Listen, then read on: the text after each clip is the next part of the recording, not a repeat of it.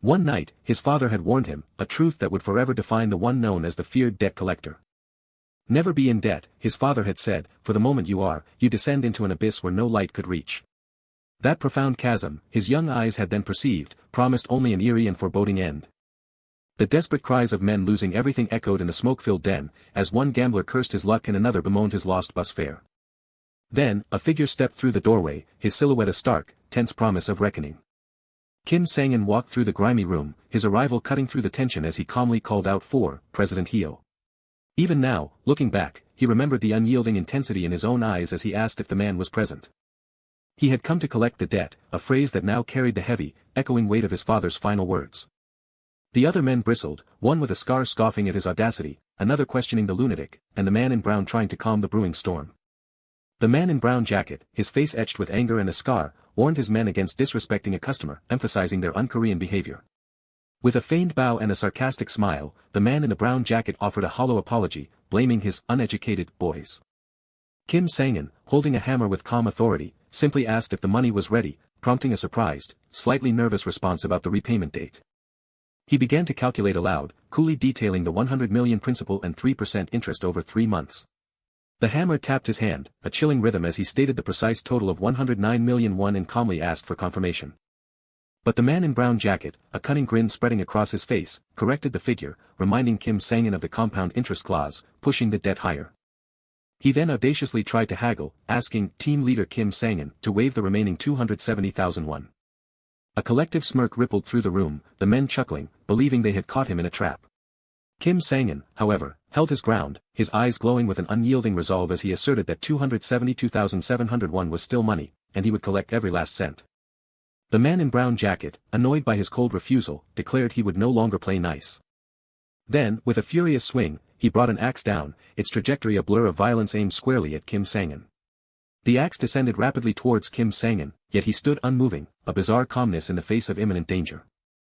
The axe blade hovered inches from his face, his glowing eyes reflecting the metallic glint, utterly devoid of fear.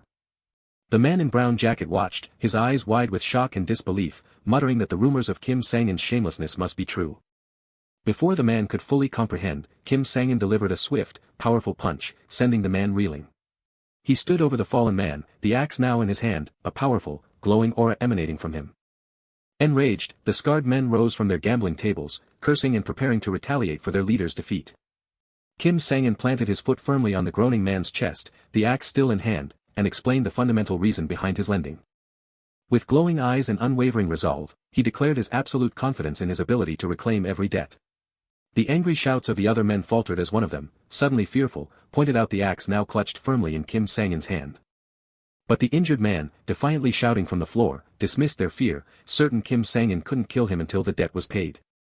Before he could finish his desperate plea, Kim Sang-in brought the axe down, cutting off his words with a sickening thud and a spray of blood. "Don't worry," Kim Sang-in said, his voice chillingly calm as his eyes glowed. He stood over the terrified man, axe raised but paused, calmly assuring him that he had no intention of killing him. The scene shifted to an exterior view of a bustling city building at night, home to Kim Sang-in Capital. Back in the brightly lit office, a concerned subordinate in a blue tracksuit questioned the volume of the day's collections. Kim Sang-in, holding 2 heavy bags with calm pride, reported that he had successfully wrapped up 4 cases, including President Hyo's. His subordinate, excited and impressed, compared Kim Sang-in's triumphant return with money bags to a general returning with the enemy commander's head. Kim Sang-in calmly gave instructions to deposit the money, while a subordinate in a floral shirt anticipated yet another bonus for him. The man in the blue tracksuit, grinning with admiration, praised Kim Sang-in for his unprecedented 100% collection rate, acknowledging their reliance on him. His subordinates cheered, showering him with boisterous titles like God of Debt, General of Debt, and Debt Machine. Revealing a back heavily muscled and scarred, Kim Sang-in cut them off, dismissing the praise and simply asking for a shirt. His subordinate quickly assured him the stained shirt could be dry cleaned, as Kim Sang-in calmly adjusted his tie. Kim Sang-in, his expression thoughtful and his glasses reflecting light, considered that it was time for the magne to move beyond mere errands. The subordinate in the blue tracksuit confidently reassured him, confirming he already had an easy first mission planned for the new recruit. With a dramatic flourish, the subordinate presented a file, announcing it as the magne's very first assignment. He detailed the case, a young female teacher owing 10 million, dismissing her as an immature brat, and concluding it was perfect for the magne's training. Kim Sang-in remained silent, his expression unreadable, as the news of the young teacher's debt settled. The focus shifted to a resident registration card, displaying the serious face of a young woman named Kim In, dated March 30, 2019. The magnate eagerly anticipated his first collection, encouraged by his grinning senior, while Kim Sang-in watched on with a somber, thoughtful expression. His subordinate, surprised and confused, called out to Kim Sang-in, wondering why he was leaving when jajangmyeon had just been ordered. Kim Sang-in, walking away, calmly told them to eat without him. He silently affirmed that there was still one more place he needed to visit. The magnate, impressed, commented on Kim Sang-in's relentless efficiency, noting his consistent sharpness throughout his 3 years of work. His senior speculated that Kim Sang-in might be a debt-collecting robot built by the chairman, driven solely by performance, and wondered what his true ambitions might be. Unseen, Kim Sang-in walked purposefully up a flight of stairs, his determination a silent answer to the speculation. An old man, desperate and pleading, offered what little money he had, revealing it was the insurance payout from his deceased wife. Tears streamed down his face as he emphasized the money was the price of his wife's life, begging Kim Sang-in not to take it. The old man knelt, crying and pleading for salvation from the impassive Kim Sang-in, who stood cold amidst the gambling machines. He was merely there to collect a debt, yet people consistently begged him to save them, a poignant irony reflected in a single tear that glistened in his eye. Perhaps, he acknowledged, he was indeed the agent of their downfall. Metaphorically, he saw himself standing silhouetted against a blood-red backdrop, holding severed heads, a gruesome image of his daily work. Kim Sang-in, walking away calmly, informed the cowering old man he still owed 28.3 million won, promising to return next week. The old man, enraged, cursed him, prophesying his descent into hell. With a face contorted by rage and despair, the old man screamed his curse again, condemning Kim Sang-in to hell. Kim Sang-in simply accepted the curse with a calm, almost serene, glow in his eye. He walked away with unwavering determination, declaring that even if he fell into hell, he would still collect this debt. A close-up on a window displayed the Korean word for loan, a stark reminder of the system Kim Sang-in inhabited.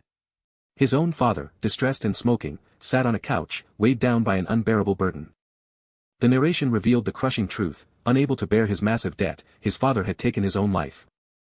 The father he remembered, a man who groveled daily, was a pathetic figure, and a young Kim Sang-in pleaded desperately for salvation from intimidating shadowy figures. Young Kim Sang-in, peering from behind a pole with serious, angry eyes, watched the pathetic spectacle unfold. His expression hardened as the unseen arrow of debt began to turn its focus.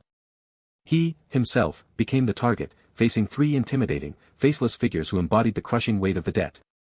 It was the spring he turned 15, too young to understand the complexities of inheritance laws, as he knelt in submission before the figures. Forced to embody the pathetic image of his father that he had so despised, young Kim Sang-in looked down with a somber, resigned expression.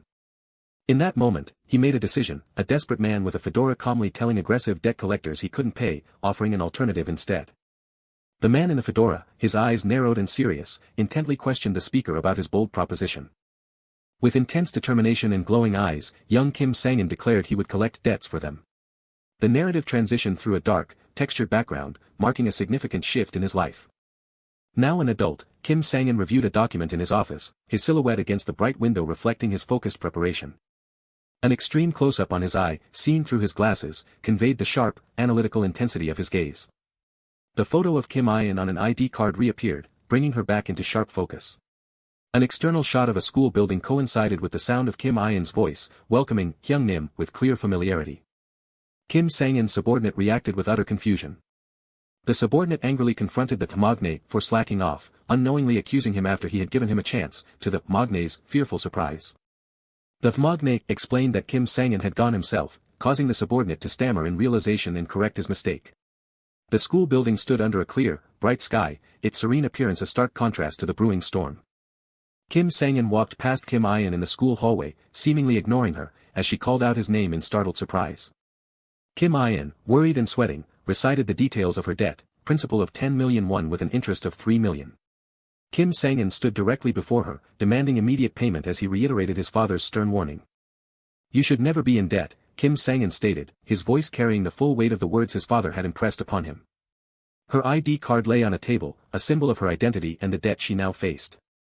The detailed information on Kim In's resident registration card confirmed her identity and personal details. His eyes shadowed, Kim Sang-in explained to a fearful, sweating Kim In that this lesson about debt was the only legacy their father had left them. Distressed, with tears welling in her eyes, Kim In addressed him with the familiar, desperate plea, Appa. His hand reached out, grabbing onto her coat, holding her in place. Tearfully, Kim In looked up at him, pleading desperately for him to save her. Kim Sang-in's glowing eyes fixed on her, his single word hanging heavy in the air, his intent unclear. A student, Yi Jun, cheerfully greeted Ms. In, interrupting the tense exchange, and she flusteredly returned the greeting. Yi Jun, smiling, offered to put away the collected homework, which Kim In gratefully accepted, clearly relieved by the distraction. But then, Yi Jun's curiosity turned to Kim Sang-in, asking about his identity, leaving Kim In flustered and struggling for an explanation. Calmly, Kim Sang-in provided a cover story, introducing himself as a visiting teacher from the school next door, participating in an exchange program. Yi Jun reacted with mild surprise at Kim Sang-in's unexpected explanation. Yi Jun quickly apologized for the interruption, bowed, and departed, leaving Kim In startled. Kim Sang-in walked away, leaving a distressed Kim In behind in the warm, bright hallway. Over his shoulder, he instructed her to meet him at the front gate after school with the 13 million won. As he delivered a stern warning not to run, Kim In, startled, reached out, attempting to stop him, calling out, Appa. Fear and distress washed over Kim In's face, a bead of sweat tracing her temple. Her distraught profile reflected a deep sense of defeat and trouble. Yes, Appa, Kim In's submissive reply echoed over an exterior view of Seoulbit High School, bathed in the vibrant hues of sunset. Kim Sang-in stood outside the school, smoking, his serious gaze taking in the surroundings as the sun dipped below the horizon. Kim In's inner voice questioned her brother's sanity, reminding him of their father's tragic death.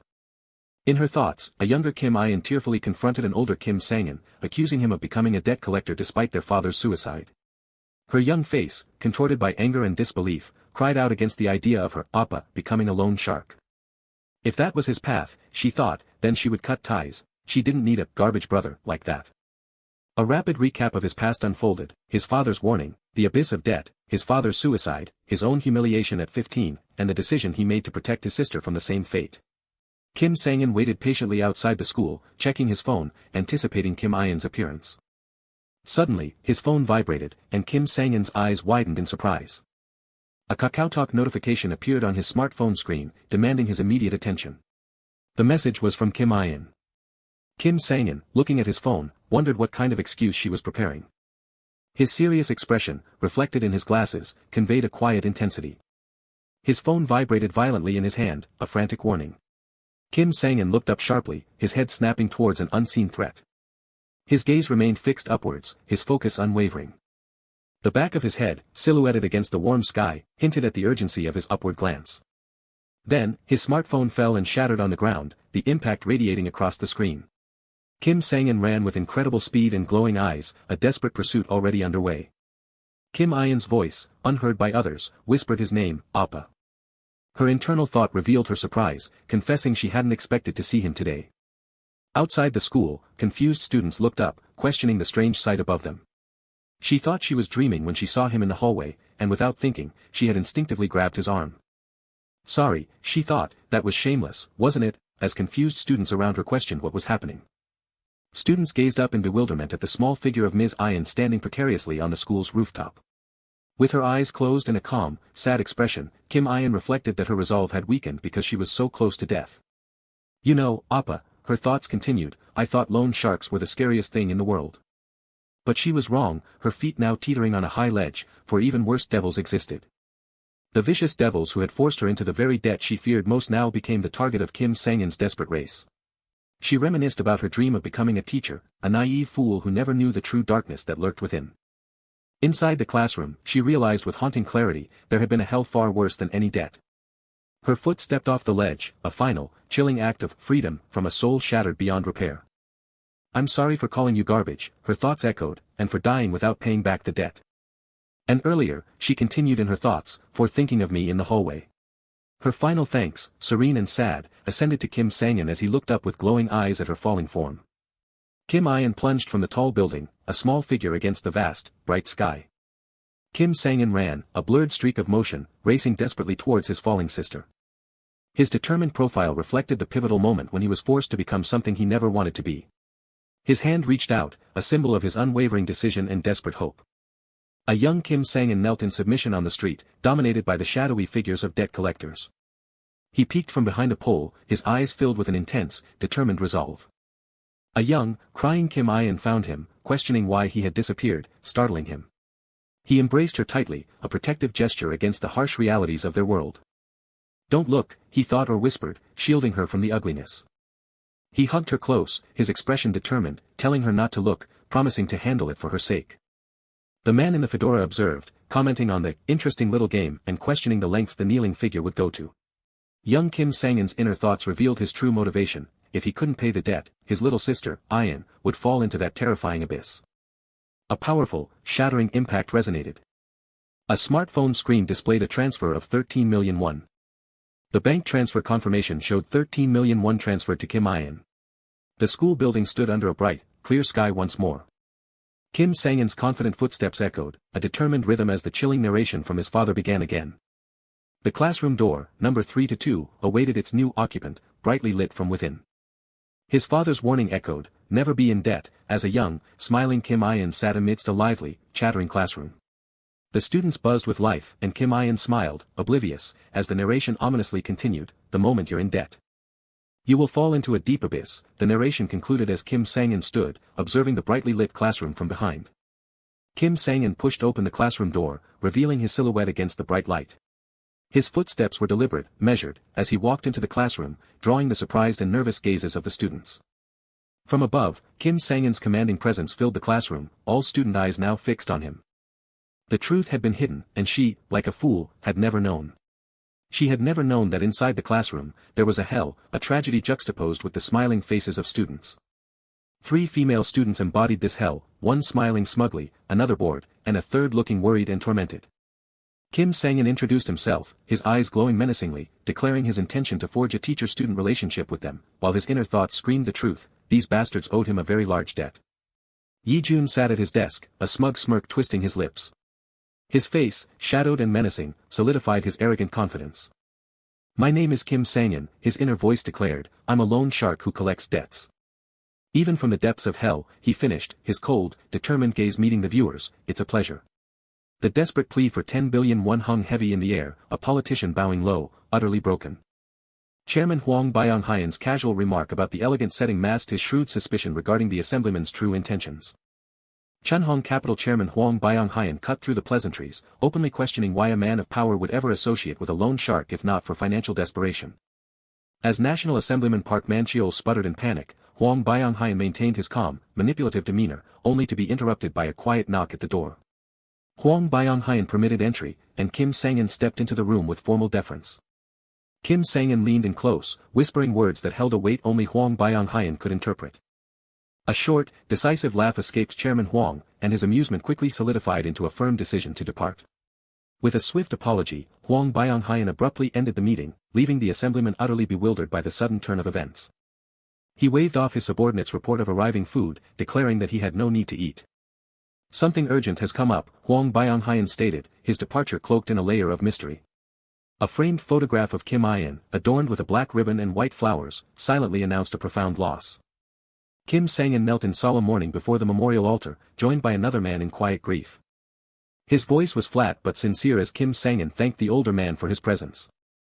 Hwang Byung-hyan brushed aside his thanks, his concern for Kim Sang-in's well-being cutting through the somber atmosphere. A quiet meal was laid out, a simple reprieve from the heavy air of the funeral.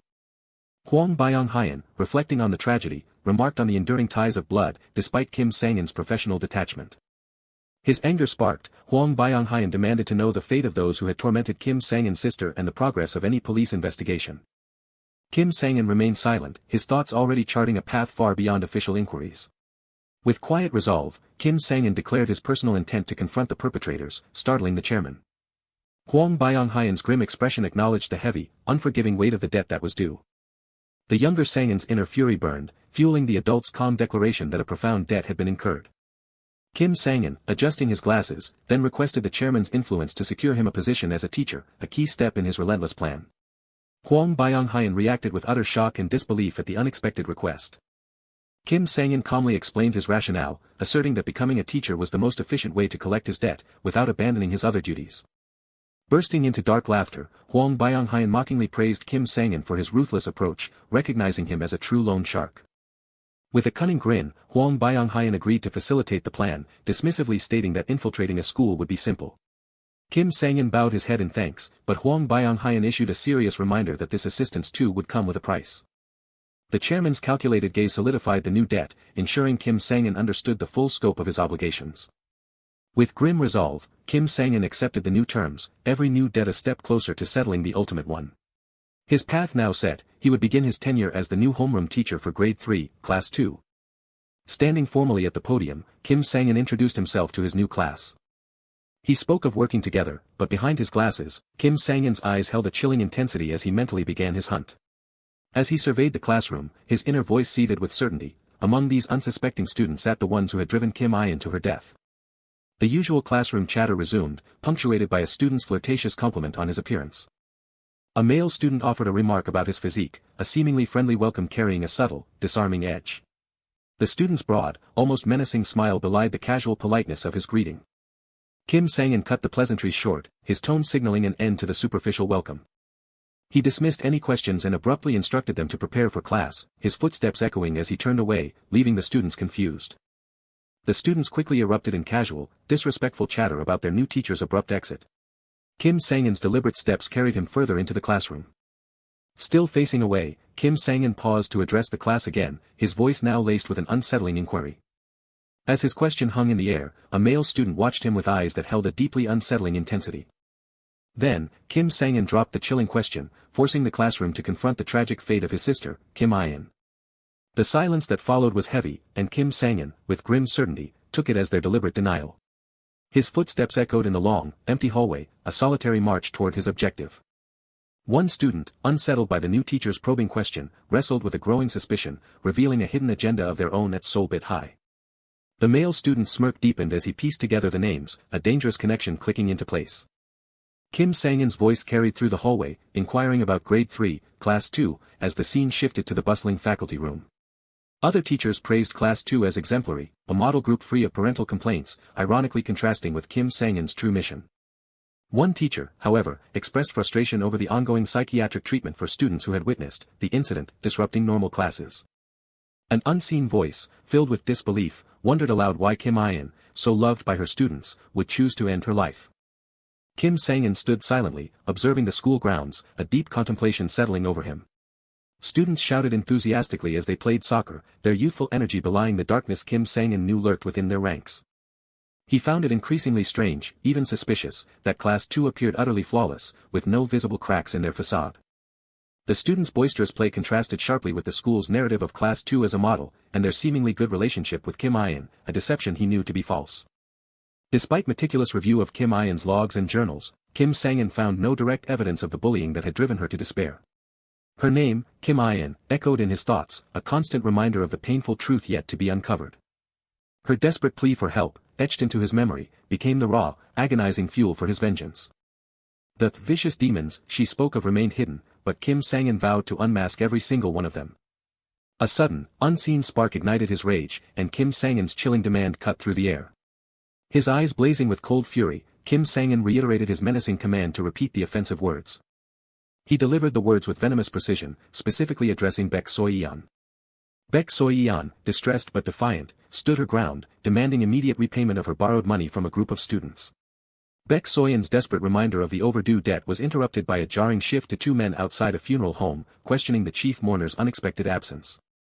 Footsteps pounded urgently as a female student ran frantically down the dark staircase. She rushed past the man with the fedora, her voice a startled exclamation. Kim Sang-in's gaze remained stern and unyielding, his focus absolute. A young woman ran toward a blinding light, calling out a name, Teacher In, while Kim Sang-in stood stoic and still in the doorway. He looked down, his grim expression a silent testament to his profound sorrow. Kim In's tear-streaked face, a faint blush upon her cheek, betrayed a deep, vulnerable distress. Students mocked Baek Soyeon's audacity in demanding her money back, while one reluctantly tried to defend her. Park Dae-jeon approached with a smug smile, assuring Baek Soyeon of repayment, a promise she received with tentative hope. He confirmed the amount of the debt, and her nervous agreement hinted at the looming dread. A sharp slap echoed, leaving Baek Soyeon reeling, her hand instinctively rising to her shocked face. With a sneer, Park Dae-jeon unleashed a torrent of verbal abuse, dismissing her legitimate demand as an overreaction to a trivial sum. Baek Soyeon, kneeling in humiliation, pleaded desperately for at least half of her money, her voice raw with need. Park Dae-jeon, his face contorted in disgust, aggressively blamed her for the loan, dismissing her pleas with cruel indifference. From a distance, Kim Sang-in observed the scene, his eyes narrowed with a cold, silent fury. Defeated, Baek So-yeon sat on her knees, contemplating her bleak options. Park Dae-jeon's voice sliced through her despair, his question about her desperate need for the money carrying a sinister undertone. Confused and tearful, she affirmed her urgent need, her vulnerability exposed. With a menacing glare, Park Dae-jeon squatted down, suggesting a horrifying condition for her money. His sly smile and suggestive invitation made Baek So-yeon's horror palpable, the true, agonizing price of her debt now terrifyingly clear. As Park Dae-jeon dismissed Baek So-yeon with a lewd suggestion, his friends exchanged crude jokes, their casual cruelty chilling. The landlord's angry shouts about 2 months of overdue rent underscored the severe financial distress plaguing the small shop. The shop owner's desperate plea for more time was met with aggressive disbelief from an angry man, as Baek So-yeon watched in silent anguish. An empty cash register drawer silently contradicted the shop owner's fumbled excuse about missing money. As the man scoffed at the idea of a robbery, Baek So-yeon's inner torment screamed, grappling with the crushing guilt of her mother's plight. On a dark urban street, Baek So-yeon desperately pleaded with a friend for a loan, promising immediate repayment. Her friend's sympathetic apology offered no solace, only for Park Dae-jeon's taunting voice to cut through the night. Park Dae-jeon stood menacingly between Baek So-yeon and her mother's shop, his question a thinly veiled threat. With a sinister smile, Park Dae-jeon's suggestion to do him a favor became an unbearable pressure, pushing Baek So-yeon to steal from her own mother's shop. The shop owner's distressed face reflected a deep sorrow, while Baek So-yeon's unspoken words cried out in agony over her mother's suffering. Her lips trembled with an internal debate, but the logical despair quickly overrode any impulse to confess. A sudden notification on her phone jolted Baek So-yeon, startling her from her agonizing thoughts. The message revealed a shocking sender, Park Dae-jeon, with the unbelievable promise of repayment. She stared at the screen, a bead of sweat tracing her temple, her shock tinged with a growing unease. The scene shifted to a brightly lit karaoke bar, its neon glow a stark contrast to the darkness of the students' actions. Baek So-yeon's nervous knock echoed in the dark hallway, announcing her precarious arrival. Park Dae-jeon's smug face appeared at the door, pulling a nervous Baek So-yeon into the dimly lit room with an unsettling urgency. Park Dae-jeon, with a predatory smirk, pulled Baek So-yeon into the room, as his friend's crude laughter confirmed the sinister nature of their gathering. Baek So-yeon, her voice strained, desperately reminded him of his promise, rejecting the predatory pretense. Park Dae-jeon's dismissive sigh was followed by his unwelcome touch, making Baek So-yeon flinch in distress. His cunning eyes held a dark glint as he implied her complicity, twisting the situation to his advantage. Park Dae-jeon explicitly spelled out his vile intentions, sending a wave of distress through Baek So-yeon as she struggled against him. His suggestive comment was followed by a sickening sound as her clothes ripped, her terror suddenly amplified. Baek So-yeon struggled desperately against Park Dae-jeon's forceful grip, her pleas for him to stop falling on deaf ears.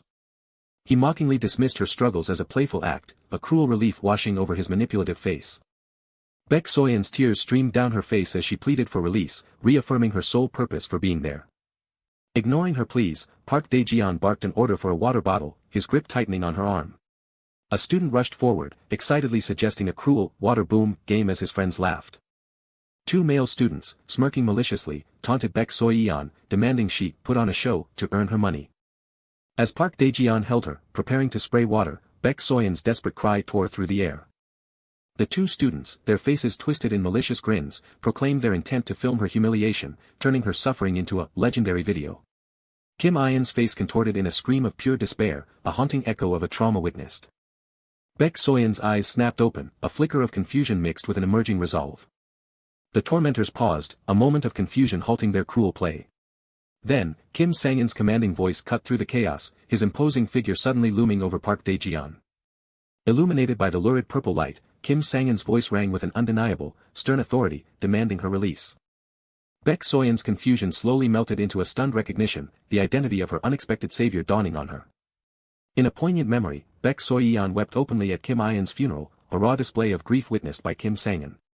The sudden realization struck Baek So-yeon, her rescuer was the man from Teacher Ayan's funeral, forcing her to question his mysterious presence. Park Dae-jeon, defiant and enraged, aggressively challenged Kim Sang-in's unexpected authority. Kim Sang-in calmly reiterated his demand, which Park Dae-jeon met with sneering disdain, still clinging to Baek So-yeon. One student recognized Kim Sang-in as their new homeroom teacher, while another dismissively questioned his presence and importance in such a place. Kim Sang-in's commanding voice spurred Baek So-yeon to scramble away, while he forcefully seized control of the situation. Park Dae-jeon continued his taunts, questioning Kim Sang-in's relationship with Baek So-yeon in a deliberately provocative manner. As Park Dae-jeon's offensive laughter filled the room, Kim Sang-in's eyes narrowed, a dangerous fury simmering beneath his calm exterior.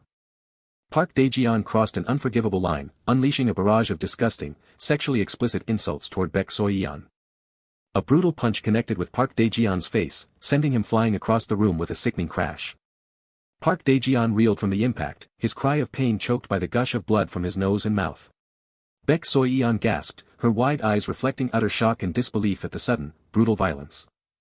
Kim Sang-in turned to Baek So-yeon, thanking her for being the sole student from Seoul High to attend his sister's funeral, revealing a deeper connection. His gaze intense, Kim Sang-in then uttered words that carried immense weight, this debt. He finished with a cold, resolute vow, his face illuminated by the purple light, never to forget the true price that was owed. The other students recoiled in terror, barely comprehending Park Dae-jeon's sudden defeat, as Kim Sang-in turned his menacing gaze upon them. With cold calculation, he recited the original debt amount, noting the absence of any formal contract for the 500,000 won. He then declared an exorbitant interest rate of 30% per week, a shocking pronouncement that ignited furious protests from the students. Baek So-yeon's eyes widened in surprise as Kim Sang-in calmly continued his calculation, revealing the mounting weeks of delinquency. His scarred hand clenched as he delivered the final, astronomical figure of their amplified debt. Bloodied and enraged, Park Dae-jeon screamed in defiance, rejecting the absurd, inflated sum.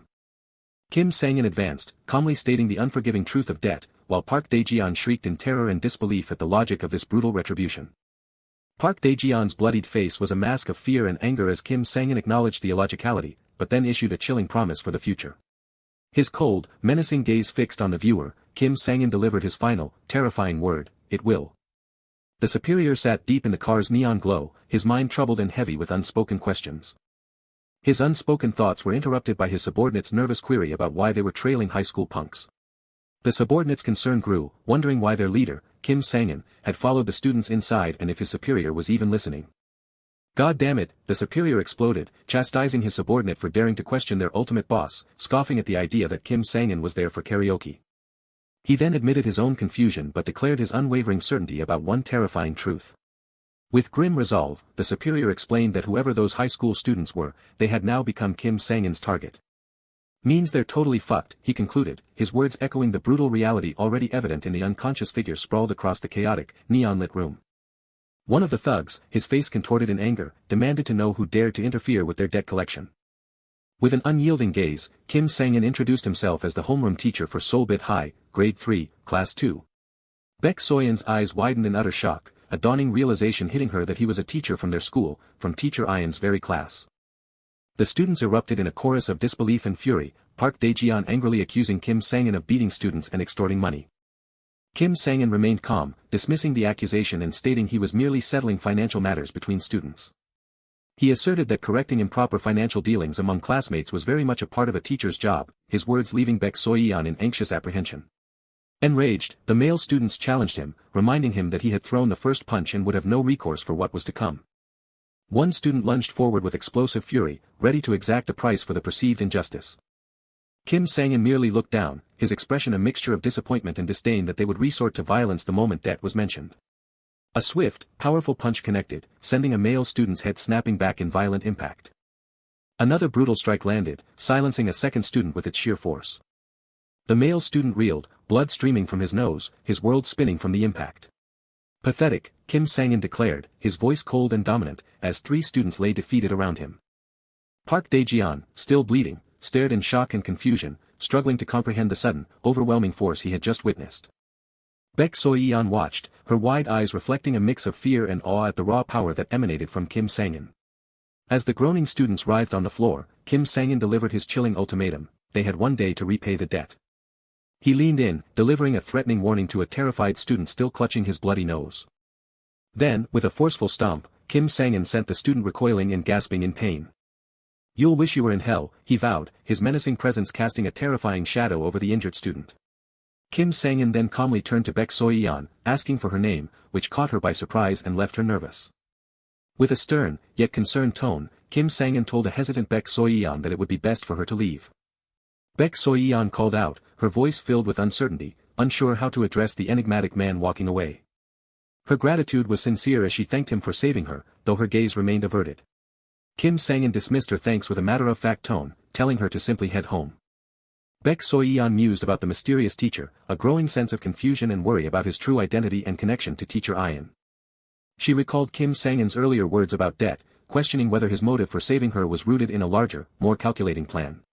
Then, a sudden, jarring realization struck her, her eyes widening with the implications of Kim Sang-in being a teacher at their school.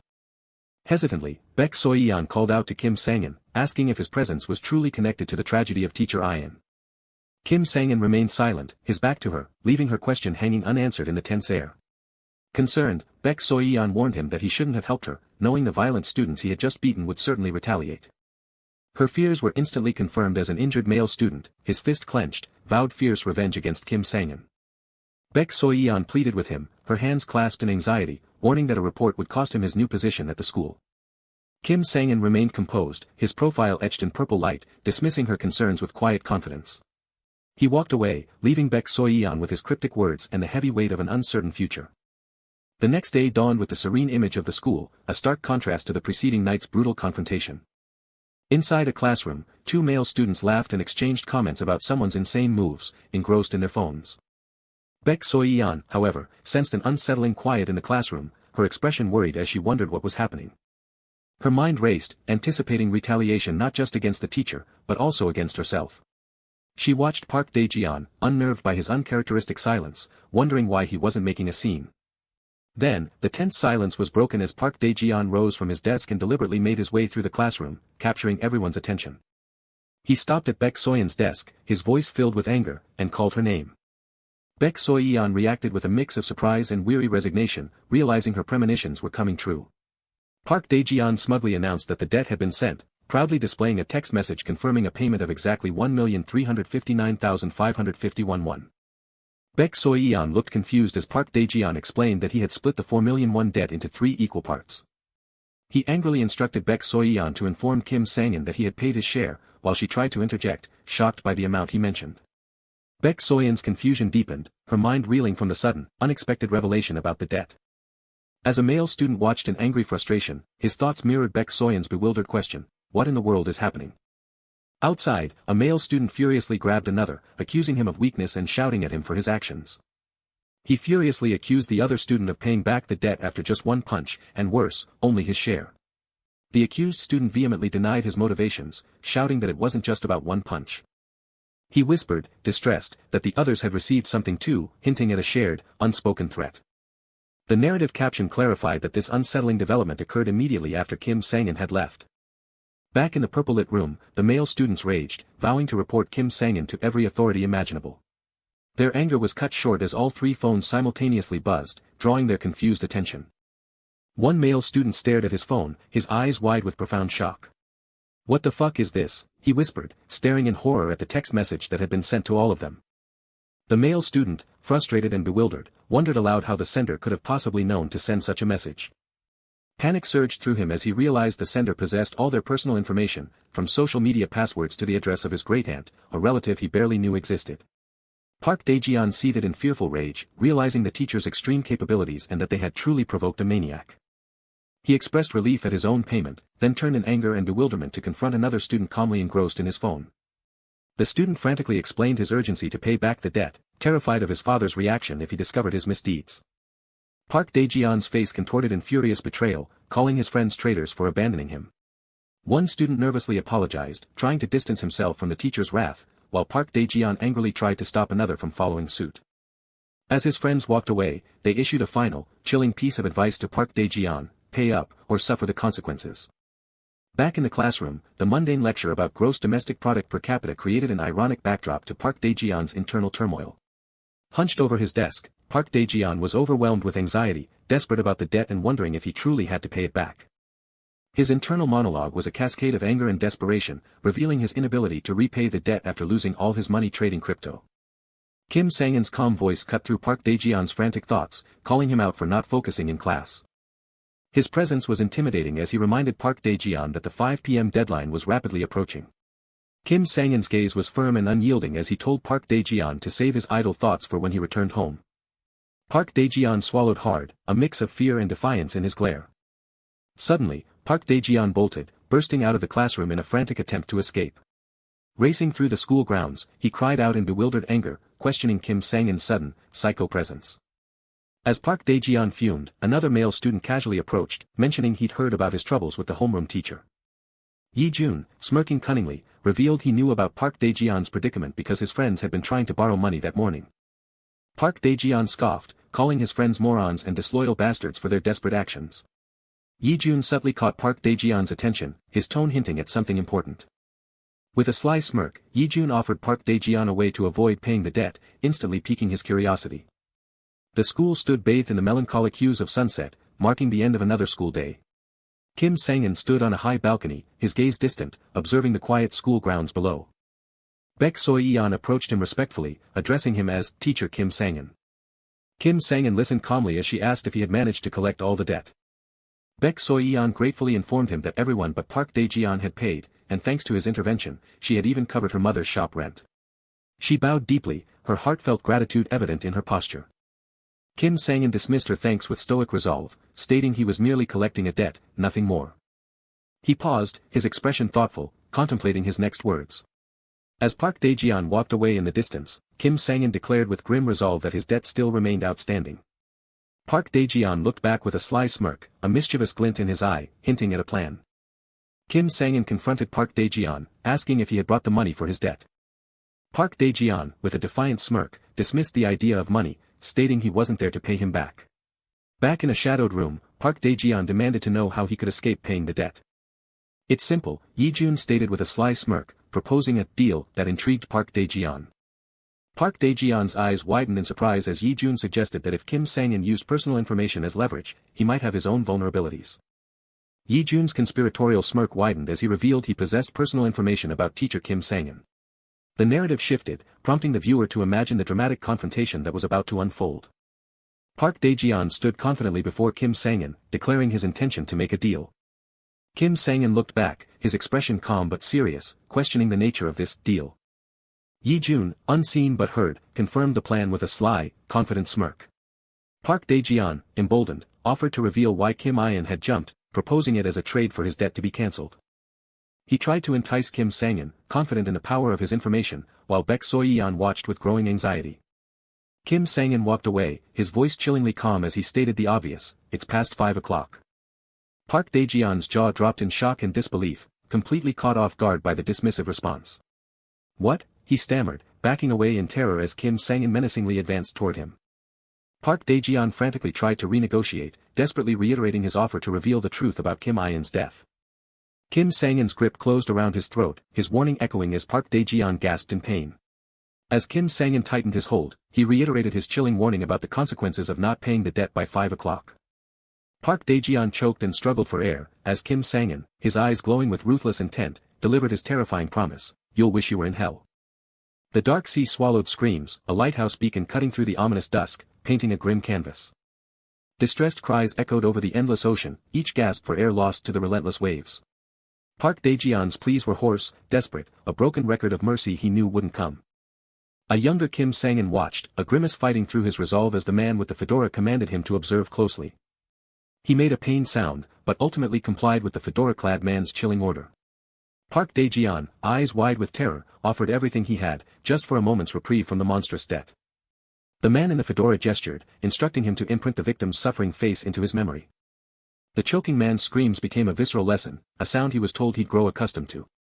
Young Kim Sang-in watched, a bead of sweat on his brow, the disturbing scene searing itself into his mind.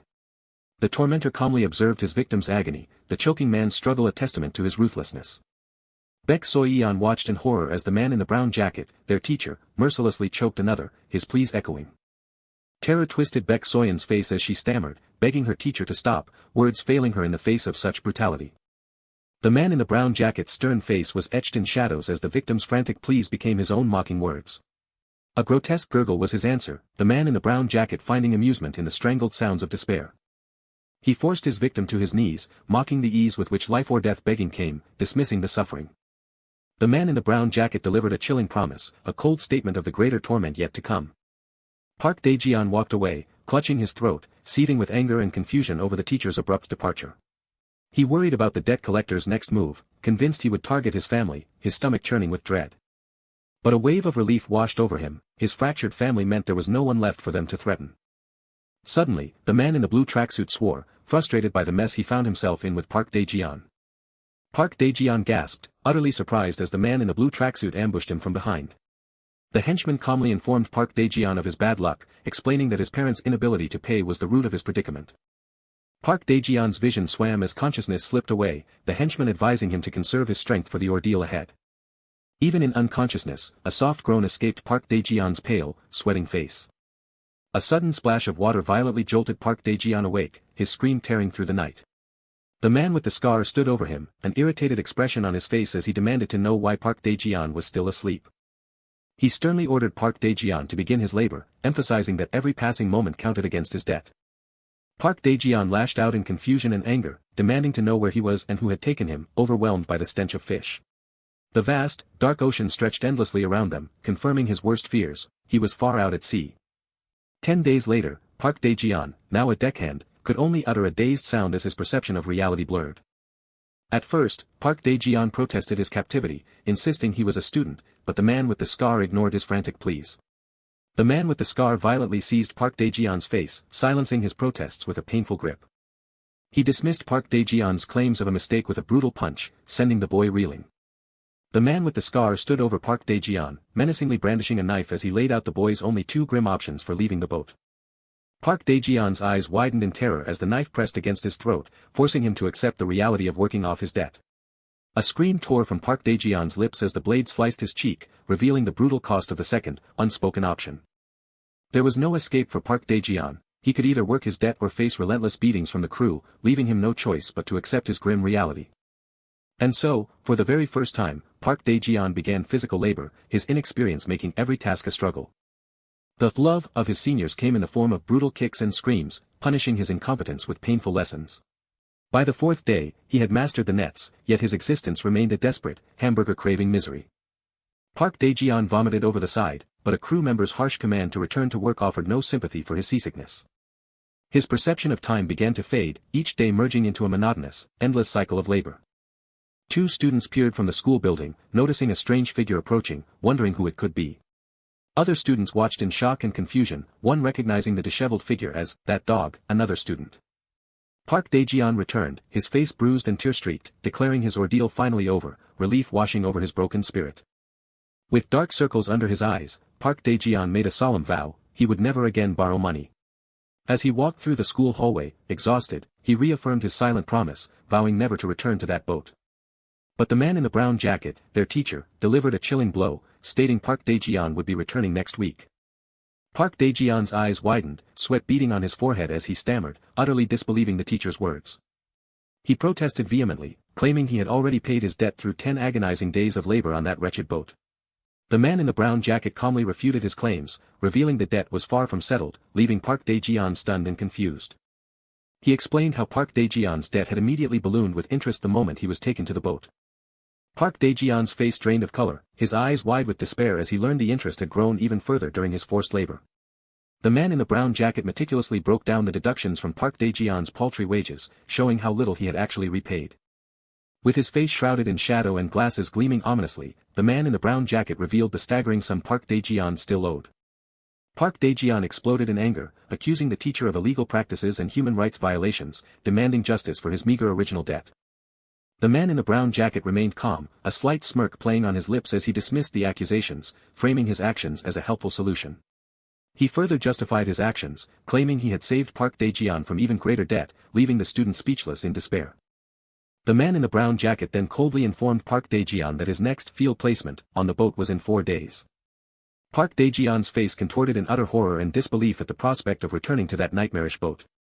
Meanwhile, the scene shifted to the outside of Chunhong capital, a subordinate asking for a moment with their team leader.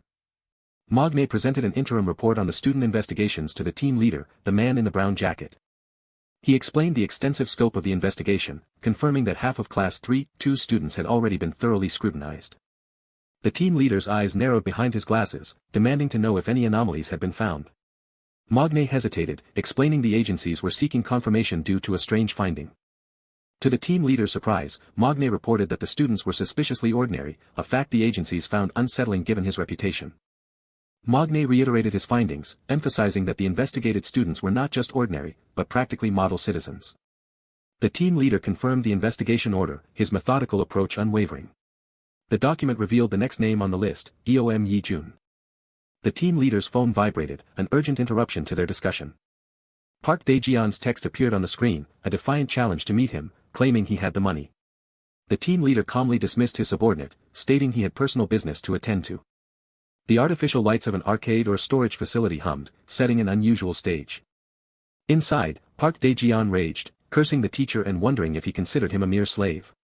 His face contorted with dark resolve, Park Dae-jeon vowed to end the teacher, debt or no debt.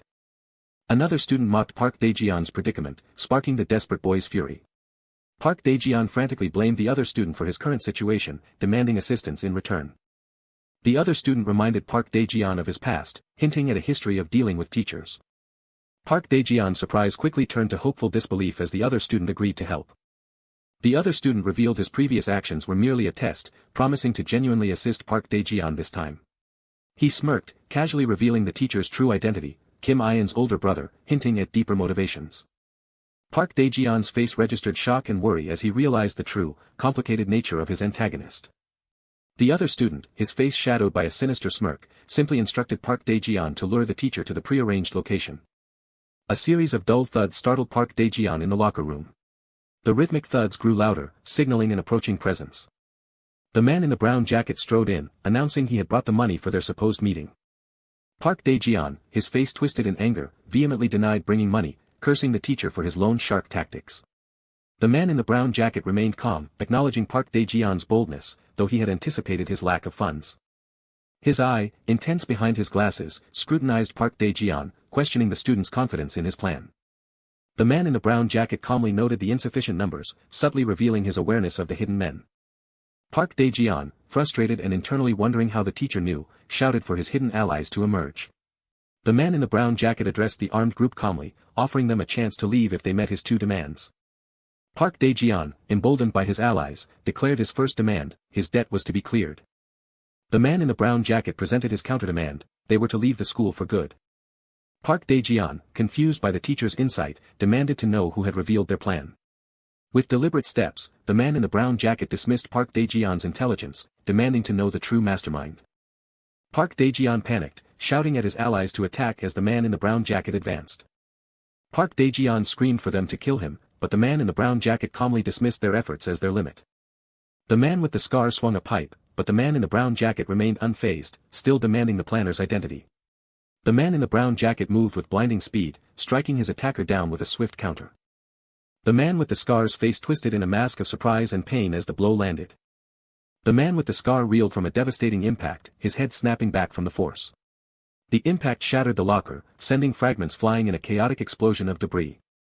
Park Dae-jeon recoiled in terror, his face slick with sweat at the teacher's brutal display of force. The man in the brown jacket stood over his groaning, bloodied victim, his hand outstretched menacingly as he repeated his demand. He pressed on, his gaze cold and unwavering, still seeking the identity of the person who had orchestrated the ambush. Blood splattered on his face and glasses, the man in the brown jacket's eyes glowed with chilling intensity as he repeated his question. Kim Sang-in, his grip unyielding, gave the injured man one final chance, his words cutting through the tense air with the weight of past wrongs. He pressed on, his voice a relentless hammer, demanding to know who orchestrated the setup as the injured man struggled within the wreckage of a claw machine. Blood splattered and unyielding, Kim Sang-in's gaze burned with a singular purpose, every fiber of his being demanding the true architect of this debt. The man in the brown jacket, battered but defiant, couldn't comprehend their failure, bewildered by the sheer force of their single adversary. His patience wearing thin, the man in the brown jacket barked orders, sending his men charging forward to finally bring Kim Sang-in down. Kim Sang-in stood calm amidst the crimson aftermath, the blood on his clothes merely a testament to the price he was exacting. Violent impacts rocked the hallway, objects shook, and fresh blood splattered, amplifying the chaotic fury of the fight. A man's face contorted in agony, brutally struck, as pain erupted from the impact. Multiple figures reeled and fell, violently struck as blood burst forth from each devastating blow. Kim Sang-in looked down, his blood-splattered face a mask of grim resolve as the melee continued around him. "You son of a bitch," the man in the brown jacket roared, swinging a spiked bat in a desperate, fiery rage. Kim Sang-in moved with blurring speed, swiftly evading the furious swing of the spiked bat. The attacker's face twisted in shock and disbelief, utterly unprepared for Kim Sang-in's effortless agility. With a powerful, shattering impact, Kim Sang-in sent a man crashing through a glass surface. "Why the hell are you going in one by one, you idiots?" the man in the brown jacket raged, his desperation mounting as he commanded a unified assault. A man in a blue tracksuit shouted his disbelief, frustrated they were losing to a single, unarmed teacher. He gasped for air, forcing resolve into his expression, seemingly drawing strength from a bloody teddy bear nearby. Another brutal strike landed, the impact twisting the man in the blue tracksuit's face in sudden pain as blood erupted. "Arg!" another student cried out, as Kim Sang-in relentlessly struck down several more men, leaving a trail of blood and chaos, even a teddy bear flying. The man in the brown jacket stood over a defeated opponent, who lay bleeding on the floor, a grim victor surveying the aftermath. "Huh. What is this?" the man in the brown jacket stammered, his confusion and fear growing. Kim Sang-in stood ready as three armed men charged from different directions, the narrative questioning the futility of their attack. Why was that man winning, the narrator wondered, as Kim Sang-in continued to dominate, striking down opponents with brutal efficiency. "Now, Park Dae-jeon," Kim Sang-in calmly addressed, wiping blood from his hand, "the troublemakers are gone." "Hiya. I'm sure of it." Park Dae-jeon screamed, his terrified reflection visible in the glass, convinced capture meant death. Park Dae-jeon shrieked frantically, the raw panic in his voice emphasizing the dire consequences of being caught. He cried out as a swift, powerful kick sent him flying through the air, crashing to the ground with devastating force. "Ugh, ugh. I have to get up." Park Dae-jeon groaned, struggling against his pain, determined to rise. Exhausted and injured, Park Dae-jeon looked at his defeated allies, realizing he needed to escape to avoid their brutal fate. "I don't want to die." Park Dae-jeon shrieked, his terror palpable as he fled in a desperate, frantic run. Kim Sang-in calmly watched Park Dae-jeon flee, knowing the futility of the escape. "You'll realize soon enough anyway." Amidst the fallen, Kim Sang-in declared that once people truly saw the light, there was nowhere left to run. Park Dae-jeon frantically shouted into his phone, reporting to Eom Yi-jun that all the hired men were defeated. He pleaded for help, explaining his narrow escape and the urgent need for assistance, terrified of being caught. Park Dae-jeon's confusion deepened as a demand for 5 million won echoed through the phone. "That's the hiring fee for those guys," an off-panel voice stated, met with Park Dae-jeon's angry disbelief at the unexpected demand. The off-panel speaker, with a smug, manipulative tone, dismissed Park Dae-jeon's outrage, reminding him that such services were never free. "Are you joking, damn it?" Park Dae-jeon raged, his desperation boiling over as he questioned the fee while burdened by existing debt. Park Dae-jeon's eyes widened in surprise as he realized a new, unsettling development while still on the phone. "From now on, you owe me," the voice on the phone declared, as another man ominously instructed Park Dae-jeon to follow him. Park Dae-jeon's distress grew as he was informed of a crippling 45% compound annual interest, then offered a dubious solution. The unseen speaker, with a sinister smile, offered Park Dae-jeon a "good job" to pay off his debt, as the frantic pleas of Eom Yi-jun. "W8. Echoed unheard. Mr. Kim Sang-in, Chunhong Capital Chairman Hwang Byung-hyun mused, "I thought I'd just test the waters, but this is unexpected." A slight smirk played on Chairman Hwang Byung-hyun's face, reflected in the glass, intrigued by Kim Sang-in's ability to face 10 men alone. His eyes gleaming with sinister anticipation, Chairman Hwang Byung-hyun declared, "This is going to be fun." "Ugh. Damn, what is with that guy?" the injured man in the brown jacket complained, calling Kim Sang-in a monster despite his teacher title. Team leader Choi Oh-cheol arrived, angrily chastising his subordinates for the chaos that unfolded in his brief absence. Team leader. The injured man stammered, looking up in shock and pain, wondering how he had arrived. Team leader Choi Oh-cheol smirked, casually commenting on the bloody scene and questioning his subordinates' awareness of his movements. "Tell me what happened here," team leader Choi Oh-cheol demanded, and the injured man began to describe Kim Sang-in. Team leader Choi Oh-cheol listened intently as his subordinate explained the side job, then sharply inquired about the payment. "F5. I got 5, the injured man meekly admitted, his shame apparent, prompting a surprised reaction from his team leader. Team leader Choi Oh-cheol scolded his subordinate, disdainful that they accepted a paltry sum and were defeated by a single teacher. A flashback showed Kim Sang-in delivering a powerful, impactful punch, demonstrating the teacher's unusual and brutal strength. No way," team leader Choi Oh-cheol scoffed, the bloodied baseball bat lying discarded on the ground, a silent testament to the recent violence. Team leader Choi Oh-cheol asserted that men associated with good capital should never be taken out by just one teacher, no matter how extraordinary. The looming figure of team leader Choi Oh-cheol, clutching a hammer, menacingly asked if his subordinate wanted to be responsible for the damage to their company's reputation. Team leader Ch1-37 kicked the groaning, injured man, impatiently demanding the teacher's name, deciding he would find him himself. Kim Sang-in, the injured man finally revealed, a name team leader Ch1-37 repeated, his expression thoughtful and curious. Ha! So it's Kim Sang-in. Team leader Ch1-37 smirked, recognizing the name with a sinister knowing. The city slept beneath a canvas of neon glow, a familiar urban night scene. Ha! Team leader. You're not off work yet. Magne exclaimed, surprised to see Kim Sang-in still at the office. Magne, diligent and eager, explained his dedication to paperwork, feeling he was still too inexperienced to handle collections alone. I want to become a loan shark like you, team leader, as soon as possible. Magne declared, his admiration making Kim Sang-in thoughtful as he adjusted his tie. Magne enthusiastically praised Kim Sang-in as Korea's #1 loan shark and his role model, while Kim Sang-in remained pensive.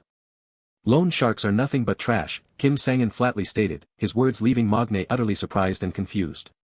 As Kim Sang-in unbuttoned his blood-splattered shirt, he grimly described loan sharks as monsters who valued money over life, dragging desperate people into the abyss. Trash that's sure to fall into hell when they die, Kim Sang-in finished, his harsh words shocking Magne into silence. Revealing his heavily scarred, muscular torso, Kim Sang-in asked Magne if he truly wanted to become like him, the one at the top of such a despicable profession. Magne looked away pensively, reluctantly acknowledging the harsh truth, trash. There's no denying that what we do is filthy work. Kim Sang-in told Magne to go home, but Magne defiantly insisted, but team leader. You're not that kind of trash. Kim Sang-in listened intently, his glasses reflecting the light, as Magne mentioned hearing something from an elder. Magne emotionally recounted how Kim Sang-in had sacrificed his own life and willingly walked into this hell for his younger sister. Magne's voice resonated with fierce loyalty, declaring he didn't mind becoming trash if it meant being like Kim Sang-in. You, the youngest. Kim Sang-in murmured, a narration box revealing that he had forgotten something significant. A quiet transition marked the passage of a thought or memory. The panel offered a poignant montage, young Kim Sang-in desperately begged for his sister's life, then suffered a beating, all while a voice in the present described being in hell, then the adult Kim Sang-in observed his subordinate defend him, stating, I don't think team leader is trash. From tomorrow, go out on collections alone, Kim Sang-in instructed, promising a 10% reward, which excited the surprised Magne. Kim Sang-in then laid down a serious condition, but promise me one thing. Once you've paid back the surgery fee you borrowed, you'll leave the loan shark business, Kim Sang-in revealed, his condition shocking Magne into contemplative silence. I'll do my best to leave. Magne declared with determined resolve, bowing deeply as Kim Sang-in watched him. As Kim Sang-in walked through the neon-lit city night, his thoughts turned to Park Dae-jeon's accomplice. Kim Sang-in mused, deducing that Park Dae-jeon's accomplice wasn't after money, as he lacked the resources to hire people. His eyes narrowed with intense focus, Kim Sang-in realized he wasn't dealing with an accomplice but someone who used Park Dae-jeon to test him, wondering the reason behind wanting him to leave school. Though a wild guess, a single, compelling reason came to mind. Kim Sang-in walked forward, a silent resolve in his steps, as if searching for someone among them. Someone, he deduced, knew why teacher Kim Eun committed suicide, and they were trying to stop him from digging into her past. Another quiet transition underscored the deepening mystery. If that's the reason, Kim Sang-in thought, his steps resolute, there's no need for me to go first, sensing that the closer he got to Kim Eun's death, the more his adversary would reveal themselves. Kim Sang-in calmly adjusted his tie, his composure unwavering, anticipating his opponent's inevitable reveal. The city lights glowed against the dark night, an urban landscape setting the scene. Ha ha ha. Finally, I get to go on collections. Magne cheered, dancing with exuberant joy at escaping menial tasks. Magne pondered his attire, thoughtfully prioritizing an intimidating appearance for his first collection outing. Magne exclaimed, a sudden realization striking him about the true meaning of intimidation. Magne imagined himself with glasses, striking an intimidating pose like his team leader, declaring, I've come to collect the light. Magne posed dramatically, then looked confused by something in his surroundings. Kim Sang-in's silhouette appeared in the doorway, his voice calm as he reminded Magne, you left your tie behind. Oh. Team leader. Did you come back because of the tie? Magne asked, his surprise giving way to relieved happiness. You could have just called. Magne's eyes widened in shock as something swiftly passed him with a whooshing sound. Kim Sang-in walked away from the building at night, leaving the tie behind, his steps deliberate and purposeful. Kim Sang-in looked up, his gaze distant, lost in thought against the night sky. Still haven't gone. If I want to go out on collections tomorrow. Kim Sang-in heard Magne say from inside, a jarring sound following, revealing Magne injured and bloodied. Kim Sang-in's eye widened behind his glasses, a jolt of shock and intense realization washing over him. The narrator pondered the youngest, Magne, who sat slumped, severely injured and bleeding, a vulnerable figure amidst the crimson splatters. There's still a pulse. Kim Sang-in urgently noted, examining Magne's torn and crushed wounds, realizing they weren't from a knife or bare hands. Kim Sang-in cradled the injured Magne, his realization hardening as team leader Choi Oh-cheo loomed in the background, brandishing a bloody hammer. This is a blunt weapon. A violent, crushing sound echoed from the blurry shelves, indicating a brutal impact. Disappointing, though. Kim Sang-in mused, his voice laced with bitterness as ominous shadows fell across the blood-stained floor. Team leader Choi Oh-cheo, hammer in hand, challenged Kim Sang-in, his words laced with a mocking feigned concern for his surprise attacker's pride. With a decisive clang, team leader Choi Oh-cheo swung his hammer, which Kim Sang-in blocked, as the team leader remarked, "This is going to be troublesome." Team leader Choi Oh-cheo, bloody and smirking, fully revealed himself as the good capital debt collection team leader, and questioned, "Troublesome? What kind of trouble?" Team leader Choi Oh-cheo menacingly explained that a small dispute could escalate into a full company-level problem. Team leader Choi Oh-cheo, with a provocative smirk, tried to justify his actions, asking Kim Sang-in if he believed he was a psycho. "You were the one who stuffed our staff into the picking machine first," Kim Sang-in countered, a fierce realization dawning on him. Those guys belong to good capital. Chunhong Capital Chairman Hwang Byung-hyun and Kim Sang-in discussed their agreement, acknowledging his coordination with the Solbit High Foundation. "Thank you, sir," Kim Sang-in said respectfully, while Chairman Hwang Byung-hyun issued a precautionary warning. Chairman Hwang Byung-hyun, with a sly smile, warned Kim Sang-in to keep his personal matters strictly separate from company affairs. "That's troublesome," Kim Sang-in determined internally, his narrowed eyes reflecting his intent to handle this matter on his own terms. Team leader Choi Oh-cheo, with a bloody hammer and an eager smirk, challenged Kim Sang-in, asserting his right to fight. "You ran here panting just thinking about taking him down, didn't you?" Team leader Choi Oh-cheo taunted, a confident smirk spreading across his face. Team leader Choi Oh-cheo, the good capital debt collection team leader, smirked through the blood, eagerly anticipating the fight. The menacing smirk of team leader Choi Oh-cheo, formerly the Chunhong Capital Debt Collection team leader, lingered as he clutched his bloody hammer, the narrator simply stating, "Youngest." In a grim, industrial space, the man in the brown jacket, team leader Choi Oh-cheo, once instructed Kim Sang-in that he had to become something truly terrifying. Amidst the oppressive gloom, team leader Choi Oh-cheo's voice was a harsh lesson, reminding a bloodied, hanging Kim Sang-in of the brutal reality of their world. The torturous philosophy of debt collectors echoed through the darkness, an agonizing truth that only the threat of death could compel payment, stirring defiance in Sang-in's pain-filled eyes. Team leader Choi Oh-cheo's taunt cut deep, comparing Sang-in's desperate fight to pay his father's debt to the fear of death, a cruel reminder of his own vulnerability. With a cunning glint in his eye, team leader Choi Oh-cheo twisted the knife, revealing his awareness that Sang-in's true fear was not for himself, but for another. Kim Sang-in's jaw clenched, his teeth grinding in raw fury at the mention of his little sister, the name a painful trigger amidst his torment. Team leader Choi Oh-cheo sneered, mocking Sang-in's pained reaction, enjoying the effectiveness of his brutal training methods on the new recruit. Muttering his displeasure with Sang-in, team leader Choi Oh-cheo's hand slid menacingly around a hammer, ready to escalate the violence. A terrifying pronouncement hung in the air as team leader Choi Oh-cheo raised the hammer, intending to break one of Sang-in's ribs. Years later, in a stark, stylized setting, team leader Choi Oh-cheo, now bearing an eye patch, swung a bloody hammer at Kim Sang-in, bitter that his former subordinate now wore a team leader badge. Their gazes locked, Choi Oh-cheo's malicious smirk meeting Sang-in's unyielding determination, just before their final clash. With a fierce lunge, team leader Choi Oh-cheo attacked, eager to test how well Sang-in had survived and adapted to his brutal past. The air whistled as the two men moved in a blur of rapid exchange, their movements a dangerous dance. Team leader Choi Oh-cheo, still smirking, noted Sang-in's newfound speed, a backhanded compliment that acknowledged his growth.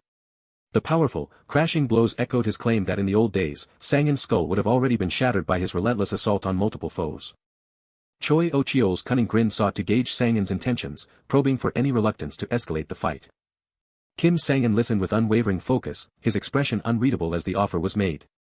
With a commanding stomp, team leader Choi Oh-cheo underscored the simplicity of his demand. Team leader Choi Oh-cheo's powerful kick sent Sang-in flying, a brutal demand for submission as he commanded Sang-in to apologize. Holding the bloody hammer, team leader Choi Oh-cheo smirked, confidently presenting his offer to Sang-in. Kim Sang-in stood defiant, coldly pointing out that Choi Oh-cheo's men had attacked first and left one of his teammates in a coma. With unwavering resolve, Kim Sang-in refused to apologize. Team leader Choi Oh-cheol's face twisted in rage, remembering Sang-in's past refusals, which had always fueled his anger. His long-simmering frustration exploded into a furious, crashing hammer blow. Choi Oh-cheol screamed his resentment, furious that Sang-in had always followed others' orders but never his. The relentless, heavy blows continued, as Choi Oh-cheol asserted this was his chance to teach Sang-in the consequences of defiance while others lay defeated around them. With focused determination, Sang-in braced himself for the answer to the unspoken question of what happens when you refuse Choi Oh-cheol's orders. Sang-in's eyes narrowed behind his glasses, a bead of sweat tracing the tension on his brow as he swiftly processed his next move. The heavily injured man sat slumped, a grim reminder that his life hung precariously in the balance, urging urgent action. Choi Oh-cheol roared, mocking Sang-in's concern for his subordinate, demanding Sang-in's full attention in their battle. The hammer whistled through the air as team leader Choi Oh-cheol lunged, Sang-in narrowly dodging the attack. Kim Sang-in delivered a powerful, decisive punch. His eyes tracked the bloody hammer, which sliced through the air with dangerous speed. Kim Sang-in landed a powerful, bone-crunching blow on Choi Oh-cheol, knocking him backward.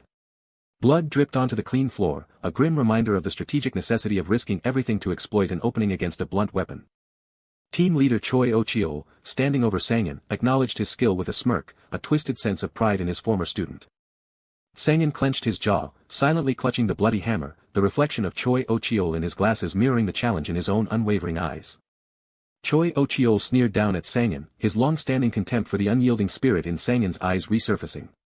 Sang-in's calm response revealed a twisted relief in Choi Oh-cheol's hatred, acknowledging their shared animosity. With a powerful, explosive punch, Sang-in declared his mutual hatred, striking Choi Oh-cheol with the full force of his long-held resentment. A shocked gasp escaped Choi Oh-cheol, a bead of sweat tracing his temple as he realized Sang-in had deliberately taken the hit. Choi Oh-cheol's bloodied hand tightened around the hammer, a dawning horror settling in as he realized Sang-in was weaponizing his own teachings against him, manipulating his every expectation. Choi Oh-cheol's bitter internal acknowledgement of Sang-in's growth was met with Sang-in's resolute declaration that he had always refused the unacceptable orders given to him. With a forceful, resounding punch, Sang-in reaffirmed his defiance, each blow carrying the weight of his past rejections. A haunting memory flashed through Sang-in's mind, the tragic scene of a terrified woman clutching her child, the cruel order to kidnap them. Sang-in continued his assault, striking Choi Oh-cheol with another powerful, driving blow. Choi Oh-cheol cried out in pain as blood burst from his nose from the brutal impact. Another grim memory surfaced, Sang-in holding a gas can, facing a terrified shop owner, the chilling order to burn down shops. The sickening crunch of a blow echoed, fueled by Sang-in's disgust at Choi Oh-cheol's cruel enjoyment of others' despair, a memory of Magne and another man smirking in a dark setting. A final, powerful impact sent Choi Oh-cheol crashing, each blow carrying Sang-in's utter revulsion for his past. Choi Oh-cheol gasped in pain as he fell violently to the ground, utterly shocked by his defeat. A stark silence fell. Choi Oh-cheol's inner voice struggled to comprehend how the punk he had trained could possibly be looking down on him now. Kim Sang-in stood dominant over the defeated Choi Oh-cheol, who struggled to draw breath, realizing how completely the tables had turned. Even in defeat, Choi Oh-cheol's bloodied face contorted into a malicious smirk as he taunted Sang-in, claiming they were no different. Choi Oh-cheol continued his venomous taunt, desperately trying to drag Sang-in down to his level, insisting they were both nothing but trash.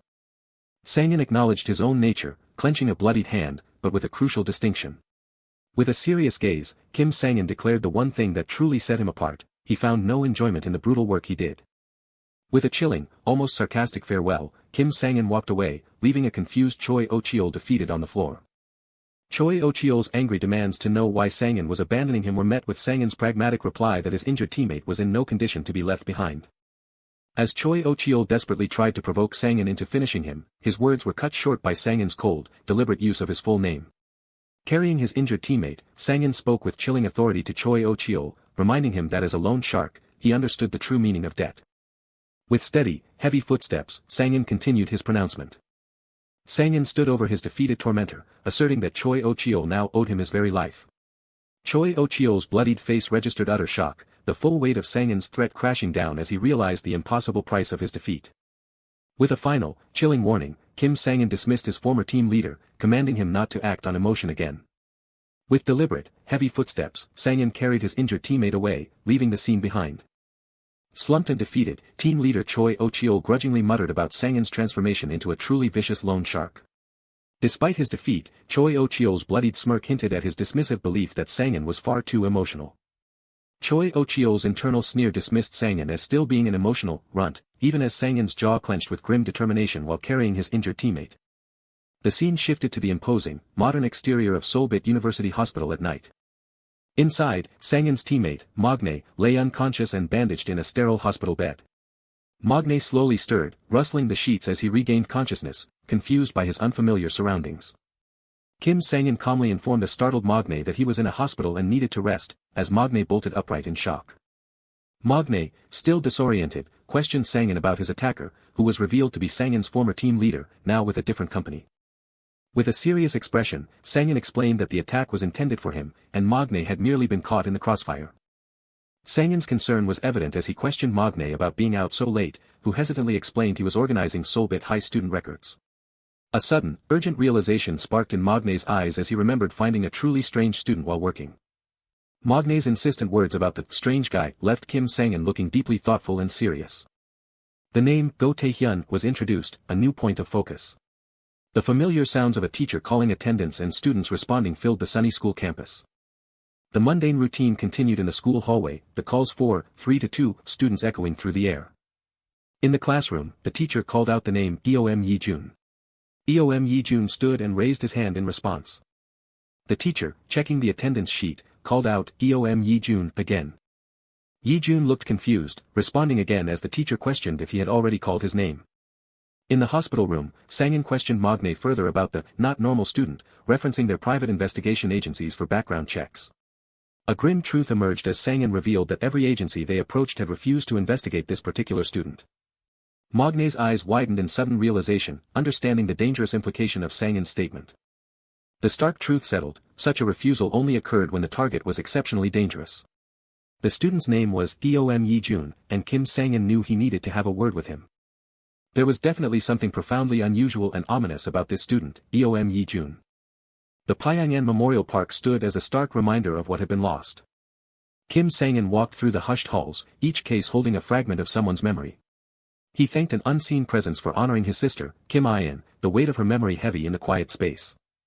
The solemn moment shattered as Kim Sangin abruptly asked Baek Soyeon if Park Dae-jeon had settled his debt, catching her off guard. Baek Soyeon hesitated, confirming the debt was still outstanding, a realization dawning that this man was indeed Kim In's older brother. Kim Sangin vowed to ensure the debt was paid, but Baek Soyeon, surprised, tried to stop him, believing the others had already repaid her. She explained the small sum she had lent and then sadly questioned the morality of collecting anything beyond that initial amount. With an unyielding gaze, Kim Sangin firmly declared that collecting more was not only right but was the very essence of interest. He methodically explained interest as a risk premium and the price of lost opportunity, leaving Baek Soyeon bewildered by his cold logic. Kim Sangin pressed her to acknowledge the true, immeasurable losses she suffered by foolishly lending money to those who would never appreciate her kindness. He laid bare the emotional toll, describing how her mother likely toiled harder and how Baek Soyeon herself must have endured guilt and fear. As he walked away, his footsteps fading, Kim Sangin concluded that no one should question receiving interest when it served as just compensation for suffering. Baek Soyeon pondered his chilling words about compensation, finding him an unsettling and difficult man to comprehend. She called out his name, prompting Kim Sangin to turn with a questioning glance. Baek Soyeon, her smile filled with new confidence, declared she felt sufficiently compensated by his mere presence, certain she would no longer face bullying.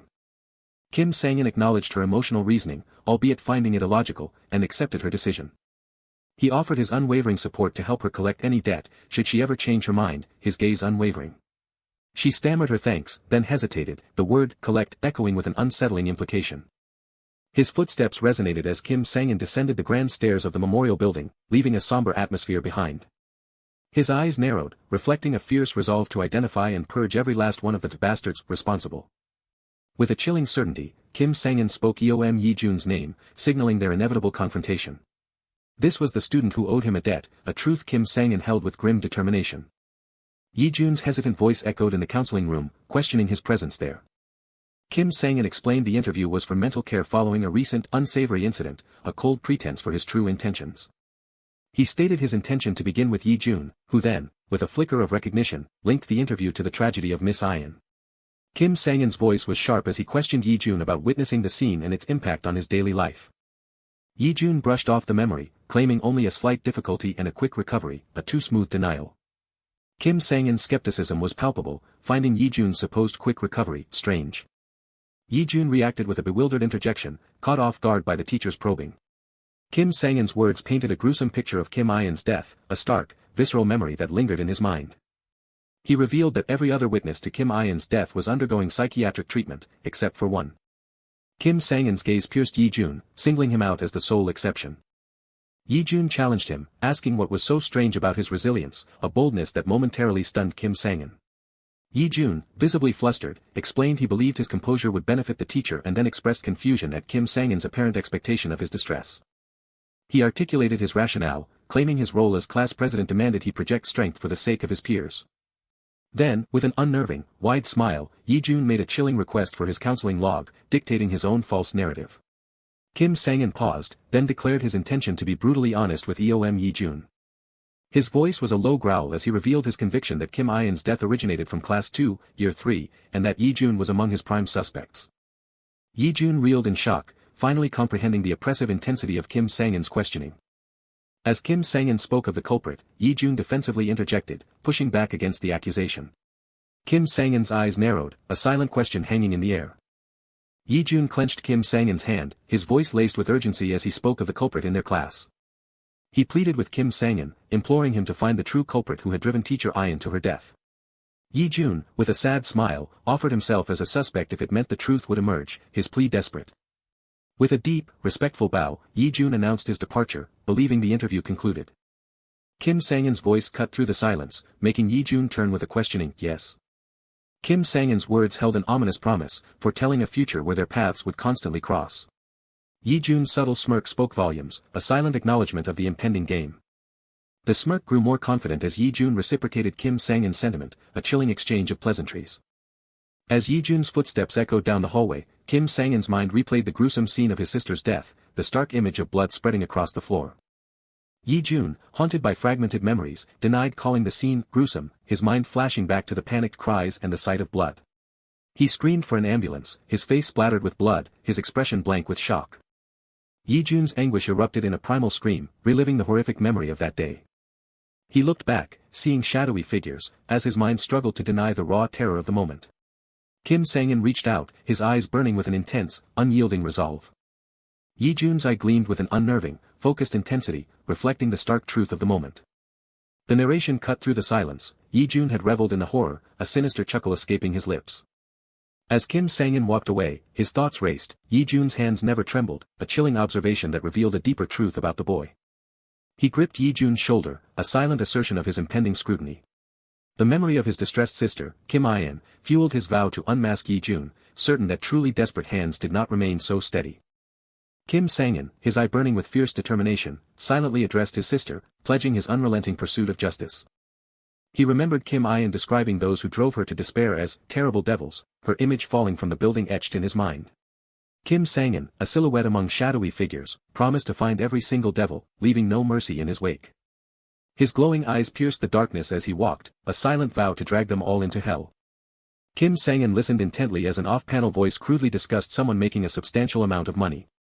Other students gossiped loudly, sharing rumors about a high schooler named Ian who ran ranking broadcasts, earning massive donations by dancing provocatively. As Kim Sang-in walked away, he overheard them confirming Ian was the redhead from the next class, the name chillingly familiar. The students debated the eerie coincidence, questioning the appropriateness of using a dead teacher's name for a streaming persona. One student, suspicious, speculated about the streamer's intentions, hinting at a darker motive. Kim Sang-in listened as the student chillingly suggested the streamer was a terrible devil if she intentionally used that name. A loud chime announced a massive donation, prompting excited cheers and suggestive comments from off-panel viewers, eager to see Ian dance. Hong Ariam, bathed in flashing lights, smiled and struck a pose, acknowledging the generous donation. She promised to work even harder, her dance continuing with practiced enthusiasm. Other streamers reacted with exaggerated enthusiasm, praising Ian's captivating performance and calling her a filial daughter. One male streamer, with a knowing look, critiqued a colleague's meager donations, urging them to learn from Ian, while another nervously agreed to try harder. Another enormous donation poured in, accompanied by a message from Banpa Landlord God, further amplifying Ian's popularity and shocking the other streamers. Hong Ariam, hands pressed to her face, reacted with theatrical joy, thanking her generous donor. As off-panel voices demanded a sexy dance, Hong Arium complied, moving provocatively while a caption encouraged more donations. Hong Arium continued her performance as a text box revealed her identity, a third-year student from Seoulbit High. Kim Sang-in watched the stream, the screen displaying a stark contrast between Hong Arium's online success and her poor academic record and frequent absences. He thoughtfully connected her constant school sleepiness to her demanding life as a streamer. A man in a blue tracksuit startled Kim Sang-in, asking what he was watching, prompting Kim Sang-in to question his lingering presence. The man saluted, explaining he was covering for a hospitalized colleague, then recognized the broadcast as a ranking show. He playfully teased Kim Sang-in for watching such content, leading Kim Sang-in to question if he knew more about it. The man claimed only a casual familiarity but then, with a smug smile, explained the competitive nature of cam streamer ranking broadcasts. He pointed to the ranking table on the screen, detailing how it dictated a streamer's income and their standing within the community. The man in blue, his face etched with disgust, described the cutthroat reality where lower-ranked streamers were dehumanized, calling it a truly vicious system. Kim Sang-in, his expression thoughtful, deduced that significant donations would compel the streamers to answer his questions. He confidently asserted that large sums would undoubtedly yield answers, confusing the man in blue. The man reacted with exaggerated shock, misinterpreting Kim Sang-in's intentions, but Kim Sang-in, already typing, coolly dismissed him. The man worriedly questioned the amount Kim Sang-in planned to spend as his fingers flew across the keyboard. His eye widened in disbelief, a bead of sweat forming, as he grasped the enormity of Kim Sang-in's action. A chime rang out, and Hong Arium gasped in surprise, her eyes fixed on the screen. The other streamers reacted with collective shock and disbelief at the unfolding event. A colossal donation of 10,000 hearts flashed across the screen, demanding answers from Dian, from the donor named RLAXXX. Hong Arium, a sly smirk playing on her lips, pondered the donor's unusual request for a question, rather than a typical reaction. The text speculated about the question's content as fingers furiously typed on a keyboard. Another 10,000 hearts appeared, accompanied by the specific and pointed question, what is the meaning of the name IAN? The repeated message from the donor, RLAXXX, demanded to know the meaning behind the name Dian. Hong Arium, with a teasing smirk, playfully withheld the answer, hinting that another donation might unlock her secret. The male streamer chided her for her greed, reminding her of the waiting, Hyung Nim, to which Hong Arium sweetly replied that she was just playing hard to get. Kim Sang-in watched, his grim thoughts aligning with the broadcast, if she was one of the terrible devils his sister spoke of. Hong Arium, leaning in, finally began to reveal the origin of her chosen name. With a sly, knowing smirk, Hong Arium revealed that Dian was simply the name of a doll she had once cherished. The other streamers reacted with dismissive mockery, scoffing at the revelation and poking fun at her. The narration confirmed that the doll, unfortunately, no longer existed in its original form. The doll was now completely broken, a tragically sad story that Kim Sang-in heard with grim understanding, his glasses reflecting the screen's harsh light. His fingers flew across the keyboard, a furious tapping sound punctuating the tense atmosphere. Another chime rang out, and Hong Arium's eyes widened in utter shock at the unexpected notification. The commentators exploded in disbelief as yet another 10,000 heart donation appeared, marveling at the mysterious, Hyung Nim's, incredible generosity. The male streamer frantically urged for a group reaction, demanding the female streamers dance to acknowledge the massive donation. Kim Sang-in's footsteps echoed, moving away with resolute intent. His eyes glowing ominously in the darkness, Kim Sang-in moved down the hallway, the name, Hong Arium, echoing in his mind. A chilling understanding settled over Kim Sang-in as Hong Arium's menacing smirk confirmed his suspicions. Hong Arium and the other streamers danced provocatively, their movements energetic and eye-catching. Despite the influx of hearts, Hong Arium's expression turned thoughtful, finding the chat comments unsettlingly strange. Another 10,000 heart donation flashed across the screen, bearing a chilling, threatening message from RLAXXX about paying the price for using the name. Kim Sang-in's grim expression reflected the stark truth, she would now have to pay her debt for using that name. 1 month before the debt came due, Seoulbit High School stood under deceptively bright skies. Kim Ian quietly observed Hong Arium, whose head rested on a bag that seemed far too luxurious for a school classroom. Her gaze lingered on the bag, a silent tally of its exorbitant price, a sum she could barely fathom. Hong Arium, awakening with a sly smile, offered the bag as if it were a casual invitation, basking in its perceived charm. Kim Ian, feigning casual interest, probed into the bag's origin, innocently wondering if her parents had gifted it. Hong Arium casually brushed off any parental involvement, claiming personal earnings, and Kim Ian's curiosity was immediately piqued by the mention of a lucrative part-time job. With a hint of easy money, Hong Arium reeled in Kim Ian, who, desperate for opportunity, enthusiastically offered her skills and asked for an introduction. Hong Arium's knowing smile held a predatory glint as Kim Ian confidently affirmed her abilities, unaware of the trap she was walking into. With an almost mischievous confidence, Hong Aryam promised an introduction, a decision Kim In would forever regret in the quiet chambers of her mind. The screen flashed with the title, Luxury Time, its blood-stained fingerprints a stark warning of the darkness to come. A moment of static blurred the edges of reality, a visual echo of the confusion that would soon engulf her. Kim In had innocently believed the job was simple, merely engaging with chat on a live stream, as Hong Aryam casually promised its ease. Hong Aryam suggested a transformation for the broadcast, a notion Kim In questioned, yet ultimately accepted as a necessary preparation for the world she was entering. Kim In voiced her discomfort at the revealing outfit, but Hong Aryam quickly dismissed her concerns with a demeaning taunt, further chipping away at her self-esteem. Amidst the vibrant, energetic chaos of the live stream, Kim In stood awkwardly, the forced cheer of the chants highlighting her profound sense of alienation. Hong Aryam commanded a smile from Kim In, who, despite her visible distress, tried to comply, while knowing the stream's true content was deceptively simple. The repetitive, energetic sounds underscored the increasingly mechanical nature of the performance, a rhythm of forced engagement. Kim In's awkward stillness drew the male streamer's harsh criticism, and though she internally acknowledged her inability to shake it, she knew this visible failure wasn't the true depth of her impending problem. The stream operated on a bizarre, dehumanizing system that literally ranked individuals solely by the monetary value of their donations. As their livelihood and status hinged entirely on these monetary rankings, the performers yielded to the system, delivering increasingly exaggerated reactions to every donation. Visibly distressed, Kim In remained silent, unable to force herself into the hollow performance that surrounded her. In the dim backstage, the male streamer questioned Kim In's lack of performance, while Hong Aryam offered a half-hearted defense, highlighting the fragility of Kim In's position. The male streamer, his face illuminated dramatically, angrily blamed Kim In for the stream's financial losses, his frustration painting her as the sole cause of their failure. Hong Aryam indignantly challenged the male streamer, leveraging her own success to demand Kim In's fee, her defense subtly asserting her influence and power. The male streamer's resigned dismissal confirmed Kim In's failure, and she offered a quiet, sorrowful apology, weighed down by a crushing sense of inadequacy. The male streamer grudgingly agreed to pay her, a stern warning accompanying his reluctant decision, and Kim In, despite the threat, felt a rush of relieved gratitude. Despite her resolve to quit, the notification of the money's arrival drew Kim In into a silent calculation, the temptation chipping away at her resistance. Kim In stared in wide-eyed astonishment at the unexpected sum, and in that moment, the thought to try the stream just one more time took root.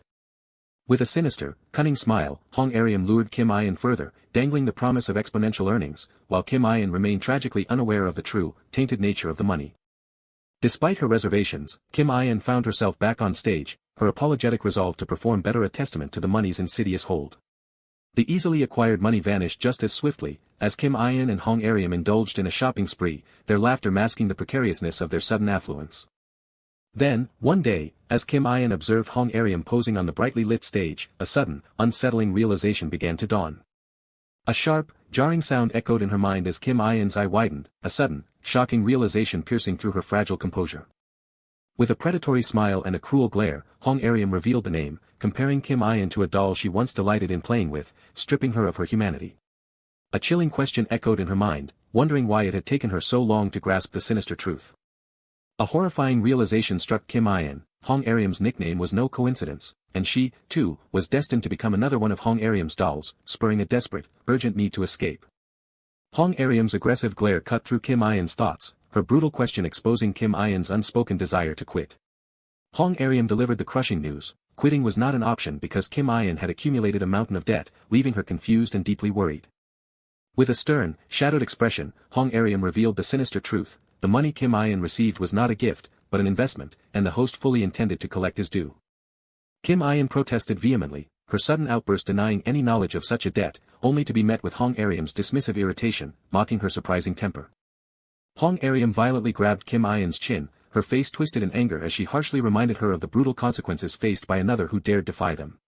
With a menacing snarl, Hong Aryam twisted Kim In's supposed intelligence into a weapon, demanding her silent compliance as a price for remembering past lessons. Tears welled in Kim In's eyes as she silently acknowledged the crushing reality. She detested her predicament, yet saw no other path to repay her insurmountable debt than to continue streaming. Hong Aryam, asserting her dominance, forced Kim In into a painful arm lock, eliciting a cry of agony as she brutally hammered home her point about the debt. Hong Aryam exhaled with a cruel sigh of relief, clearly satisfied that her brutal display had secured Kim In's compliance. With a manipulative smile, Hong Aryam offered false solace, promising help to repay the debt, and Kim In, defeated and silent, was once again forced onto the stream. The male streamer, beaming with artificial enthusiasm, announced the day's stream, completely oblivious to the fresh torment he was about to unleash. With a decisive gesture, Kim In interrupted the broadcast, her hand raised as she requested a moment from the unseen audience.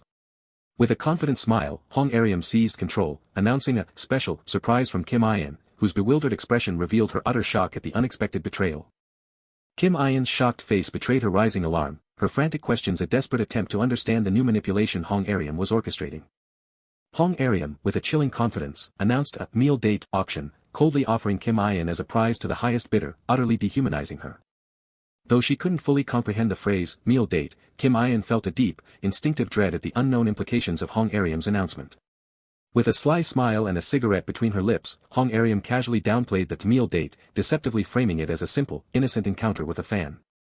Kim In questioned the exorbitant cost for such a seemingly simple meeting, but Hong Ariam, with a dismissive gesture, attributed it to the fan's overwhelming desire to meet her. Hong Ariam, with a manipulative smile, urged Kim In to enjoy the date, and so, reluctantly, pushed by the older girl, Kim In found herself en route to the meal date. As Kim In arrived at the dimly lit street, her concern deepened, a silent question forming on her lips about the strange, unsettling surroundings. Kim In's hesitation grew as she surveyed the street, realizing that meal date location was nothing but bars and motels, betraying its true, unsavory purpose. Kim In hesitantly called out to her meal date partner, who, with a rustle of movement, also seemed confused by the questionable meeting location. Kim In startled as her meal date partner confirmed her identity, the encounter immediately filled with a profound sense of unease. The male fan, eagerly introducing himself as the meal date winner, immediately suggested they go inside, and Kim In instinctively recoiled from the off-putting quality of his nervous, labored excitement. Kim In, her face etched with worry and disgust, questioned where they were headed, a strange, repulsive smell filling the air and heightening her unease. Sweating profusely, the male fan awkwardly confessed to booking a private room, his explanation thinly veiling his predatory intent and Kim In's impending loss of control.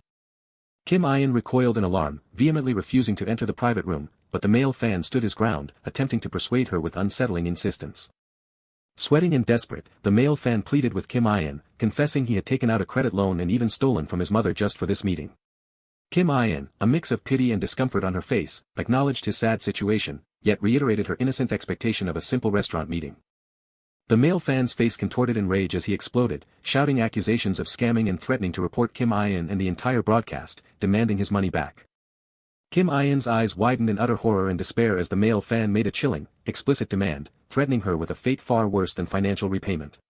The indifferent city lights glowed purple and blue, reflecting the grim, cold reality of Kim In's isolated and terrifying ordeal. Her eyes burning with anger and betrayal, Kim In confronted Hong Ariam, her voice laced with accusation, certain she had known the true, sinister nature of the meal date. Kim In pressed her accusation about the meal date, but Hong Ariam casually deflected, feigning ignorance with a dismissive question. Kim In passionately articulated her revulsion, describing the lingering trauma and the sickening feeling that the stench of her disgusting date still clung to her. With a cruel, mocking smirk, Hong Ariam dismissed Kim In's raw trauma, sarcastically questioning if the meal simply hadn't tasted good.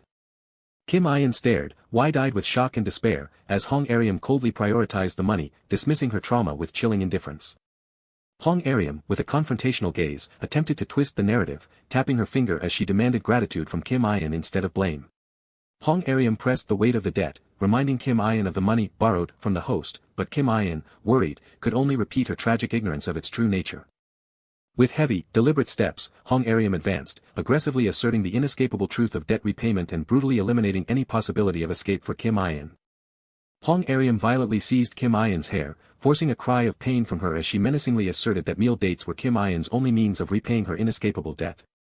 With a cruel, cunning smile, Hong Ariam gloated about the effortless money from meal dates, maliciously emphasizing Kim In's perceived inability to earn such sums through honest labor. Tears streamed down Kim In's face as she sobbed, utterly defeated and trapped, her spirit broken by the relentless cruelty. Hong Ariam nonchalantly instructed her to prepare for the upcoming stream, leaving Kim In kneeling, utterly defeated, the harrowing realization that she truly could not escape solidifying in her mind. With a sadistic smile, Hong Ariam uttered cruel words, cementing her image in Kim In's mind as nothing less than a terrible devil. As Kim In knelt broken, two men casually passed by, their footsteps echoing with indifferent chatter about Hong Ariam's continued success, utterly oblivious to the suffering just inches away. Ranking Stream Manager Kim Tae-jium and General Affairs Lee Hun-cheol finally noticed Kim In, their mild confusion turning to dismissive questions about why she lingered outside. Kim Tae-jium and Lee Hun-cheol confronted Kim In, ordering her inside for the broadcast with crude humor, their casual suggestion of a smoke startling her into a desperate refusal. Tears welled in Kim Ayan's eyes as she expressed her overwhelming distress, her voice a desperate plea of absolute unwillingness and inability to continue. Lee Huncheol's face contorted in fury as he angrily accused Kim Ayan of trying to abscond with the advance payment, twisting her despair into an act of deceit. With a forceful grab, Kim Taejium and Lee Huncheol dragged Kim Ayan, coldly asserting that her acceptance of the money bound her to their terms, even as she sobbed and pleaded for release. Kim Taejium and Lee Huncheol continued their threats, warning Kim Ayan that her pleas would escalate their force, even as they hypocritically claimed to be nice. As Kim Ayan struggled, Kim Taejium ordered Lee Huncheol to seize her legs, the sounds of scuffling and cracking filling the air as Lee Huncheol grumbled about his interrupted smoke break. With a sudden, impactful force, Kim Sang-in appeared, his powerful silhouette standing against a crimson backdrop as his voice cut through the struggle, demanding they release her. The two men defiantly told the newcomer to mind his own business, dismissing his intervention, while Kim Ayan could only gaze on in bewildered confusion. Kim Ayan's wide eyes flickered with a mix of shocked recognition and disbelief, a fragile hope igniting in her despair. The silhouetted figure, Kim Sang-in, stood sternly, reiterating his command to release her, leaving Kim Ayan to wonder if this formidable presence was indeed her homeroom teacher. An assailant reeled back from a powerful strike, a cough erupting from his lips as the impact staggered him. Kim Sang-in stood composed over a defeated figure as another man, fueled by rage, lunged forward with a defiant shout. The attacker's punch came fast, but Kim Sang-in effortlessly deflected it, leaving the man in white shirt momentarily stunned. Disorientation washed over the assailant's face, his attack rendered useless by an unseen force. Then, Kim Sang-in unleashed a devastating blow, dark energy swirling around him with overwhelming power. Kim Ayan watched, her eyes wide with horror and disbelief, grappling with the unsettling sight of her homeroom teacher's brutal actions. As Kim Sang-in stood triumphant over the defeated man, the assailant questioned the formidable fighting prowess that had brought him down. With a serious gaze, Kim Sang-in called out Lee Huiyun's name, and she responded with a nervous jolt of surprise.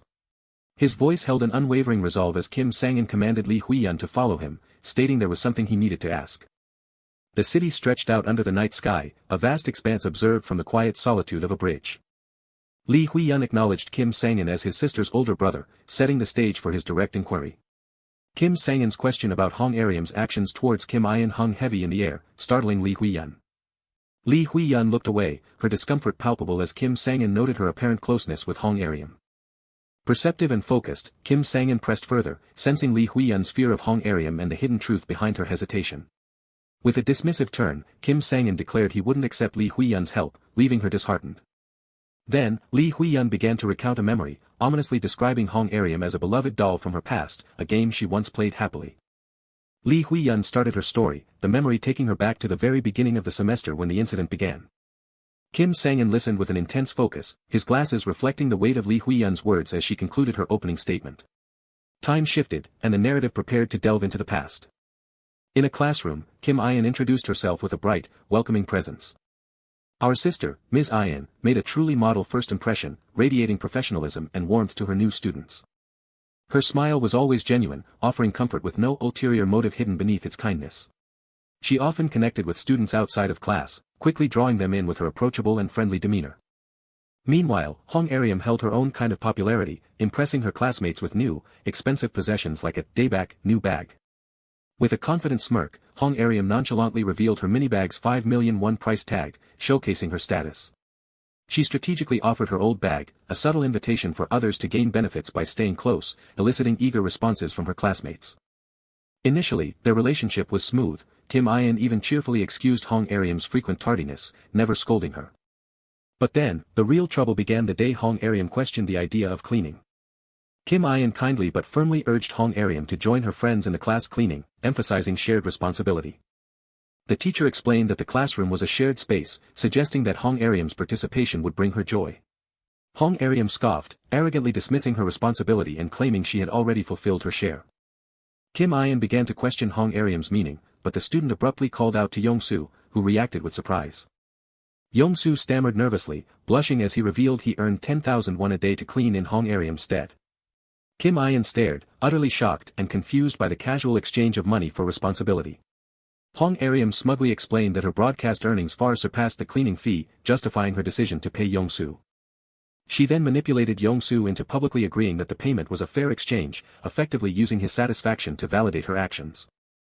Kim Ayan's face tightened with concern, struck by the profound difference between a life earning 10,000 won an hour and one earning 500,000. She questioned if people shouldn't simply live according to their own abilities, but Hong Aryam, unfazed, attempted to walk away. Kim Ayan's voice, now stern, commanded Hong Aryam to pick up the broom immediately, freezing the defiant student in her tracks. Other students watched the unfolding confrontation, their expressions a mix of boredom and skepticism. The tense standoff captured the attention of other male students, their faces a canvas of varied reactions. Hong Aryam's brows furrowed in anger, her voice dripping with defiance as she questioned why she should clean after already paying for it. Kim Ayan calmly explained that while money could solve many problems, there were values that simply could not be bought. She emphasized that true responsibility, cooperation, and consideration were learned only through personal action, not delegation. Then, Kim Ayan firmly declared that trading those vital values for mere 10,000 won was now strictly prohibited in her classroom. Kim Ayan instructed a nervous Yongsu to return the money to Hong Aryam, further cementing her stance. Hong Aryam responded with a chilling smirk, her eyes glowing red with a sinister resolve as she contemplated her next move. Just a few days later, a panicked cry echoed through the school, signaling the start of a new, alarming incident.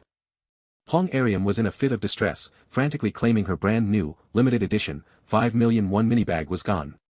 Her frantic yells about the stolen bag caused a ripple of shock and confusion among students and Kim Ayan alike. Hong Aryam raged, demanding a comprehensive search of every corner of the school, including the teacher's office, subtly implying suspicion. Her fury escalated as she vehemently demanded that no area, not even the teacher's personal office, be spared in the search for her missing bag. Pressured by Hong Aryam's relentless fuss, the teachers reluctantly began to organize the search. Teachers actively scoured the school for the elusive luxury bag, meticulously checking every room from the audio room to the stage area. Amidst the frantic search, one male teacher worried about the hidden cigarettes in his drawer, while others continued to search through the windows. But as the search intensified, Kim Ayan's expression shifted from confusion to growing surprise. The missing luxury bag was then discovered, conspicuously placed within a drawer in the teacher's own office. Her colleagues confronted Kim Ayan, a male teacher directly questioning why the incriminating bag had appeared there. Kim Ayan's face contorted in distress and panic, vehemently denying any knowledge of how the bag came to be in her office. Hong Aryam slyly watched Kim Ayan, her eyes narrowed in a cunning gaze that seemed to hint at a deeper scheme. Without hesitation, Hong Aryam directly accused Kim Ayan of stealing the bag, her words sharp and malicious. Hong Aryam's accusations twisted Kim Ayan's previous lesson on values into a motive for theft, deeply distressing the teacher as a colleague feebly defended her. Hong Aryam smirked, savoring the sarcastic comment from another teacher about the unlikelihood of affording such a bag on a teacher's salary. A male teacher informed Kim Ayan that Hong Aryam would drop the matter if she simply apologized, but Kim Ayan protested, hurt and defensive. The male teacher then began to subtly manipulate Kim Ayan, citing the lack of CCTV footage and the school's difficult position to pressure her into an apology. Kim Ayan, outraged and protesting her innocence as a teacher, was met with a sarcastic suggestion from her colleague to simply call the police. The male teacher sternly warned Kim Ayan against escalating the situation, emphasizing the futility of police involvement without proof of her innocence. He then cunningly blackmailed her, reminding her of her temporary contract status and the need for a permanent position in a year. Kim Ayan's face crumpled, her eyes welling with tears as the weight of the male teacher's manipulative words crushed her spirit. Hong Aryam, still annoyed, confronted Kim Ayan, prompting a surprised and hurt reaction from the teacher. With a sinister smirk, Hong Aryam demanded a proper apology from the teacher. Her malicious demand for a public apology twisted the knife deeper, further humiliating Kim Ayan. The students watched, their reactions ranging from shocked disbelief to palpable disapproval as the teacher's predicament unfolded. Resigned and utterly defeated, Kim Ayan finally agreed to Hong Aryam's demands. With a deep bow, Kim Ayan began her humiliating apology, acknowledging the false accusation of touching Hong Aryam's belongings. Humiliated, Kim Ayan was forced to publicly apologize to Hong Aryam in front of her entire class. Hong Aryam's face twisted into a triumphant, malicious smirk, relishing her victory over the teacher. Kim Ayan fought back her tears, clenching her emotions tightly as she endured the profound humiliation. From that day forward, students mocked Kim Ayan as a thief teacher, spreading rumors as she walked past. The narrative shifted to Kim Sang-in, listening intently as the story revealed the irreversible change in the student's attitudes towards his sister. Lee Hui-yun, filled with regret, confessed that she had witnessed Hong Aryam giving the bag to Yong-soo just before the incident, exposing the setup. Distraught, Lee Hui-yun expressed profound regret for not speaking up, recognizing the immense blow to Kim Ayan's pride. Kim Sang-in quietly repeated the word pride, letting its full, heavy meaning sink into the depths of his contemplation. In a memory, young Kim Ayan's bright voice called out playfully to her brother, Appa. As young Kim Sang-in hung laundry, his sister Ayan declared her unwavering intention to live an honorable life. Young Kim Sang-in questioned her idealism, but his sister passionately reiterated her commitment to a life beyond reproach. Young Kim Ayan, dreaming sweetly, spoke of her desire to become a teacher and the honorable life she believed it required. Young Kim Sang-in challenged his sister's optimistic view, suggesting that living a life with nothing to hide was a rare feat. With a confident smile, young Kim Ayan asserted her unwavering ability to live honorably, no matter the obstacles. Her youthful imagination soared, envisioning herself as a proud teacher, standing tall and confident before her students. 90. At that devastating moment, something deeper than mere pride began to shatter within Kim Ayan. Narration transition. What was truly broken was something far more fundamental than pride, fracturing into countless pieces.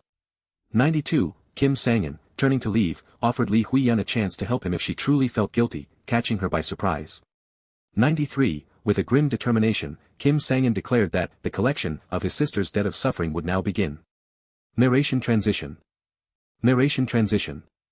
Back in the present, a male streamer animatedly announced the imminent start of the broadcast, urging everyone to prepare. The streamers voiced their impatience and annoyance over a missing colleague, wondering if they needed to retrieve her themselves.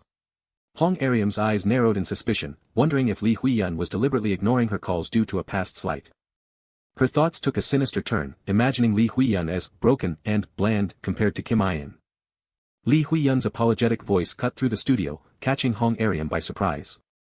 Lee Hui-yun attributed her absence to personal issues at home, prompting Hong Ariam to press for more details. The male streamer harshly dismissed Lee Hui-yun's excuse, threatening her with severe consequences if she ghosted them again. Lee Hui-yun submissively agreed, while Hong Ariam watched with a condescending smirk, questioning if she would finally try hard. With a newfound fire in her eyes, Lee Hui-yun declared her intention to try hard, leaving Hong Ariam utterly confused. Lee Hui-yun confidently adjusted her clothing, her defiance clear as she proclaimed her ambition to claim Hong Ariam's top spot. The male streamer's voice cut through the air, aggressive and demanding, ordering someone to get out. His harsh words, full of contempt, branded the female streamer an eternal last-place bitch, leaving her to offer only a quiet, distressed apology. The humiliation deepened as the male streamer relentlessly berated her for her poor performance, while other faces watched in tense silence. His ultimatum echoed with cruelty, disappear or prove her worth, as the live stream chat exploded with harsh, jeering comments from anonymous viewers. Hong Ariam and another female streamer snickered, their faces smug with disdain, as Hong Ariam mocked the struggling streamer, claiming even her dog would perform better. From the isolation of her chair, another female streamer's chilling words wished death upon herself rather than enduring such pathetic failure. The male streamer's anger flared again, demanding the female streamer's immediate exit, who complied with a barely audible sniffle under Hong Ariam's cold, smirking gaze. As the defeated streamer walked away, her footsteps heavy with shame, other streamers made snide remarks, and the broadcast's brutal reality dictated the obvious outcome for a last placer. Amidst the callousness, the streamer named Kim Ayan glanced back, a flicker of concern and confusion shadowing her face for the departing uni. Hong Ariam's smirk deepened, her malicious internal thoughts relishing the humiliation as she mockingly wished the last-place bitch a safe journey home. The male streamer, seizing the moment, confidently announced the fresh start of the broadcast, appealing to his hyungnims for familiar energy. He directed the female streamers to begin a group dance, ordering them to act pretty for the viewers, setting the stage for more calculated performance. One female streamer offered a flirtatious greeting to her oppas, her eyes betraying a manipulative intent to empty their wallets. Suddenly, a female streamer's eyes widened, startled by an unexpected development on screen. Lee Hui-yun struck a pose with newfound confidence, her perfect form surprising an off-panel speaker who wondered if she had attended a dance academy during her break. From the foreground, Hong Ariam observed Lee Hui-yun, a thoughtful assessment in her gaze as she contemplated the rival's performance. Lee Hui-yun confidently adjusted her hair, her earlier boast about stealing the #1 spot now carrying the weight of serious intention. Another female streamer smirked, acknowledging Lee Hui-yun's unexpectedly serious demeanor. Hong Ariam's smirk turned malicious, her inner thoughts vowing to show the cute bitch who truly held power. A notification rang out, announcing the first heart donation of 5,004 Ayan, sparking an excited exclamation. Hong Ariam, or Ayan as she was known to her fans, gracefully accepted the first donation, her triumphant smile masking the confident thought that no one could surpass her. Her internal monologue dripped with arrogance, reminding Hui-yun of her vast fanbase and dismissing her rival as a nobody without devoted followers. Hong Ariam found a twisted enjoyment in Lee Hui-yun's return from obscurity, liking the challenge even as she dismissed it. A shiver of malicious pleasure ran through Hong Ariam as she confessed her enjoyment in breaking those who seemed to be winning their fates. Another notification chimed, signaling a massive donation of 20,000 hearts, and instantly changing the dynamic of the competition. Hong Ariam reacted with bewildered confusion, her eyes wide with surprise. The male streamer yelled in ecstatic shock, unable to believe the monumental 20,000 heart donation. The announcement confirmed a staggering 20,000 hearts for Li Huiyun, catapulting her directly into first place. Hong Ariam stood stunned by the overwhelming number, while Li Huiyun, with a decisive snap, confidently asked her to step aside. Li Huiyun assertively stated her right to perform a reaction to the massive donation, directly challenging Hong Ariam's position. Hong Ariam offered a forced smile, outwardly polite, but her reluctant agreement betrayed an inner turmoil of seething rivalry, while Li Huiyun simply smirked in triumph. As Hong Ariam walked away, her steps echoing her frustration, her mind reeled in disbelief at the sudden 20,000 donation her rival had received. While Li Huiyun confidently posed, Hong Ariam's thoughts were filled with petty disparagement of her rival's appearance. Li Huiyun smirked, utterly unaware of Hong Ariam's disdainful internal monologue, which deemed the sudden influx of money a waste on her. Feeling the pressure of being surpassed, Hong Ariam decided it was too early to be pushed back and calculated her next move for a quick spurt to regain her lead. Hong Ariam sent manipulative messages to her fan room, feigning vulnerability and urging her simps to spend money to protect her first-place ranking. A sly smirk played on Hong Ariam's lips, pleased with her manipulation, as her phone buzzed repeatedly with incoming notifications. Messages from Hong Ariam's frantic fanbase flooded in, rallying to protect their princess's first place at all costs. With a predatory smirk, Hong Ariam internally pushed her ATMs to move faster, demanding more from her devoted fans. The notifications exploded, announcing a heart rush for Hong Ariam, solidifying her position as number one amidst excited exclamations. Hong Ariam cruelly taunted Li Huiyun, questioning if she truly expected to take first place and telling her to move aside and collect pennies as a backup dancer. Hong Ariam's smug reminder hung in the air, met only by Li Huiyun's confused query. Li Huiyun's eyes widened in utter shock as another massive donation of 20,000 hearts, again for her, flashed across the screen. An overwhelming cascade of heart donations poured in, causing Li Huiyun to smile with pure delight and excitement. Hong Ariam feigned politeness, but her internal monologue betrayed her mounting annoyance and confusion about the source of Li Huiyun's sudden success. Hong Ariam frantically wondered who was sponsoring her rival, while off-panel, the chairman of Chunhong Capital, Huang Byong-hyan, joyfully urged more donations, high on the dopamine rush. Two men excitedly conferred on their phones, confirming that Sangin Hyung-nim had instructed them to donate whatever it took to ensure Li Huiyun's victory, before eagerly planning another 10,000 heart donation. The man in the blue tracksuit, grinning maniacally, declared Li Huiyun number one, his enthusiasm intense. The male streamer expressed his utter astonishment at the unprecedented influx of donations, proclaiming he had never witnessed such a phenomenon in his 6 years of broadcasting. The stage ignited in a reaction battle, fueled by an infinite heart rush, intensifying the competition and thrilling the excited female streamers. With Ian's fan power fading, the last heart went to Huiyun, who then mockingly asked Hong Ariam if she wanted to be a backup dancer, earning an enraged curse in response. Hong Ariam watched Li Huiyun, her mind racing with desperate frustration, realizing she was truly on the verge of losing her first-place position.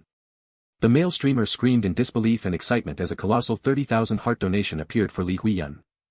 As the male streamer announced her victory, Li Huiyun smirked, basking in her triumphant moment of securing first place.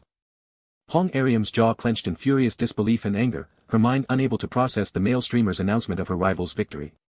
A horrifying image of Li Huiyun triumphantly sitting on her back, leaving her humiliated on all fours, consumed Hong Ariam's furious thoughts.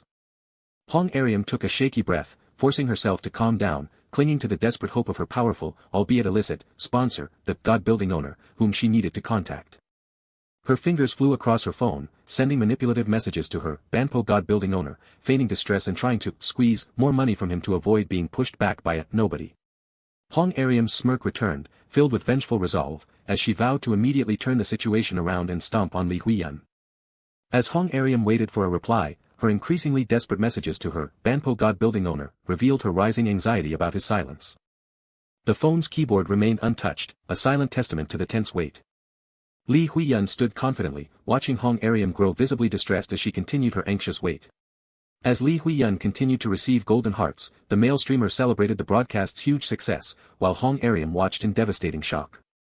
Hong Ariam's IN stage name flashed on the screen, positioned devastatingly at the bottom of the ranking list with 780,300 points, leaving her speechless. Hong Ariam stared in horrified disbelief, her voice a raw whisper of denial, questioning her impossible last-place ranking. Tears welled in her eyes as Hong Ariam adamantly refused to believe her humiliating last-place position, unable to comprehend such a profound downfall. Another female streamer mocked Hong Ariam from behind, addressing her as Ms. Last Place, a cruel taunt that shocked her. The female streamer's malicious smirk twisted as she cruelly questioned Hong Ariam's right to stand, commanding her to squat like a true last-placer. Hong Ariam's face contorted in utter bewilderment and despair, sweat dripping as she frantically tried to grasp what had happened. The male streamer observed Hong Ariam's distress with detached calmness, noting her ignorance of the expected reason behind her downfall. He explained that the Banpo God building owner, who accounted for 80% of Hong Ariam's sponsorship, had simply failed to show up. Meanwhile, the audience thrilled at the underdog's rise, abandoning Hong Ariam as her sponsorships shifted to other performers, eager for the new spectacle. Narration revealed the simple, brutal truth: the fall of the first-place contender, like Hong Ariam tumbling through a vortex of cheering faces, offered the greatest entertainment. The male streamer smirked knowingly, revealing his cynical satisfaction that such a dramatic downfall would yield sweet ratings. Though Narration described it as Hong Ariam's worst day, she desperately clung to a fragile sliver of hope, biting her finger in frantic denial. Hong Ariam continued to message her, Banpo God building owner, pleading for sponsorships, convinced his intervention could at least save her from last place. Another defeated female streamer walked off the brightly lit stage, her departure a somber and lonely reflection of failure. Hong Ariam, eyes wide with furious desperation, adamantly refused to become a loser and angrily demanded to know her sponsor's whereabouts, her phone tapping frantically. The scene shifted to a floor splattered with blood, shattered glass, and a broken smartphone that continued to buzz, a chilling testament to violence. A pained groan echoed off-panel as a blood-stained smartphone displayed Hong Ariam's desperate, unanswered KakaoTalk messages to Appa, oblivious to the dire situation of its owner. The grim aftermath revealed several men in suits lying defeated and bloodied on the dark floor, one of them groaning in pain. A bloodied man in a suit, struggling to breathe, desperately questioned his unknown attacker's identity and motive. Kim Sang-in's voice, cold and precise, cut through the silence, confirming he had found his target. With chilling composure, Kim Sang-in identified his objective, the Banpo God building owner. Hong Ariam bit her finger, her face etched with intense anxiety and worry, completely unaware of the violent fate that had befallen her last hope. The target's online alias, Banpo God building owner, and his true identity, Kong Jangdae, were meticulously laid bare. The man in the suit revealed the primary benefactor behind Hong Ariam's streams, an entertainment company CEO who covered over 80% of her donations. Shin Jong-woo, a junior agent from Chunhong Capital's debt collection team, confirmed their suspicions. The company was far from legitimate, with its finances reeking of illicit dealings. The man in the suit methodically explained their operation, a classic, round-tripping, scheme where streaming donations served as both their primary revenue and expense. Boss Sang-in, the man in the blue tracksuit acknowledged, their operation was undoubtedly a front for money laundering or tax evasion, a cleverly disguised trick using streaming donations. The insidious mechanism became clear: funds were routed to broadcasts, a platform cut was taken, and the remainder circled back to the company as an illicit rebate. What they had uncovered was not just a scam, but a full-blown money laundering shop for tax evasion, a criminal organization that now stood in their path.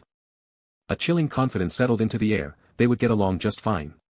Painful groans echoed as blood splattered the floor, amidst scattered glass and a broken smartphone. Amidst the defeated men, one struggling figure on the ground desperately demanded to know what his attacker truly wanted. Kong Jangdae, CEO of Samak Entertainment and the infamous Banpo God building owner, pleaded from his bruised and bloodied state, demanding answers. Kim Sang-in's voice cut through the air, chillingly naming his true objective, Hong Ariam. Kong Jangdae's bloodied face contorted in terror as he was ordered to cease all donations to Hong Ariam, an ultimatum delivered with unyielding resolve. The man, his face stern and marked with blood, made it clear there was no right to refuse his terms. "What the hell are you talking about, bastard?" a defiant voice cried out, refusing to be dismissed so easily, before a sharp crack silenced him.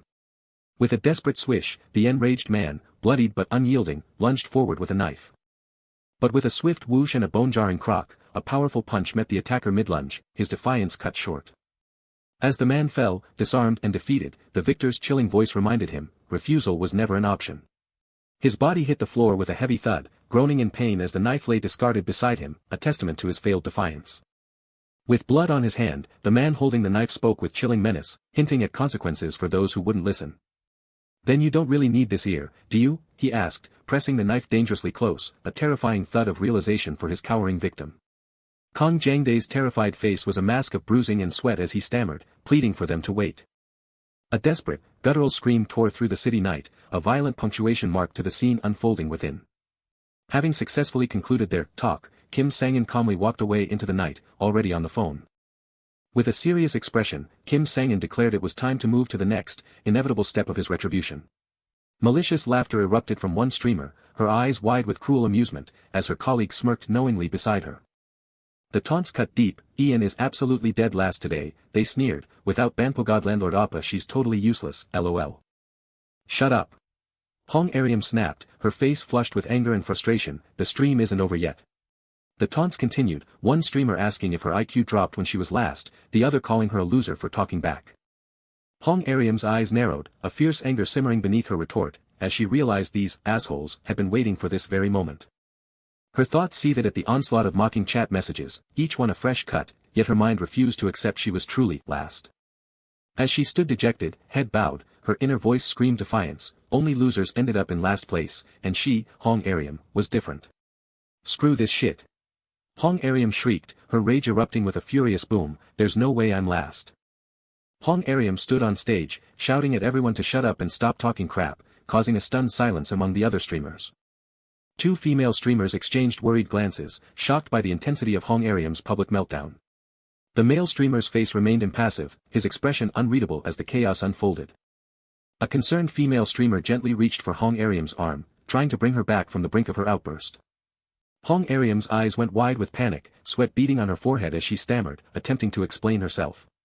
With a sharp smack and an angry roar, the male streamer pointed at Hong Ariam, ordering her to get out, leaving her utterly bewildered. I said get out, you useless bitch, he snarled, his menacing fury clear, what the hell are you yelling for now? Hong Ariam's eyes welled with tears as she pleaded, insisting her outburst was just a mistake, clutching at the remnants of her composure. Mistake my ass, the male streamer scoffed, rejecting her apology outright, then barked orders for her immediate, forceful removal from the stage. Wait. Let go. Hong Ariam cried, struggling violently as she was dragged away, told sharply to stop getting in the way of the show. As the male streamer smoothly apologized to the audience, promising an even crazier show, Hong Ariam's desperate pleas echoed unheard while she was forcibly removed. On the verge of tears, Hong Ariam desperately insisted she could still bring in donations, but an unseen voice calling Ian cut through her plea, leaving her confused. With a malicious smirk and a mocking wave, a female streamer uttered her final, cutting insult, loser. Hong Ariam gritted her teeth in a silent snarl, her eyes blazing with an unholy fury aimed directly at her tormentor. Flailing desperately as two men carried her off, Hong Ariam's scream became a defiant vow, I'll never let this go. You bastards. As a rival streamer observed with smug satisfaction, the narration confirmed Hong Ariam's humiliating last-place finish in the stream. Her furious scream, screw this shit, was immortalized in a viral clip that earned her the humiliating nickname, Last Place Girl, effectively barring her from ranking streams. Still convinced of her indispensability, Hong Ariam, annoyed but resolute, sat in bed attempting to start a new stream, confident others couldn't succeed without her. A sudden ding-dong from her phone brought shocking news, 10,000 hearts had just poured in for Hui Yun, stunning Hong Ariam. Hong Ariam stared at Li Hui Yun's confident image, a bewildered resentment growing as she wondered how this rival had suddenly risen so high. Hong Ariam's confusion deepened as Li Hui Yun's voice on the stream thanked a donor named Ch1-37. A graphic confirming a massive 20,000 heart donation from Ch1-37 made Hong Ariam realize this was no ordinary supporter, but a dedicated whale. Fury ignited in Hong Ariam's narrowed eyes as the truth clicked, Ch1-37 was Hui Yun's personal whale, her own major donor now lost. With a bright flourish, the scene shifted to the familiar, sun-drenched grounds of a modern school. Back at school, Hong Ariam greeted her old acquaintances with a wide smile and a wave, while Li Hui Yun watched her with a somber, unreadable expression. Hong Ariam approached Li Hui Yun with a saccharine smile, asking to talk, though Li Hui Yun's face remained wary and guarded. Kaya, you were totally legendary. Hong Ariam gushed, throwing her arms around a startled Li Hui Yun, claiming she got chills watching her performance. Seriously, huge congrats, Hong Ariam continued, clinging to Li Hui Yun who mumbled an uncomfortable thank you. Hong Ariam smirked, claiming full credit for Li Hui Yun's success and her own discerning eye for talent, while Li Hui Yun remained silently impassive. Oh, right. I have something for you. Hong Ariam announced, reaching into her bag as Li Hui Yun watched with curious eyes. Tada, a gift to celebrate your first place, Hong Ariam declared with a sweet, yet subtly malicious, smile, holding up a black handbag, and a little something to mark our friendship. Li Hui Yun's eyes widened in surprise, a flicker of concern touching her face as she questioned why Hong Ariam would give her something so expensive. Hong Ariam insisted they were besties, then smoothly shifted the conversation, saying that as besties, she had a question to ask. Leaning in close with a chillingly malicious smile, Hong Ariam pressed for the identity of Li Huiyun's big donor, framing it as a secret best friends shouldn't keep. Li Huiyun nervously questioned why Hong Ariam wanted to know, but Hong Ariam simply feigned casual interest. Hong Ariam's smirk deepened as she stated the obvious: it was impossible for a no-name newbie to take first place without serious backing, a fact that surprised Li Huiyun. Hong Ariam's eyes narrowed in a malicious smirk, concluding that Li Huiyun's whale appa must be seriously rich. Clutching the handbag, Hong Ariam schemed, rationalizing her past loss as mere chance, hinting at a new, more aggressive plan.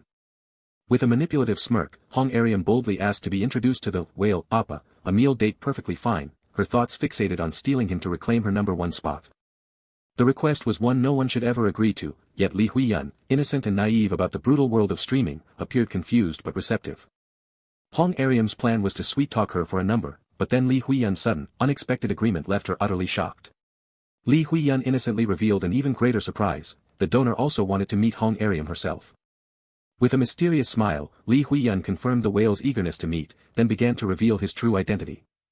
Hong Ariam's smile broadened, her eyes narrowing with a malicious anticipation of her impending triumph. What kind of luck is this? Hong Ariam mused, walking confidently through the illuminated night, feeling a surge of destiny. A smug smirk played on Hong Ariam's lips as she realized her elaborate plans to steal Huiyun's whale were completely unnecessary. That whale, Hong Ariam exclaimed, is right here, the CEO of the entertainment company, now within her grasp, who wanted to scout her. Imagining a first meeting in a luxury hotel restaurant, Hong Ariam thought, it smells like money, then learned from Li Huiyun that her whale was indeed an entertainment CEO with whom she herself was signed. Li Huiyun innocently explained that as a new company, they were pouring support into boosting their female streamers, clarifying to Hong Ariam why the donations had been so plentiful. Believing she wasn't providing enough return, Li Huiyun confessed she had recommended someone else for the opportunity. Me, huh? Hong Ariam smiled sweetly, feigning immense gratitude, while internally gloating over Li Huiyun's unwitting role in her manipulative scheme. Thanks to stupid Li Huiyun, I've gotten an unexpected chance, Hong Ariam thought with a smug smirk, deciding she would seize this opportunity, no matter the cost, as she wondered where he was. Just wait, all you stuck-up bitches. Hong Ariam vowed, reliving the mocking faces that had once fueled her rage. With a malicious smirk, Hong Ariam plotted to steal Huiyun's whale, intent on pulling in 100 times the donations her rivals would ever see. A man in a suit approached, addressing Hong Ariam by name, and she turned in surprise. A knowing look crossed Hong Ariam's face, she had anticipated this moment. The man simply confirmed her unspoken thought, yes, that's right. The man introduced himself as Shin Jong-woo, CEO of Chunhong Entertainment, extending his hand with a confident, knowing smirk. While Shin Jong-woo offered a polite greeting, his inner thoughts coldly declared, "You're done for," revealing his true, sinister identity as a junior loan shark from Chunhong Capital's debt collection team. Shin Jong-woo led a smiling Hong Ariam toward a private table, completely unaware that another man, watching from a nearby table, had already identified her. With a sinister expression, the observing man confirmed her imminent downfall. "It's time for you to fall into the abyss." An unseen voice commanded the assembled debtors, promising to deliver crucial instructions only once. The scarred man, his smirk unsettling, laid out the simple conditions for delaying their repayment, telling them to stuff their faces at a specific restaurant. He insisted they appear as regular customers every lunch hour for the next 3 months, before dismissing them with an urgent command to move. A man in a suit, his back to them, voiced his confusion to team leader Choi Ochio, wondering why they were helping a restaurant owner who owed so much to the old man. The scarred man dismissed the idea of helping, his eyes narrowed as he revealed this was merely the old man's twisted method of collection. Kim Sang-in remained silent, the scarred man's chilling words about debt collection echoing in his thoughts, waiting to see the full price that would be exacted. Shin Jong-woo, CEO of Chunhong Entertainment, confidently declared his company's simple goal, to make Hong Ariam the top star of the ranking broadcast. He promised to invest all the company's capital into her, a declaration that sparked a hopeful astonishment in Hong Ariam. Shin Jong-woo pledged top-tier celebrity treatment if she signed a contract with his company, his words designed to trap. Hong Ariam feigned gratitude for the incredibly generous terms, though her true intention was to exploit the CEO. Yet, Hong Ariam couldn't shake the suspicion that the terms were too good to be true, and the CEO seemed too young for such a position, making her uneasy. Shin Jong-woo, sensing her hesitation, playfully asked if he looked like a scammer, then acknowledged the terms were indeed unusually generous, further disarming Hong Ariam. To assuage her doubts, he promised to arrange for her to take Huiyun's spot on the ranking broadcast that very night. He asserted that if she appeared, she would witness their sincerity for herself, the truth of his words landing with a silent thud of finality. Hong Ariam mused over the implications of appearing on the ranking broadcast, already envisioning the benefits. In the brightly lit studio, the male streamer enthusiastically announced that their ace, Hui Yun, couldn't make it, and a substitute was brought in for the broadcast. As she was introduced as the trending last-place girl, Kim In, with a quiet ruffle, thought she had only come to quickly earn some pocket change. The viewers' reactions were overwhelmingly negative and critical, a harsh reminder of their changed attitudes despite having sucked up to her before. Kim In furiously questioned the CEO's motives, shouting in rage as she realized her previous stream's poor performance meant she needed more than mediocre donations to climb the ranks. The male streamer, smirking, confessed his true intention was for In to be cursed out, believing his boss had no intention of helping him either. The painful ding of a notification broke her furious thoughts as Kim In realized she was being manipulated, regretting ever coming to the broadcast. The male streamer looked utterly perplexed by an unexpected event. Two female students, their faces flushed with surprise, watched the broadcast in wide-eyed disbelief. Kim In let out a sardonic laugh, a triumphant smirk spreading across her face. The male streamer, flustered and wide-eyed, stammered that In had just received an enormous donation. A staggering 500,000 hearts poured in for In, an unprecedented record that made Chunhong Entertainment feel like they'd hit a massive jackpot. Her massive sponsorship secured her undisputed first place, a triumphant victory that promised untold gains for the company. Hong Ariam, brimming with confidence, informed the CEO that she would sign the contract, convinced he was completely smitten with her. Shin Jong-woo, his expression calm, noted that his demonstration of sincerity had been effective and agreed to immediately prepare the contract. Hong Ariam then inquired if she would have to appear with Hui Yun, concerned about her number one spot, but the CEO quickly reassured her there was no need to worry. He then ominously implied that once she signed, her association with that person would be completely severed. Hong Ariam wholeheartedly agreed, internally dismissing Hui Yun as a mere pebble compared to her newfound diamond opportunity. The management-exclusive contract, formal and cold, outlined the terms where Party B, Hong Ariam, delegated exclusive management authority to Party A. Hong Ariam struggled to comprehend the contract's legal jargon, the terms Party A, Party B, and delegate, leaving her utterly confused. The CEO feigned surprise, questioning if this was Hong Ariam's first contract, implying she should know better. Hong Ariam nervously tried to play off her confusion, then anxiously asked about the monthly settlement and if it was, perhaps, a slave contract. The CEO confirmed the monthly settlement, while Hong Ariam reassured herself, recalling Hui Yun's success and her own recent 500,000 heart sponsorship. She convinced herself that a company located in the heart of Seoul, clearly possessing immense wealth, made signing the contract an undoubtedly good decision. Shin Jong-woo further enticed Hong Ariam, promising her a life far exceeding ordinary people if she simply signed the contract. Hong Ariam hesitated, a bead of sweat trickling down her temple, as the CEO's words of luxury mixed with a faint, unsettling discomfort. With a grim grind of her teeth, Hong Ariam resolved to sign, believing this was her only chance at such exceptional treatment. With her signature now on the contract, the CEO expressed his eager anticipation for their collaboration. Very well, Shin Jong-woo declared, a sinister grin spreading across his face, as Hong Ariam officially signed with Chunhong Entertainment. Hong Ariam cried out in fear, her cheek painfully squeezed as she begged for the unseen hand to spare her. My face is going to vanish at this rate, Hong Ariam exclaimed, but the masseuse merely smiled, reassuring her it wasn't that bad as she continued to squeeze and rub, Hong Ariam now receiving the best treatment. From high-end aesthetics, her face manipulated, Hong Ariam inwardly delighted at the smooth results. She endured Botox, peels, boosters, and lifts, calmly accepting the doctor's warning that the procedures would sting a little. Her broadcast outfits necessitated luxury brand shopping, Hong Ariam asserting that anything under 3 million won simply wouldn't do for her image, a sentiment the salesperson quickly affirmed. She maintained her figure with personal training for Pilates and weightlifting, her fans reminded of the tough diet and invited to watch her broadcast that day. In the end, the consequences of her choices would finally arrive. Enthusiastic fans hailed In as guardian, proclaiming her the undisputed sponsorship queen of their broadcast. In earned an overwhelming amount of sponsorships, becoming the undisputed top star, consistently receiving phenomenal support at every ranking broadcast. As expected of me, Hong Ariam thought, basking in her success, her arrogance piercing the heavens as she contemplated a future as a real celebrity. The settlement date with Chunhong Entertainment arrived, marking a seemingly ordinary transition for Hong Ariam. Finally, the first settlement, Hong Ariam beamed, confident that her daily broadcasts would yield a massive payment. Hong Ariam cheerfully entered the CEO's office, and Shin Jong-woo, seated at his desk, acknowledged her arrival without looking up from his laptop. He apologized for making her come in person, claiming the sheer size of the settlement required meticulous, in-person calculation to avoid any mistakes. It's okay, hee. Hong Ariam replied, her heart fluttering at the thought of a large amount, eagerly pressing him for the exact figure. The CEO feigned needing another moment, claiming the numbers were so vast he had to double-check, as he tapped away at his laptop while Hong Ariam eagerly affirmed. With each tap of the keys, Hong Ariam's anticipation surged, imagining tens of millions of won flowing into her account.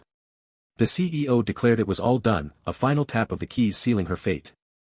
With a chilling, menacing expression, Shin Jong-woo announced, "This is surprising," as he prepared to reveal the total settlement amount. As the sun set, a voice called out to teacher Kim, pulling him back to the present. A student asked Kim Sang-in what he intended to do with Hong Ariam, and he confessed that despite his efforts, things seemed to be going remarkably well for her. As the female student questioned why he was helping Hong Ariam, Kim Sang-in recalled the scarred man's chilling words about the old man's method of collection. Just as the scarred man had foretold, 3 months later, the restaurant owner cried out in despair amidst his ruined business, the scene of destruction a testament to their cruel collection method. The scarred man mockingly questioned why the owner's business had failed, despite their help, casually revealing a staggering debt of over 400 million won. "You're so dense," the scarred man sneered, condescendingly offering to teach Kim Sang-in his method, since this is your first time. The scarred man explained that the owner of this place had initially borrowed 50 million won from the old man to open his restaurant. He had been diligent, the business going well, and he paid back the principal, continuing his interest payments regularly, a brief moment of hope. But 3 months ago, when he had repaid about half his debt, that was when they began sending in their fake customers. Originally just a neighborhood business, the restaurant suddenly had more than 3 times its usual number of customers, every single day. At that point, the owner must have thought his luck was finally turning, believing his booming business was a sign of a new beginning. But to seize this opportunity, the owner thought he needed to expand, needing more staff and finding himself short on cash, a silent rustle of his papers underscoring his dilemma. The owner agonized over whether to borrow just one more time, a thought that brought a sharp, intense reaction from Kim Sang-in. The scarred man explained that the moment that stupid owner borrowed another 100 million won, the magic of the swarming customers abruptly disappeared. And the rest, the scarred man declared, was history. The snowball of interest grew massive, its clatter echoing in the ransacked kitchen, leading to the owner's ultimate ruin. "Ended up a complete wreck like this," the scarred man proclaimed, causing the owner to cry out in despair, finally realizing he had been utterly set up. The owner sobbed, his anguished cries revealing his profound regret for not realizing the manipulation, for believing his life was finally working out. The scarred man, a sinister grin on his face, instructed Kim Sang-in to remember the owner's plight, revealing the most powerful trigger that could make a person fall into debt. Kim Sang-in's expression grew grim as the scarred man declared that trigger to be false hope. Shin Jong-woo revealed that he wasn't helping Hong Ariam at all, he was merely planting false hope in her, a statement that utterly bewildered the female student. As he walked away, his footsteps fading, Shin Jong-woo told the observing female student that she would understand everything if she simply waited. Hong Ariam's confident anticipation shattered as the CEO finally began to reveal her total settlement amount. With a chilling smirk, Shin Jong-woo casually announced her total settlement amount was minus 300 million won. Utterly confused, Hong Ariam questioned the minus, prompting the CEO to prepare his explanation. With a triumphant whoosh and a sinister grin, the CEO cruelly informed Hong Ariam that she had just become a debtor, declaring it was all in the contract she had signed. The CEO harshly demanded repayment, his words shattering Hong Ariam's world, leaving her stunned and calling out his name in utter disbelief. Distraught, Hong Ariam desperately questioned the CEO's sudden shift in behavior, utterly confused by his accusation that she was now a debtor. Hong Ariam screamed in pain as her hair was violently pulled. In a fit of rage, Hong Ariam demanded to know who was assaulting her. The CEO, illuminated by a harsh light, condescendingly stated he would simplify the explanation so even she could finally understand. "You." He began, letting the word hang in the air. The CEO, holding her head menacingly, declared the terrifying truth, she owed him 300 million won. Kim Sang-in coldly informed his captive that since understanding seemed beyond them, he would simplify the explanation to their level. The weight of her past wrongs crashed down as Kim Sang-in declared the staggering price, she owed him 300 million won. Hong Ariam's breath caught in her throat, terror and disbelief warring in her mind as she recognized her assailant, demanding to know why this sudden torment. There was nothing sudden about it, Kim Sang-in asserted, as Hong Ariam's scream of pain resonated with the debt now due. Kneeling and struggling, Hong Ariam vehemently protested, her voice laced with confusion and fury as she questioned if such cruelty could truly come from a teacher. Kim Sang-in maintained his iron grip, his demand for her to listen punctuated by the sharp crack of her hair being pulled. A brutal kick landed with a dull thud, and Hong Ariam cried out as pain shot through her. Her scream was a raw, guttural sound, her face a canvas of tears and fresh blood from her injured nose. Kim Sang-in's shadow loomed over her, delivering a chilling ultimatum, she must pay the price of Kim Ian's life. Hong Ariam lay defeated, her mind reeling through a haze of pain and confusion, grappling with the impossible debt and its horrifying connection to Kim In. Kim Sang-in observed her with an unsettling indifference, unconcerned if she grasped the depth of her predicament. As tears streamed down her bloodied face, Hong Ariam cried out in frustrated defiance, refusing to understand why she should repay such a monstrous debt. Kim Sang-in and the smirking Shin Jong-woo presented a contract, casually reminding her that she had signed it herself, a fact Hong Ariam desperately denied even as she fell with a dull thud. Enraged, Hong Ariam screamed her accusations of fraud and illegality, desperate to know what further horrors awaited her if she refused to pay. With a menacing glint in his glasses, Kim Sang-in promised that if she refused, the entire world would learn of her unpaid debt. Hong Ariam's eyes widened in utter terror as Kim Sang-in meticulously outlined his plan to expose her to everyone she knew, beginning with her own family. Kim Sang-in calmly detailed his relentless strategy of public humiliation, vowing to notify every institution and individual in her life until the debt was settled. A chilling smirk touched his lips as he extended his terrifying threat beyond her life, declaring he would even collect her funeral money if she died. Overwhelmed by the sheer malice of his words, Hong Ariam's trembling voice barely managed to question his true identity once more. Kim Sang-in's gaze sharpened as he revealed his true nature, identifying himself as the brother of the teacher she had driven to her death. Then, with a stark finality, he delivered the shocking truth: he was a loan shark. Hong Ariam reeled, trying to process the horrifying dual revelation: Kim In-'s brother, and a loan shark. With an unyielding sternness, Kim Sang-in commanded her to rise and begin working, for her debt would not pay itself. The off-panel voice expressed utter surprise at their current location, Mucheon Station. Hong Ariam stared at Kim Sang-in with a mix of shock and dawning anger, realizing his true intentions. Hong Ariam recoiled at the suggestion of becoming a power line streamer, while a male streamer aggressively baited his audience for donations in the notorious Mucheon Station area. The narration explained the origins of the power line moniker, a fitting description for online streamers lining up their equipment like sparrows on a wire. The narration continued, revealing how this reputation for crude, donation-driven broadcasts had earned the area the unsavory title of the gutter of internet streaming. Hong Ariam flatly refused the humiliating prospect of power line streaming, but Kim Sang-in, unperturbed, challenged her to present any viable alternative. Annoyed and defiant, Hong Ariam questioned the meager earnings of power line streaming, unwilling to accept it as her only option. Exasperated, Hong Ariam shouted her inability to ever repay 300 million won through such low-earning streams, declaring the task impossible. Kim Sang-in offered a sudden, manipulative concession, reducing the debt to a seemingly manageable 5 million won, subtly questioning if that sum was within her reach. Hong Ariam's calculating mind immediately seized on the possibility, her surprise at the reduced amount quickly replaced by a hopeful consideration of how to scrape it together. Before Kim Sang-in could outline the stringent terms, Hong Ariam eagerly agreed to the 5 million won debt, and he decisively warned her there would be no turning back. Hong Ariam pressed for a firm promise, desperate for the nightmare to end, believing that paying off the small sum would finally erase Kim In and the debt from her life. Kim Sang-in's calculating gaze met hers, and he guaranteed the terms, but only on the strict condition of her full payment. Kim Sang-in ordered Hong Ariam to begin immediately, warning her against any deception as he vowed to monitor her every move, to which she grudgingly complied. Kim Sang-in, in his silent contemplation, knew Hong Ariam believed 5 million to be an achievable sum. Hong Ariam's arrogant confidence in her past streaming success made her scoff at the 5 million won, utterly unaware that she was clinging to false hope, and the true enormity of the sum would soon be revealed. With a sigh of false confidence, Hong Ariam began setting up her phone, ready to stream.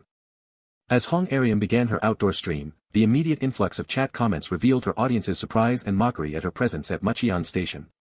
Hong Ariam playfully dismissed her viewers' assumptions, claiming she was merely exploring new content, not truly engaging in powerline streaming. Her playful demeanor shattered when a donation arrived with a demeaning demand, leaving Hong Ariam aghast at the expectation to dance for such a paltry sum. Hong Ariam, still attempting a charming deflection, emphasized her perceived value, expecting a much higher donation for her performance. Confusion and frustration washed over Hong Ariam as the chat comments turned hostile, accusing her of arrogance and demanding she return the money if she wouldn't perform. Hong Ariam's feigned sweetness quickly vanished, her haughty dismissal of her audience as basement keyboard warriors, revealing her stubborn refusal to lower her standards for so little. While a male streamer and another man expressed their frustration with Hong Ariam's unyielding attitude, Kim Sang-in silently observed, noting her utter lack of understanding regarding the debt's true pressure. With a subtle smirk, Kim Sang-in made a cold, decisive command, sending someone to teach Hong Ariam the harsh lesson she stubbornly refused to learn. As a mysterious man with a fedora walked away, Hong Ariam obliviously complained about her declining earnings, reminiscing about the days when a single dance earned her 100,000 won. The man with the fedora abruptly stopped before Hong Ariam, his intense gaze falling upon her, prompting a startled question from the student. Without a word, the man with the fedora violently kicked Hong Aryam's streaming tripod, shocking her into stunned silence. Enraged, Hong Aryam screamed at her assailant, demanding to know his identity, only to be met with a crude insult from the man with the fedora. As the man with the fedora ordered Hong Aryam to stream properly, onlookers speculated, some wondering if it was a staged fight, a common occurrence in the area. The man with the fedora, his face dark and menacing with a missing tooth, revealed his identity as Kim Sang-in's enforcer, and that his own interest would be cut if Hong Aryam streamed properly. Hong Aryam's eyes widened in terror as the man with the fedora revealed the chilling truth: every donation she earned would be directly applied to her principal debt. The man with the fedora leaned in close, his voice a venomous whisper, demanding her best effort and ending with a thinly veiled death threat. Only then did Hong Aryam fully grasp the inescapable reality of her situation, realizing she no longer had the luxury of choice. Humiliation warred with desperation as Hong Aryam, now dancing her hardest at Ch1 station, poured every ounce of effort into earning money to pay her impossible debt. Hong Aryam, now actively engaging her audience, even offered to undertake the street tout challenge for a higher donation, her desperation subtly shifting her approach. A large donation arrived with a humiliating demand. Hong Aryam was ordered to write her name with her but. Kneeling in contemplation, Hong Aryam wrestled with her pride, acknowledging that 200,000 won was too significant to ignore, despite the degrading nature of the challenge. As Hong Aryam performed the humiliating act, amused onlookers watched and laughed, oblivious to the deeper significance of her desperate struggle to learn the true value of hard work. After a week, Hong Aryam, exhausted but hopeful, checked her earnings, believing her humiliating grind was almost over with 4.5 million won saved. A new notification flashed, prompting Hong Aryam to pause, a curious escaping her lips. A 1 million won offer to shave her head flashed across her screen, a tempting shortcut to freedom she knew she couldn't take, despite its promise to pay off her remaining debt in one go. Hong Aryam, with a forced smile, firmly rejected the drastic offer, emphasizing that her hair was everything to a female streamer. Her thoughts were interrupted as Hong Aryam noticed a group of women approaching, an unsettling apprehension beginning to stir. The Three Beauties crew, a rival group of streamers, confronted Hong Aryam, accusing her of encroaching on their territory without proper respect or a crew of her own. Hong Aryam scoffed at their territorial claims, dismissing them as ugly and telling them to mind their own business. The woman with the bow smirked maliciously, commenting on Hong Aryam's Gen Z attitude and declaring that she clearly had a screw loose. The three women lunged, violently striking Hong Aryam, whose screams of distress echoed in the chaotic street. As the women continued their assault, the chat comments flowed, some finding amusement in Hong Aryam's beating, others mocking her for venturing into their territory. The woman with the bow paused her attack, a curious escaping her lips as a new notification popped up. She expressed surprise that donations were still coming in while she was busy beating up a fellow streamer. The woman with the bow's surprise turned to intrigued shock as she read a chat comment revealing a 1 million won donation offer to punish Hong Aryam for refusing to shave her head. With a menacing click, the woman with the bow revealed she was prepared, always carrying hair clippers for such shaving missions. Hong Aryam screamed in terror and struggled furiously as the woman with the bow ordered her companions to hold her down for a forced haircut. Hong Aryam's eyes widened in abject horror as the whirring sound of the clippers grew louder, signaling her impending violation. A final, desperate "no" from Hong Aryam pierced the air, abruptly cut short as the scene shifted to the exterior of Ch1 station. The peaceful twilight settled over Ch1 station, a stark contrast to the brutal events that had just unfolded. As Kim Sang-in approached with deliberate footsteps, Hong Aryam, her voice strained, informed him she had transferred the 5 million won to his account. Kim Sang-in confirmed the receipt of the money, while Hong Aryam tentatively asked if their ordeal was finally over. Hong Aryam, her hair now brutally short and her face etched with exhaustion, declared that she had paid back everything, believing herself free. Kim Sang-in's eyes, cold and unyielding behind his glasses, dismissed her claim, stating that the debt was only settled when the full amount was paid. Hong Aryam reacted with shock and fury, demanding to know what he meant, only to be crushed by Kim Sang-in's revelation that she had only paid the principal, and the interest remained. Kim Sang-in calmly explained that by choosing the 5 million loan over 300 million, Hong Aryam had unknowingly accepted the preset, unheeded repayment period and interest rate. The narration prepared the listener for a crucial, devastating revelation. The crushing truth was revealed, an interest rate of 100% per week, 5,200% per year, meaning Hong Aryam owed 10 million won, not 5, and her hopes shattered. Hong Aryam's eyes wide with despair, she cried out that such a debt was impossible to repay, even in a lifetime. With chilling resolve, Kim Sang-in stated that her debt would follow her even after death, ordering her to get back to work. Kim Sang-in towered over the defeated Hong Aryam, demanding an additional 10 million by next week, and she cried out that the situation was insane. In her mind, Hong Aryam furiously questioned why she should spend her entire life indebted because of Kim In. With fierce resolve, Hong Aryam angrily refused to accept her fate, proclaiming she would never pay such a debt. Desperate, Hong Aryam pledged to do anything if a group of stern-looking men would simply get rid of that crazy bastard, referring to Kim Sang-in. The CEO of Samak Entertainment, Kong Jangdae, whose nickname was Banpagod Landlord, listened intently, confirming she spoke of the expressionless man with glasses, revealing he was already looking for him. Hong Aryam, fueled by resentment, insisted that whatever CEO Kong Jangdae's history with Kim Sang-in, the latter's actions demanded repayment, and then she paused, awaiting his response. With a decisive command, CEO Kong Jangdae ordered his men to gather their weapons, declaring that someone was going to die today. Heavy, purposeful footsteps echoed on the tiled floor, announcing an ominous presence. Hong Aryam, now resolute, turned away from the viewer, instructing the assembled men behind her that there was no need for them to make a move. A line of menacing figures stood behind Hong Aryam, their organized presence suggesting a readiness to act on her command. Kim Sang-in appeared, his eyes glowing with an intense awareness, asserting his presence with a chilling declaration that he was already there. A quiet conversation unfolded between Chunhong Capital Chairman Huang Byung-hyan and Baekgun Loan Chairman Beck, shrouded in the cafe's warm glow. The calm shattered as Chairman Huang reacted with utter disbelief, exclaiming, "No way." With unyielding conviction, Chairman Huang refused to part with Kim Sang-in, asserting he was a core member of Chunhong's workforce. From off-panel, Baekgun Loan Chairman Beck erupted in exasperation, clarifying that he merely sought Kim Sang-in for a temporary dispatch. Chairman Beck insisted he needed Sang-in's clean methods to train his own men, spooning soup thoughtfully. Baekgun Loan Chairman Beck reminded his counterpart of past favors, but Chairman Huang dismissed it, confident in Chunhong's own strength. Chairman Huang definitively stated that Sang-in was off-limits, declaring the young man the crown jewel of his company. As if on cue, Baekgun Loan Section Chief Lee Gubium smoothly interjected, hinting at another option for Baekgun. Lee Gubium mentioned a Manager Lee as an alternative, while an off-panel speaker readily agreed with Chairman Huang's assessment. Lee Gubium complained that his father constantly compared him unfavorably to Kim Sang-in, finding the comparison honestly hurtful. Chairman Huang sternly criticized Lee Gubium's crude collection methods, demanding he handle things smartly like Sang-in, much to Lee Gubium's visible annoyance. Lee Gubium paused thoughtfully, his eyes narrowed, before addressing Chairman Huang with a new question. He then directly challenged Chairman Huang, asking who he considered more useful, Chunhong's crown jewel, Kim Sang-in, or Baekgun's Lee Gubium. Meanwhile, Kim Sang-in calmly observed the increased number of opponents in a dark, tense hallway. He dispassionately estimated their numbers, recognizing the shift in his impending confrontation. A man in a brown jacket expressed shock at Kim Sang-in's sudden appearance, then taunted a frightened student about the teacher's true identity. Kim Sang-in repeated the accusation of being a loan shark disguised as a teacher, questioning the pathetic game they were playing. The man in the brown jacket angrily confronted Kim Sang-in, accusing him of causing financial losses and interfering with their profits. The man angrily pleaded about his investment, but Kim Sang-in dismissed his concerns with chilling indifference. Kim Sang-in declared his sole purpose was to retrieve Hong Aryam, causing the man in the brown jacket to turn to her in confusion.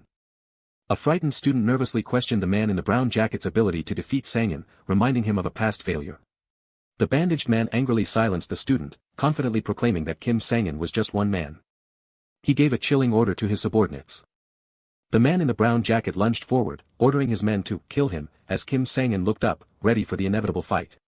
He walked with a heavy stride, grumbling about his lost revenue due to Kim Sang-in. The man was suddenly and violently attacked, cutting short his desperate thoughts about proving himself to his boss. Kim Sang-in moved with kinetic force, swiftly taking down multiple opponents with a single powerful kick, sending them flying. The bandaged man reacted with disbelief, realizing how quickly his men had been defeated in the short moment his back was turned. Kim Sang-in stood calm and victorious amidst 4 defeated, bloody opponents, his control absolute. He calmly addressed Hong Aryam, warning her not to attempt escape, a drop of blood on his cheek a chilling testament to his resolve. Kim Sang-in lunged forward with explosive force, confidently stating the brutal fight would be over soon. Hong Aryam cried out in terror, her eyes wide and body trembling from the visceral sounds of the ongoing assault. An off-panel voice questioned the escalating violence as Kim Sang-in continued his relentless assault, effortlessly taking down more men.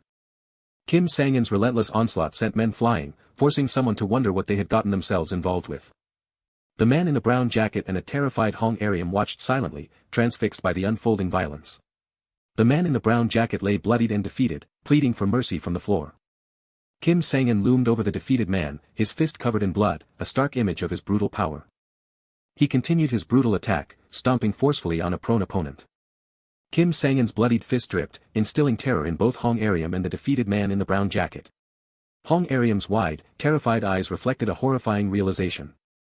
She realized she could never truly escape the relentless grip of that man, Kim Sang-in. Extreme fear consumed Hong Ariam as she believed her life was truly on the line. Kim Sang-in stood over the defeated men and the terrified Hong Ariam, declaring she was the only one left. The bandaged man, still on the ground, frantically tried to intervene, begging Kim Sang-in to stop. The man's eyes widened in utter shock and disbelief, completely stunned by Kim Sang-in's actions. The man in the brown jacket prostrated himself completely, desperately apologizing and begging for forgiveness. He admitted fault but frantically tried to justify his actions, shaking with desperation as he cited unavoidable circumstances. The man desperately pleaded for a single extension of his repayment date, but Kim Sang-in remained expressionless, a slight smear of blood on his mouth. As he casually walked past the prostrating man and unconscious bodies, Kim Sang-in mockingly questioned why he was slamming his head on the floor. Lee Gubium mockingly told the prostrating man to lift his head and regain his dignity, remarking that a man of his age shouldn't lose his composure. Lee Gubium questioned the kneeling man about the repayment delay, while Kim Sang-in observed silently as the man began to explain. The man tried to explain Kim Sang-in's sudden arrival, but Lee Gubium seemed lost in thought, processing the situation. Lee Gubium brutally silenced the man with a kick, signaling his disinterest in the explanation. He continued, stating his preference for hearing the story from another source. Lee Gubium declared it would be more enjoyable to hear the explanation from team leader Kim Sang-in, who remained unperturbed by the defeated man on the floor. Kim Sang-in logically deduced that Lee Gubium's presence meant the location had a debt relationship with Baekgun loan.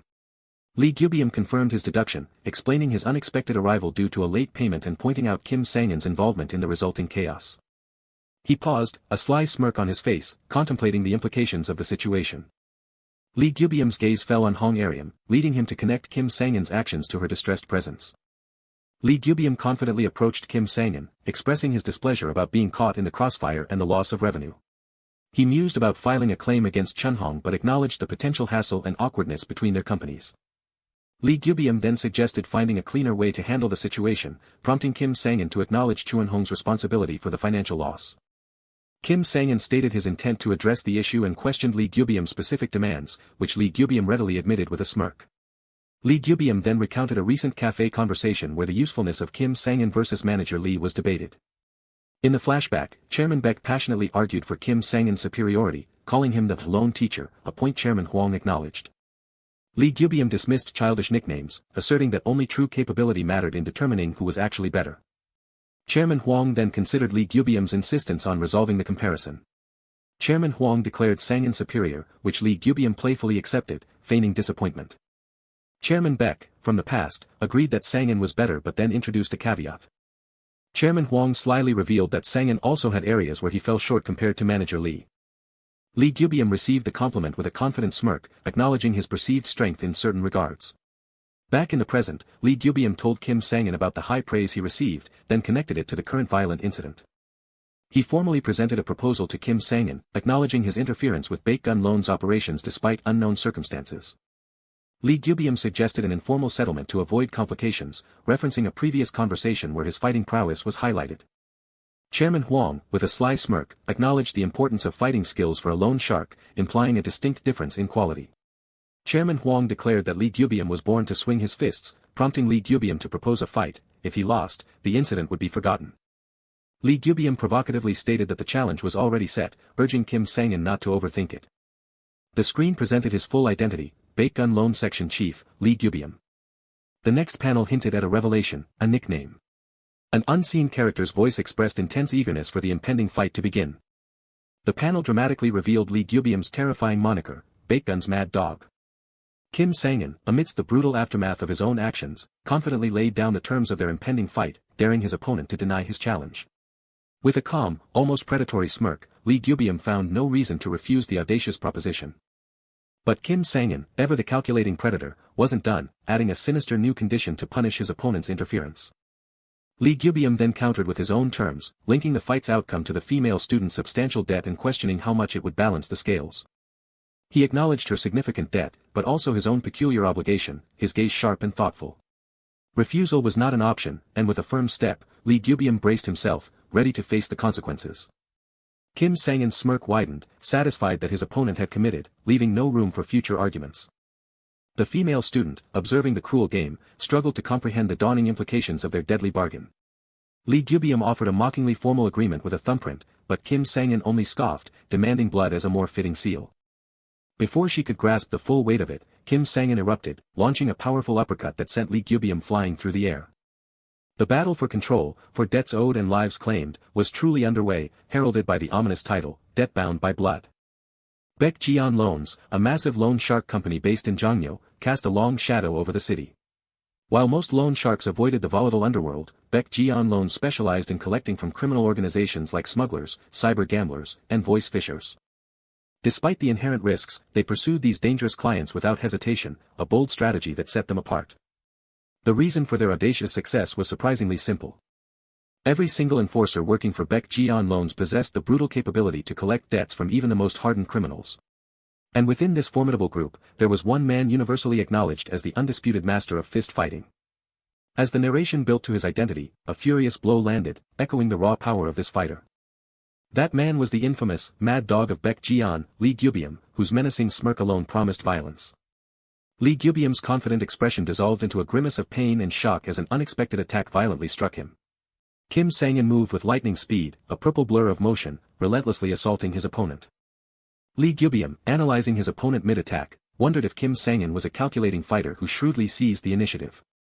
Kim Sang-in taunted his rival, while Lee Gyubyum's narrowed eyes confirmed his initial assessment was wrong. His opponent was unlike any other. As Kim Sang-in's kick connected, he mocked Lee Gyubyum for being slower than rumors suggested, his movements purely instinctive rather than calculated. A menacing smirk twisted Kim Sang-in's lips, he relished the fight, driven by pure instinct. Lee Gyubyum recoiled, realizing it was too late to evade the next devastating blow. Kim Sang-in delivered a brutal kick, directly connecting with Lee Gyubyum's head.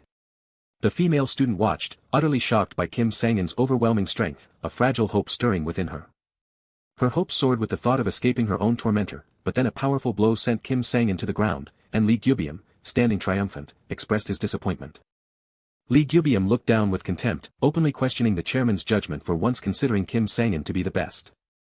With another taunting blow, Lee Gyubyum scoffed, suggesting the chairman's eyesight must be failing him. Despite his taunts, Lee Gyubyum internally conceded Kim Sang-in's impressive speed and reflexes, admitting they allowed for his unpredictable moves. So, with a surge of aggressive motion, Lee Gyubyum enacted his strategy, aiming to bind Kim Sang-in's movements and limit his unpredictability. Kim Sang-in, though possibly injured, maintained a focused, determined gaze, his hand clenched. The female student's eyes widened in extreme shock and terror as the fight intensified. She wondered aloud how any human could move with such brutal speed and power as Lee Gyubyum utterly dominated Kim Sang-in. Lee Gyubyum, smirking with condescension, dismissed Kim Sang-in's fighting style as merely grab and beat, a basic approach. Kim Sang-in's hand slammed against the ground with a pained grunt as he struggled to speak. Lee Gyubyum landed another kick, mocking Kim Sang-in by calling him boring as he fell. Amidst the brutal exchange, Lee Gyubyum's glasses flew from his face, shattered by the impact. The female student, now smugly impressed, smiled, believing Kim Sang-in had somehow achieved victory. With a confident declaration, she proclaimed Kim Sang-in the clear winner as he stood bruised but seemingly triumphant over his opponent. But then, drops of crimson blood splattered onto the floor, a stark reminder of the fight's brutal cost. Lee Gyubyum, bruised and bleeding from the nose, staggered, completely disoriented and defeated. Kim Sang-in, smirking victoriously, mocked Lee Gyubyum, claiming he had expected to learn something from the teacher, but found him completely devoid of knowledge. He provocatively wiped the blood from his nose, daring Lee Gyubyum to teach him something truly valuable. Kim Sang-in then respectfully bowed, excusing himself from the chairman due to work, receiving a casual warning from Chairman Baek to moderate his fighting. Chairman Huang watched Kim Sang-in depart, his expression thoughtful and concerned. Chairman Huang then confronted Chairman Baek, demanding to know why he had lied about Lee Gyubyum's superior fighting skills. With a cunning smile, Chairman Baek explained his deliberate provocation, knowing Lee Gyubyum's competitive spirit would force a fight with Kim Sang-in. Chairman Huang reminded him of Lee Gyubyum's relentless nature, an aggressive bite that never let go once he was given an opening. He then clarified his original intention, claiming he merely wanted Lee Gyubyum to educate their subordinates, praising his opponent's uniquely clean work. Chairman Baek repeated the word educate with a sly, knowing smirk, understanding the hidden meaning. Chairman Huang's concern deepened as he contemplated the potential consequences of manager Lee meeting Sang-in. Standing in the dim room, Lee Gyubyum, head bowed in defeat, resolved to learn from the loss, recognizing the simple reason for his downfall. His self-reflection was brutal. He wasn't clean enough, a flaw that would always lead to his defeat. He addressed Kim Sang-in, who was now seated and listening, acknowledging that to any bystander, it must have appeared as if Lee Gyubyum was destroying him. Kim Sang-in, feet moving with decisive intent, stated that the full truth of their conflict would only be known after its conclusion. As he delivered another powerful kick, Kim Sang-in declared that the true outcome would only be revealed when they both finished. Lee Gyubyum, analytical even amidst the blows, observed Kim Sang-in employing a standard, direct approach to end the fight quickly. Kim Sang-in's kick connected with impactful force, a moment of sharp contact. As he absorbed another punch, Lee Gyubyum internally noted that Kim Sang-in's direct attack strategy had already proven ineffective. Lee Gyubyum, smirking through his bruises, taunted Kim Sang-in, reminding him of his earlier warning. With a powerful punch that sent Kim Sang-in airborne, Lee Gyubyum proved his point: his opponent didn't fight clean enough, rendering him unable to dodge. Lee Gyubyum delivered another impactful punch, internally analyzing how Kim Sang-in's reliance on instinct and unpredictable movements, while powerful, also had a critical weakness. That very unpredictability, the narrator explained, caused Kim Sang-in's movements to be too large, leading to a brutal blow that caused him to cry out in pain. Lee Gyubyum, bruised but resolute, reflected internally that even the most unpredictable movements became readable to an opponent who could anticipate them. As Kim Sang-in lay defeated on the ground, Lee Gyubyum continued his brutal assault, adding a second point to his internal critique. Lee Gyubyum conceded that Kim Sang-in's earlier attack had been powerful enough to momentarily blur his vision. But he critically admonished Kim Sang-in in his thoughts for not pressing his advantage to finish the fight, instead choosing to throw a worthless joke. Standing dominantly over the defeated Kim Sang-in, Lee Gyubyum pressed his foot down, delivering a final, crushing piece of advice: finish your work while you still have the chance. Kim Sang-in cursed in pain and utter frustration, lying bruised and defeated on the ground. Yet, even in defeat, Kim Sang-in's bloodied face broke into a defiant smirk, claiming he had indeed learned something from the experience. On the ground, Lee Gyubyum's broken and blood-splattered glasses lay, a symbolic casualty of the intense battle. Lee Gyubyum then turned his menacing attention to Hong Arium, who cowered in terror on the ground. He coldly accused her of lacking the will to repay her debt, despite having given her every opportunity. With glowing red eyes and an ominous full moon behind him, Lee Gyubyum declared Hong Arium utterly hopeless. On a boat shrouded in dense fog, a man stood, while muffled, desperate sounds indicated Hong Arium's unseen struggle. The man reported that the cement was mixed, as Hong Arium's muffled cries of terror echoed from an unseen place. Lee Gyubyum remained silent, looking down into a barrel, as Hong Arium's desperate struggles and cries continued. With a grim expression and blood still on his shirt, Lee Gyubyum gave the chilling order to pour the cement, sealing Hong Arium's horrific fate inside the barrel. Kim Sang-in had quietly watched his sister from a distance, tracing the path her life took after they'd grown apart. He saw the struggle in her days, the endless work she endured long after their lives had diverged. In those moments, watching her from afar, a fragile sense of relief had settled over him. His little sister, whom he once believed too delicate to survive without his protection, had proven stubbornly resilient, forging her own path.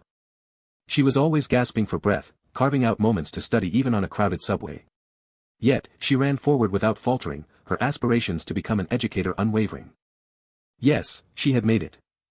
As she slowly moved further from the abyss of their past, he believed her future was finally bright. He watched her celebrate, a silent observer holding a bouquet he would never give. A deep resolve hardened in his gaze. The vibrant yellow flowers, symbolizing joy and remembrance, found their resting place in the cold steel of a trash bin. He decided then to cease his silent vigil, believing it was for her own good. He resolved to postpone any reunion until a far-off future, a time when their paths might cross without consequence. His life was not one she should ever witness, a dark shadow he believed would only pull her down. He yearned for her to forget the unhappy childhood inextricably linked to his presence, seeing her instead as the bright future she was meant to have. Please, he silently pleaded, achieve your dream of becoming a teacher, and forget the past. He wanted her to bury that painful history, just as he was burying his hopes of being part of her life. This was the story of Debtbound by Blood, by Blackwhite and Kim Dong-chan. Submerged and ensnared, Kang Jangdae's muffled cries were swallowed by the gurgling water, as the physiological agony of drowning began. Intense terror seized her as the cold water enveloped her, her body recoiling with a muffled thud against the net. Her brain screamed for air as oxygen depleted, triggering a painful, desperate hunger for breath her body could not satisfy. As water surged into her airways, her larynx spasmed violently, a desperate, instinctive defense against imminent collapse. Each passing second of agonizing suffocation stretched into an eternity, a torment beyond measure. Above the churning water, Kim Sang-in stood stoic as the man in the tracksuit watched the unfolding scene. Did you know? The tracksuit man asked, a subtle hint of blood on Kim Sang-in's collar marking his grim resolve. The man coldly explained that just before hypoxia claimed its victim, pain vanished, replaced by an illusory sense of peace, his stopwatch ticking past 2.5 minutes. When the man suggested peace was near, Kim Sang-in's command cut him off, pull her back up. Kim Sang-in's eyes narrowed, his voice chilling as he declared that peacefulness was a mercy not meant for her. The machinery whirred to life, pulling the net from the water with a heavy splash. Kang Jangdae emerged from the dark water, coughing violently, her body racked with desperate spasms. Her face soaked and terrified, Kang Jangdae desperately pleaded for mercy, her voice ragged and broken. With snot and tears streaming, she confessed her wrongdoings, begging for the torment to end. Kang Jangdae's gurgling, desperate pleas continued from off-panel, but Kim Sang-in remained unmoved, a cold, unyielding presence. Her eyes wide with abject terror, Kang Jangdae's pleas became frantic, revealing the depth of her fear. Kim Sang-in's single word, no, was a cold, unyielding refusal. This is just the beginning, Kim Sang-in stated, as the net splashed back into the dark water. His face, half lit in the gloom, bore a grim, unyielding determination. Gurgling and muffled screams echoed as Kang Jangdae was plunged back into the dark depths. His eyes burned with an icy resolve, promising Hong Aryam that he would not grant her the mercy of death, no matter how desperately she begged. His sister, Kim In, had once gently guided a distressed student, a memory of her compassionate nature now a painful ghost. Underwater, Kang Jangdae thrashed in agony, a guttural scream escaping her lips. A young woman who had only wished to live an honorable life. Kim Sang-in's voice was sharp, cutting through the falling rain as he commanded his subordinate to pull her up. Without hesitation, Kim Sang-in ordered her dunked again, the water splashing violently. Rain streaked across his glasses, but his eye remained cold, his resolve unyielding. He remembered his little sister's gentle smile, a ghost of her former self. You drove her to her death, he silently seethed, as Kang Jangdae screamed underwater, now, you must pay the price. His voice was a merciless whisper, again. Kang Jangdae choked and gasped, her body spasming from the lack of air. Amidst the relentless splashing of the stormy sea, Kim Sang-in's single word echoed 5 times, again, again, again, again, again. Rain lashed against the boat's cabin window, mirroring the storm within. As the sun dipped below the horizon, painting the sky in fiery hues, a deceptive calm settled over the sea. As Kim Sang-in looked out at the twilight sea, his subordinate nervously reported that his prisoner, still in the barrel, was near her breaking point. Kang Jangdae lay broken in the barrel, her eyes rolled back as she whimpered apologies, her spirit utterly shattered. The subordinate warned that another dunk would kill her, prompting Kim Sang-in to ask, what should we do? Kim Sang-in paused, his expression unreadable in the fading light. Looking down at the unconscious figure in the barrel, he stated his terms, he could not let her die peacefully. With a finality that brooked no argument, he ordered the boat turned around, declaring this particular debt collected. The boat moved away, leaving the turbulent night behind as waves lapped against its hull. Facing the sunset, he silently addressed his sister, Kim In, believing he had dealt with one of the awful demons who tormented her.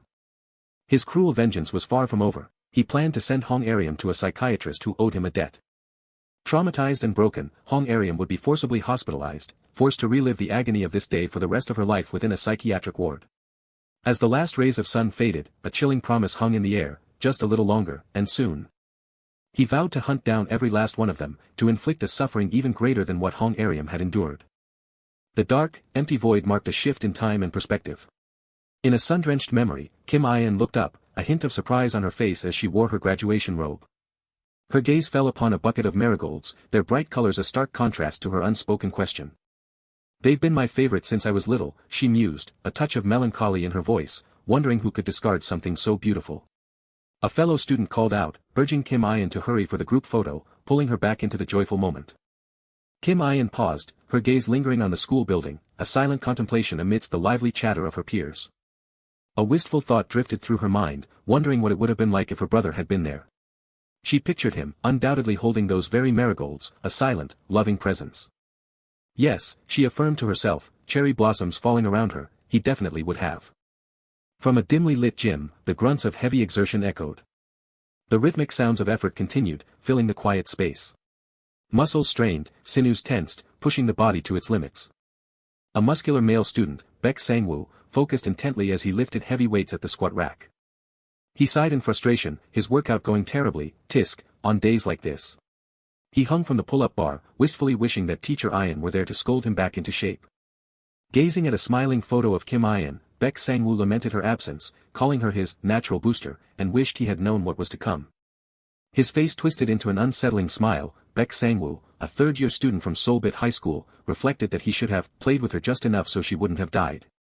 The boat cut through rough, purple-tinted waters under a sky painted with the hues of an impending, dramatic storm. Hong Aryam cowered on the floor, her frantic apologies echoing through the ominous purple light as Kim Sang-in stood silently over her, a formidable presence she had wronged. Her pleas for salvation were met with Kim Sang-in's unyielding gaze, his voice a cold declaration that her belated admission could never erase the stains of her past sins. Trembling with raw fear, Hong Aryam desperately tried to minimize her part, insisting she had only lied and that Kim In-in's death couldn't possibly be attributed to her actions alone. Kim Sang-in dismissed her words as a pathetic excuse, his eyes narrowing to intense slits as Hong Aryam, desperate, suddenly hurled the blame onto someone else. Hong Aryam's face contorted with terror as she revealed the true torment Kim In had endured, slowly falling apart because of a psycho. Towering over the cowering girl, Kim Sang-in's voice cut through the tension, demanding the identity of the person she implicated. In the dappled sunlight of the school hallway, a malevolent smirk twisted across Yi-jun's face, hinting at a darker nature beneath the surface. The name Eom Yi-jun left Kim Sang-in's lips, a silent question hanging heavy in the tense, purple-tinged air. Back at the school, the familiar call for students to take their seats signaled the start of an important announcement under the bright, ordinary sky. The teacher began the formal announcement, addressing the classroom about the recent, unfortunate incident that had involved Ms. Kim In. Hong Aryam, the teacher announced, would be absent for an extended period, requiring long-term inpatient psychiatric treatment. The teacher attributed Hong Aryam's condition to emotional instability stemming from the incident, which prompted surprised murmurs and cynical remarks from students who remembered her recent flaunting of luxury goods. Though unable to delve into specifics, the teacher conveyed that Hong Aryam was overwhelmed by a profound sense of guilt. The teacher explained that Hong Aryam believed herself solely responsible for the tragedy, a revelation that drew a soft, concerned gasp from one of the female students. His gaze sharp and penetrating, the teacher paused, hinting at the collective responsibility of the classroom. The teacher's words hung in the air, a silent challenge to anyone who harbored guilt regarding Ms. Kim In. With a softened expression, the teacher offered a compassionate ear to anyone burdened by guilt, promising to listen without judgment. As the morning meeting concluded, a male student remained lost in somber thought, the teacher's words weighing heavily on his mind. The bright, artificial glow of a vending machine marked a small moment of everyday school life amidst the heavy news. A student popped open a soda can, his casual query cutting through the air as he asked if his friends had heard the teacher's announcement. Taking a thoughtful sip, a student speculated that their homeroom teacher was already enacting his revenge on Hong Aryam, moving more recklessly than they had anticipated. The student urged caution among his peers, suggesting they lay low for a while as the implications of the teacher's revenge settled. Panic etched across his face, a student stammered, fearing how much the teacher truly knew about their involvement. Yi-jun, calm and composed, confidently reassured the others, stating that if the teacher truly knew their actions, he would have already confronted them directly. But a more somber student countered that the true issue wasn't if, but when the teacher would uncover their secrets, asserting it was only a matter of time. When pressed for a plan, Yi-jun merely scoffed, confidently declaring that they were all worrying far too much over nothing. With a defiant gulp from his bottle, Yi-jun brazenly proclaimed his indifference to the teacher finding out, confessing he even hoped for a direct confrontation. A malicious smirk spread across Yi-jun's face as he relished the prospect of a direct confrontation, especially since the teacher was Kim In-in's brother. One student, openly dismissive of Yi-jun's dangerous bravado, walked away, declaring he had said his piece and wanted no part of it. Yi-jun curtly concluded the discussion, calling for everyone to change for PE, unaware of the silent curses one student hurled at his retreating back. His expression hardening, Yi-jun issued a stern directive: report any contact from the homeroom teacher immediately, reminding them that while Hong Aryam acted alone, their collective involvement remained a binding tie. The long shadows stretching across the schoolyard served as a stark, ominous reminder of their collective entanglement. The prevailing sentiment held that PE had become a useless subject, merely playtime for students unconcerned with its impact on college admissions. PE exams, he mused, were simply a formality, with points given freely as long as students maintained a pretense of effort. The teacher rationalized that allowing the students to simply run wild was a mutual benefit, letting them blow off steam during an otherwise useless period. The PE teacher, leaning back casually, saw no point in Kim Sang-in observing his class, questioning the very purpose of the subject itself. Kim Sang-in offered a polite thanks for the advice, but his firm tone hinted at intentions that ran far deeper than casual observation. His gaze was direct and resolute as he stated his true purpose: to watch the students in his class. His eyes narrowed behind his glasses, a cold, meticulous determination in his voice as he vowed to scrutinize every single one of them. Baek Sang-woo's impressive display of over 20 pull-ups drew gasps of awe and huffing admiration from the watching students. Baek Sang-woo landed with a flourish, flexing his impressive physique and loudly challenging the impressed students to witness his power. With a confident smirk, Baek Sang-woo dramatically showcased his vast latissimus dorsi, demanding admiration for his muscular development. A student exclaimed in awe, genuinely impressed by Baek Sang-woo's physique, marveling that his back muscles were visible even from the front. Eager and curious, two male students pressed Baek Sang-woo for his workout secrets, desperate to know how he had built such an impressive body. With a proud smirk, Baek Sang-woo breezily dismissed his success as nothing special, listing the standard advice of training hard, eating well, and sleeping soundly. He exhorted the students to stop being jealous and start putting in the effort, inspiring them with such fervor that one immediately declared his intention to sign up for a gym. But one student, his eyes narrowed with suspicion, openly questioned how Baek Sang-woo's body had transformed so rapidly in just over a year, recalling information he'd seen online. The student's implied accusation of illegal steroid use caused Baek Sang-woo's face to contort with furious anger, his forehead veins visibly throbbing. Baek Sang-woo's jaw clenched, his teeth gritting together as seething rage consumed him, processing the full weight of the student's insult. In a sudden, explosive burst of rage, Baek Sang-woo struck the student, who crumpled to the ground in shock and pain. Baek Sang-woo raged, his voice thick with furious denial, asserting that his body was a lifetime natural creation of sheer effort while the terrified student cowered. His enraged tirade continued as he mocked the skinny loser student, vehemently attributing his rapid muscle growth to superior genetics. As Baek Sang-woo raged on, two other students exchanged bewildered glances, one of them revealing that his anger management issues had been present since he started working out. His anger escalating uncontrollably, Baek Sang-woo violently grabbed another student by the collar, who pleaded for him to calm down. Baek Sang-woo's face contorted into a furious mask as he raised his fist, preparing to strike the terrified student. A calm, authoritative voice cut through the rage, uttering a single name, Baek Sang-woo.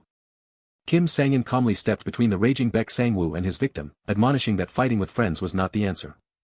Baek Sang-woo started to argue, but Kim Sang-in's stern, calm command to release the student cut him short. Kim Sang-in calmly pointed towards the approaching teachers, whose shouts of, "Hey! What are you kids doing over there?" quickly broke through the tension. His gaze fixed on Baek Sang-woo, Kim Sang-in delivered a pointed reminder of their earlier conversation, his words carrying an unspoken warning. Kim Sang-in's chilling warning about swinging his fists, like back then, filled Baek Sang-woo with reluctant, jaw-clenching frustration. One teacher questioned intervening, but another reassured him, crediting Eom Yi-jun's knack for managing Class 2's outbursts. The teacher continued, observing that Yi-jun always seemed to appear and handle problems just as they were about to explode.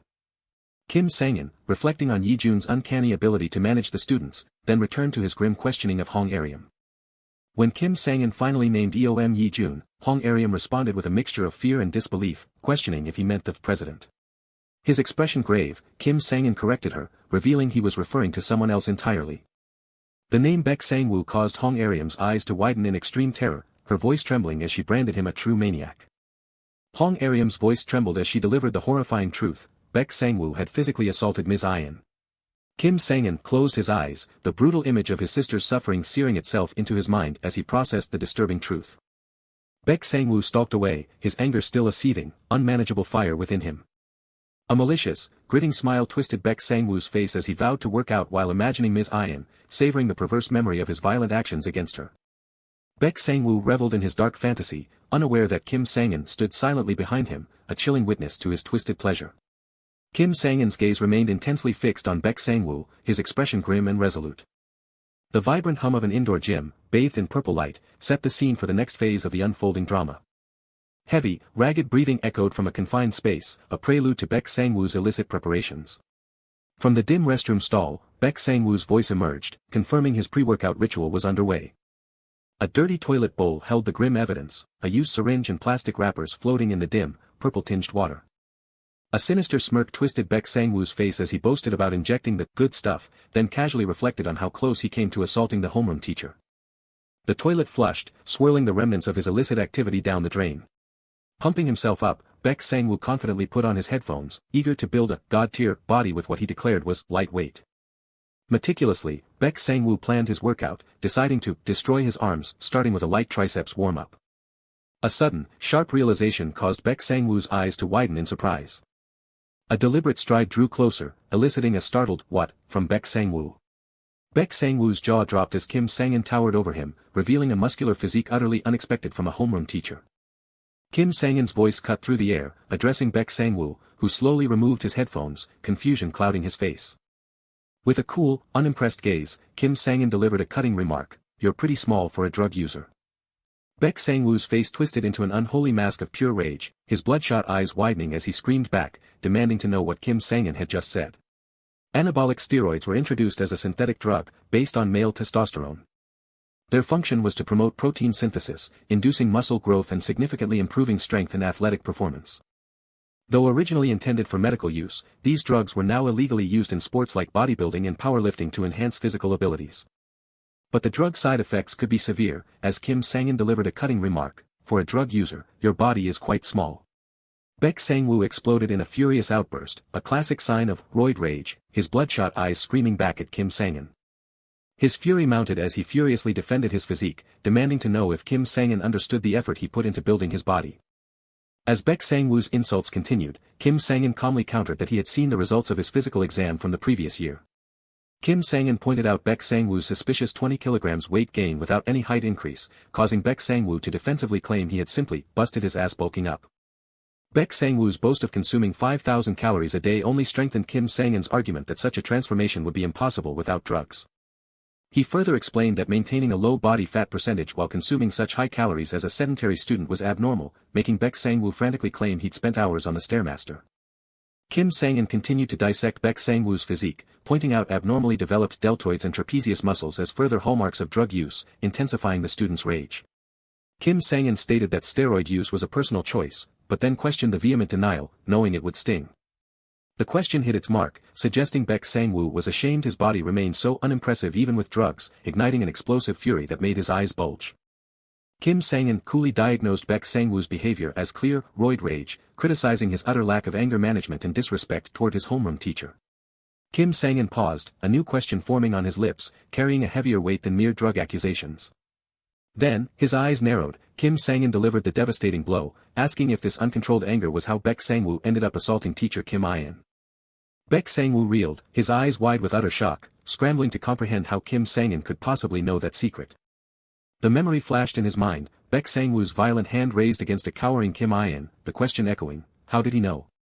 Kim Sang-in calmly noted Baek Sang-woo's strong reaction, confirming his suspicions after merely poking him a little, as he couldn't rely solely on Hong Ae-ryum's testimony. As Kim Sang-in thought to himself that Baek Sang-woo was such an easy face to read, the student himself spiraled into panic, wondering if Hong Ae-ryum had betrayed him or if this was merely a test he couldn't afford to fail. A slight smirk touched Kim Sang-in's lips as he realized he wouldn't need elaborate traps for Baek Sang-woo, finding him too easily provoked to even need an answer. Kim Sang-in continued to prod, insulting Baek Sang-woo's physique and daring him to throw a punch, knowing the student was just waiting for a nudge to explode. Baek Sang-woo's eyes bulged, bloodshot with murderous intent as he snapped, threatening Kim Sang-in for implying he was incapable of fighting. As Baek Sang-woo challenged him, demanding if he looked like a pushover, Kim Sang-in coolly dismissed his enraged expression as nothing more than his natural face. Consumed by pure rage, Baek Sang-woo lunged forward, vowing to wreck Kim Sang-in's face regardless of his teacher status. He screamed his rage, confirming through his fury that he had indeed done that before, challenging Kim Sang-in's earlier taunt. Just as Baek Sang-woo was about to strike, a powerful figure intervened, grabbing him and scolding him for continually picking fights with other gym members. It was Gwak Dae-bo, the formidable director of Muscle Lab Fitness, who sternly ordered Baek Sang-woo to stand down. Baek Sang-woo, shocked and suddenly deferential, addressed him as master. Kim Sang-in apologized for his student's terrible temper, but Baek Sang-woo quickly tried to defend himself to his master. Gwak Dae-bo cut him off, ordering him home for the day, which left Baek Sang-woo shocked and protesting that he hadn't even warmed up. Gwak Dae-bo, with a serious gaze, reiterated his command for Baek Sang-woo to go home while he handled the situation. The director's warning not to make things bigger like last time struck a nerve with Baek Sang-woo, his face falling under the weight of the implication. Gwak Dae-bo dismissed Baek Sang-woo with a final, exasperated command, while Kim Sang-in watched the exchange silently. Baek Sang-woo grudgingly acknowledged his master and turned to leave, his frustration still palpable. As he walked away, Baek Sang-woo paused, looking back to address his homeroom teacher. His teeth audibly grinding, Baek Sang-woo threatened Kim Sang-in, warning him that he wouldn't stand by if his body was judged again. Gwak Dae-bo looked at Kim Sang-in, a flicker of surprise in his eyes as he processed the homeroom teacher revelation. He confirmed his understanding, realizing Kim Sang-in was indeed Baek Sang-woo's new homeroom teacher. Gwak Dae-bo reflected on Baek Sang-woo's disrespectful act of raising a fist at a teacher, a sign of his ingrained lack of manners. Kim Sang-in dismissively claimed such behavior was typical for male students his age, and Gwak Dae-bo agreed not to escalate the incident. Despite his agreement, Gwak Dae-bo expressed regret, feeling he had failed to teach Baek Sang-woo proper manners, even as he trained him. Kim Sang-in sensed that Guak Debo held deeper knowledge of Baek Sang-woo and politely requested any insights he might be willing to share. He pressed further, specifically asking how Baek Sang-woo acquired illegal drugs, a question that visibly shocked Guak Debo. Guak Debo quickly grew defensive, denying any knowledge of Baek Sang-woo's steroid use and asserting his expert opinion that there were no signs. He dismissed Kim Sang-in's concerns as a misunderstanding, to which Kim Sang-in feigned acceptance, subtly adjusting his glasses. Kim Sang-in offered a polite apology if he had caused offense, preparing to leave as Guak Debo condescendingly remarked that ordinary people often misunderstood such matters. Just as Kim Sang-in was about to depart, Guak Debo called out, requesting to ask his own question. Guak Debo complimented Kim Sang-in's impressive physique, asking if he had any bodybuilding experience. With a slight smirk, Kim Sang-in replied that he hadn't particularly done any workouts. Guak Debo, internally convinced Kim Sang-in was lying due to his 20 years of experience, still bid him a safe departure. Kim Sang-in walked away, his powerful physique subtly emphasized, a silent testament to his true strength. A growing unease settled over Guak Debo, his suspicion about Kim Sang-in's true nature deepening. Baek Sang-woo stomped down the street, still fuming about his ruined workout and wishing he could have beaten Kim Sang-in with his overwhelming physical specs. A nagging fear gnawed at Baek Sang-woo as he wondered how Kim Sang-in knew about his drug use and the true extent of his knowledge regarding the incident with teacher Ian. Overwhelmed, Baek Sang-woo clutched his head in exasperation, declaring the situation too complicated and wishing it all away. A smug smirk spread across Baek Sang-woo's face as he comforted himself with the thought that Kim Sang-in still didn't know the most important thing. The night fell over Seoulbit High School, where the next phase of the confrontation would unfold. Baek Sang-woo, student number 12 in Seoulbit High School's third year, Class 2, was formally accused by Hong Ae-ryum of assaulting Kim Ian. Kim Sang-in, typing intently, recognized he lacked full details of the assault, though he knew he could easily ruin Baek Sang-woo at any moment. He couldn't, however, accurately calculate the debt owed without precise information, determined not to miss a single one of retribution. Kim Sang-in continued his work, his gaze intense behind his screen-lit glasses, a silent testament to his unwavering purpose.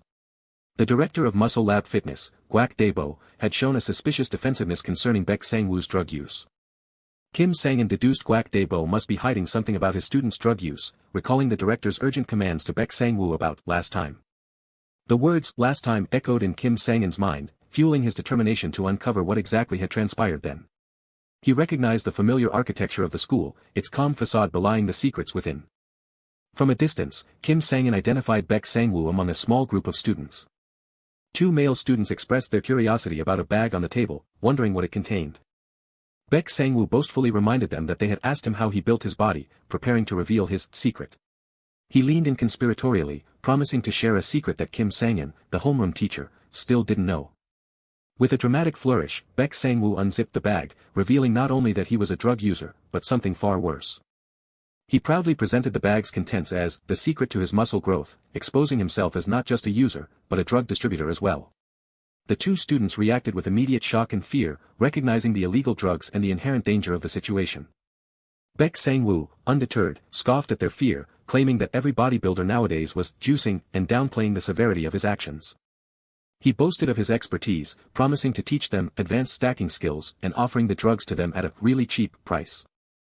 Baek Sang-woo painted a picture of instant muscle gains, drawing interest from one student while the other, more nervous, tried to warn him.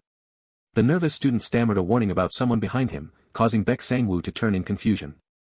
Suddenly, an imposing figure materialized behind him, the homeroom teacher, Kim Sang-in, leaving Baek Sang-woo utterly stunned. Kim Sang-in's voice was a low, menacing growl as he addressed Baek Sang-woo, his eyes reflecting a chilling resolve. Terror contorted Baek Sang-woo's face as he realized Kim Sang-in knew everything about the kind of guy he truly was. Kim Sang-in observed as the distressed call from Baek Soyeon pierced the tense schoolyard air. Baek Sang-woo's face contorted in alarm, every muscle tightening as he processed the sudden warning about his homeroom teacher. Kim Sang-in's voice was a low, cutting judgment, questioning if such blatant drug distribution at school was born of audacity or sheer foolishness. He dismissed the two terrified students, offering them an unsettling reprieve if they simply returned to class and kept silent. The two panicked students stumbled over their assurances, eager to escape, while Baek Sang-woo clicked his tongue in annoyed disbelief at their quick capitulation. Kim Sang-in's instruction for a private counseling session carried an ominous weight that belied its formal tone. Baek Sang-woo's protests echoed down the hall as they approached the mundane sign for the counseling room. He theatrically denied any involvement in drug sales, holding his head in feigned distress. Reclining dismissively in his chair, Baek Sang-woo casually admitted to using drugs, but insisted he was merely showing them to his classmates. Kim Sang-in cut through the performance, noting the shift from defensive rage to a bold, yet transparent, feigned ignorance about selling. Baek Sang-woo smirked, waving away the accusation of selling drugs, convinced his personal use was beyond the teacher's reach. He challenged Kim Sang-in's authority, taunting him to call the police while privately acknowledging the far greater risk of being caught as a dealer. With narrowed eyes, Baek Sang-woo meticulously formulated his strategy to deny everything, certain he could buy enough time to prepare for any formal investigation. As Baek Sang-woo inwardly yearned for escape, Kim Sang-in calmly corrected him, stating that his drug habits were utterly irrelevant to the actual purpose of this meeting. Baek Sang-woo's eyes widened, completely blindsided by Kim Sang-in's unexpected disinterest in the drugs. Kim Sang-in's hands carefully adjusted a small object, the deliberate motion heightening the tension before his true question. He finally laid bare his unwavering purpose, asking what exactly Baek Sang-woo had done to Kim In, the ghost haunting his every step. Baek Sang-woo reeled in utter shock and confusion, caught entirely off guard by the mention of a name he never expected. He inwardly panicked, realizing that Kim Sang-in held his secret collection of Kim In's photos, wondering how they had ever left his gym locker. Kim Sang-in's gaze remained unyielding, a silent testament to his relentless pursuit of the truth. The deserted, muscle lab gym stood in silent expectation, a stage for the next act of retribution. Gwak Dae-bo, owner of Muscle Lab Fitness, reacted with surprised suspicion when a teacher began asking questions about Baek Sang-woo. Kim Sang-in arrived with a calm demeanor, yet his words carried an unsettling weight as he stated his need to check something. He laid out his suspicions, accusing Gwak Dae-bo's gym as the source of Baek Sang-woo's illegal drugs, hinting at a deeper conspiracy. With unblinking resolve, Kim Sang-in delivered his direct accusation, naming Gwak Dae-bo as the supplier and Baek Sang-woo as his distributor. Gwak Dae-bo's anger exploded, his menacing denial punctuated by the restless shifting of his body. Kim Sang-in systematically dismantled Gwak Dae-bo's facade, revealing his past expulsion from the Bodybuilding Association for doping, much to the gym owner's shock. As Kim Sang-in spoke, a violent memory flashed, revealing Gwak Dae-bo's brutal assault on a pregnant woman instead of the promised reflection. Kim Sang-in continued to dissect Gwak Dae-bo's past, recounting his cynical defense of drug-induced mental incapacity during the court proceedings. Kim Sang-in coolly deduced Gwak Dae-bo's continued drug use, sending a jolt of panicked rage through the gym owner as he wondered how this teacher knew so much. He meticulously detailed Gwak Dae-bo's professional ruin, from the end of his athletic career to the floundering state of his gym, systematically stripping away his pride. Kim Sang-in's cold, logical assessment that Gwak Dae-bo sold drugs out of pure desperation finally shattered the man's composure, unleashing a furious, frustrated scream. Gwak Dae-bo's rage erupted into a furious lunge, his attack a violent, grinding explosion of sound against the gym's equipment. A faint smirk played on Kim Sang-in's lips, confirming his grim assessment that the aggression of the master mirrored that of his student. With a swift, whistling strike, Kim Sang-in's fist connected, a calculated poke to reveal the true nature of his opponent. He watched Gwak Dae-bo reel, confirming that the outburst had indeed laid bare the man's ugly, true colors. Gwak Dae-bo screamed, clutching his now bleeding nose, his anger now mixed with raw pain. As Gwak Dae-bo struggled to his knees, Kim Sang-in reiterated his indifference to the drug dealing, refocusing on the deeper, burning question that fueled his vengeance. He offered a chilling bargain, truth in exchange for silence on the drug sales, demanding that Gwak Dae-bo answer him with absolute honesty. Gwak Dae-bo recalled a past incident involving Baek Sang-woo, advising him to leave so he could manage the fallout, hoping to prevent a repeat of a previous disaster. Kim Sang-in's voice cut through the air, directly asking if the past incident involved Baek Sang-woo assaulting his previous homeroom teacher. Gwak Dae-bo coughed, feigning surprise and confusion at the mention of the previous homeroom teacher, his sweat betraying his inner turmoil. He desperately attempted to deflect, claiming the incident was merely Baek Sang-woo beating a gym member, a legal mess Gwak Dae-bo supposedly settled. Kim Sang-in's cold reminder to answer truthfully was met with Gwak Dae-bo's frantic insistence that he spoke only the truth, even offering a settlement agreement as proof. A sudden, dawning realization spread across Gwak Dae-bo's face as he remembered the previous homeroom teacher. He recalled seeing Baek Sang-woo cheerfully training the female teacher at the gym, a seemingly innocent memory now imbued with sinister undertones. The name Kim In hung heavy in the air, prompting Kim Sang-in to demand every single detail. Gwak Dae-bo's memory sharpened, revealing Baek Sang-woo's unsettling obsession with the teacher, even going so far as to display her photos during his workouts. In a desperate plea to avoid being reported, Gwak Dae-bo offered to open Baek Sang-woo's locker, volunteering access to the very photos Kim Sang-in sought. Back in the counseling room, Kim Sang-in held up the photos, his question a silent accusation of their clandestine origins. Baek Sang-woo's mind raced in a cold sweat, consumed by the gnawing paranoia that his gym master had betrayed him, revealing the locker's secrets. Confidently shrugging, Baek Sang-woo denied secretly taking the photos, claiming he merely found them, his mind focused on denying any wrongdoing. Baek Sang-woo's flippant dismissal of Kim In-'s death was met with Kim Sang-in's chilling warning to reveal the truth of their relationship. He feigned a bored yawn, attempting to stall for time while innocently wondering what could possibly have transpired between a student and a teacher. He silently calculated the dwindling minutes until lunchtime ended, his eyes narrowed in thought. He believed if he could just hold out a little longer, he could return to class and strategize with Eom Yi-jun. Baek Sang-woo arrogantly dismissed Kim Sang-in's power, confident that a mere teacher lacked the authority to hold him captive or interrogate him. Standing confidently, Baek Sang-woo demanded to leave, citing his supplements and proclaiming the student's supreme power within the school. Kim Sang-in's voice cut through the air, dropping two chilling words: heart failure. Baek Sang-woo stammered in confusion, baffled by the sudden mention of heart failure as a side effect of steroids. Kim Sang-in declared that Baek Sang-woo was suffering from drug-induced heart failure, and as his homeroom teacher, he would urgently take him to the hospital, sealing his fate. Baek Sang-woo's confused protest was cut short by a sharp impact, his head snapping back. With a smooth, deliberate motion, Kim Sang-in delivered a powerful punch that sent Baek Sang-woo reeling to the floor. As Baek Sang-woo hit the floor, Kim Sang-in calmly outlined the fabricated story they would present, asserting complete control. Baek Sang-woo lay motionless on the cold tiled floor, a silent testament to Kim Sang-in's brutal efficiency.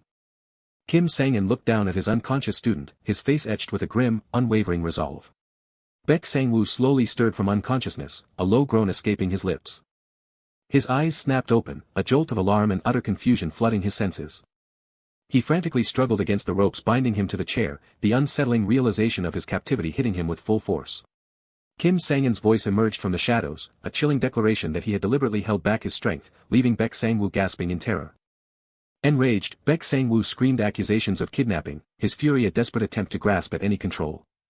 Kim Sang-in calmly reminded Baek Sang-woo of his squandered chances, while the bound student screamed for release, questioning the teacher's sanity and authority. He explained that cooperation would have lessened the debt, his words accompanied by the meticulous click of an unseen object. Kim Sang-in condemned Baek Sang-woo's foolishness, as the terrified student could only stammer a question about the mysterious object in his teacher's hand. As a syringe slowly filled with liquid, Kim Sang-in chillingly stated that Baek Sang-woo's impending fate was entirely a consequence of his own choices. Baek Sang-woo recoiled in pure terror, his voice cracking with panicked questions about the syringe and his teacher's horrifying intentions. Kim Sang-in simply named the substance, estrogen, a word that promised a twisted form of retribution. Baek Sang-woo stared in wide-eyed disbelief as the narration explained estrogen, a female hormone naturally present in men, but with far more significant implications in excess. As Kim Sang-in seized Baek Sang-woo, preparing the injection, the struggling student's desperate pleas were drowned out by the chilling explanation of how excess estrogen would trick his body into ceasing male hormone production. Baek Sang-woo screamed, his desperate pleas for Kim Sang-in to stop punctuated by the dire narration of what happens when a male body ceases testosterone production. As Kim Sang-in plunged the needle into him, he calmly instructed Baek Sang-woo to feel the changes, the ultimate, ironic punishment revealed, muscle loss. He pushed against the weight, driven by the conviction that a man had to be strong. His face contorted with effort, for the more sweat a man shed, the better he believed he became.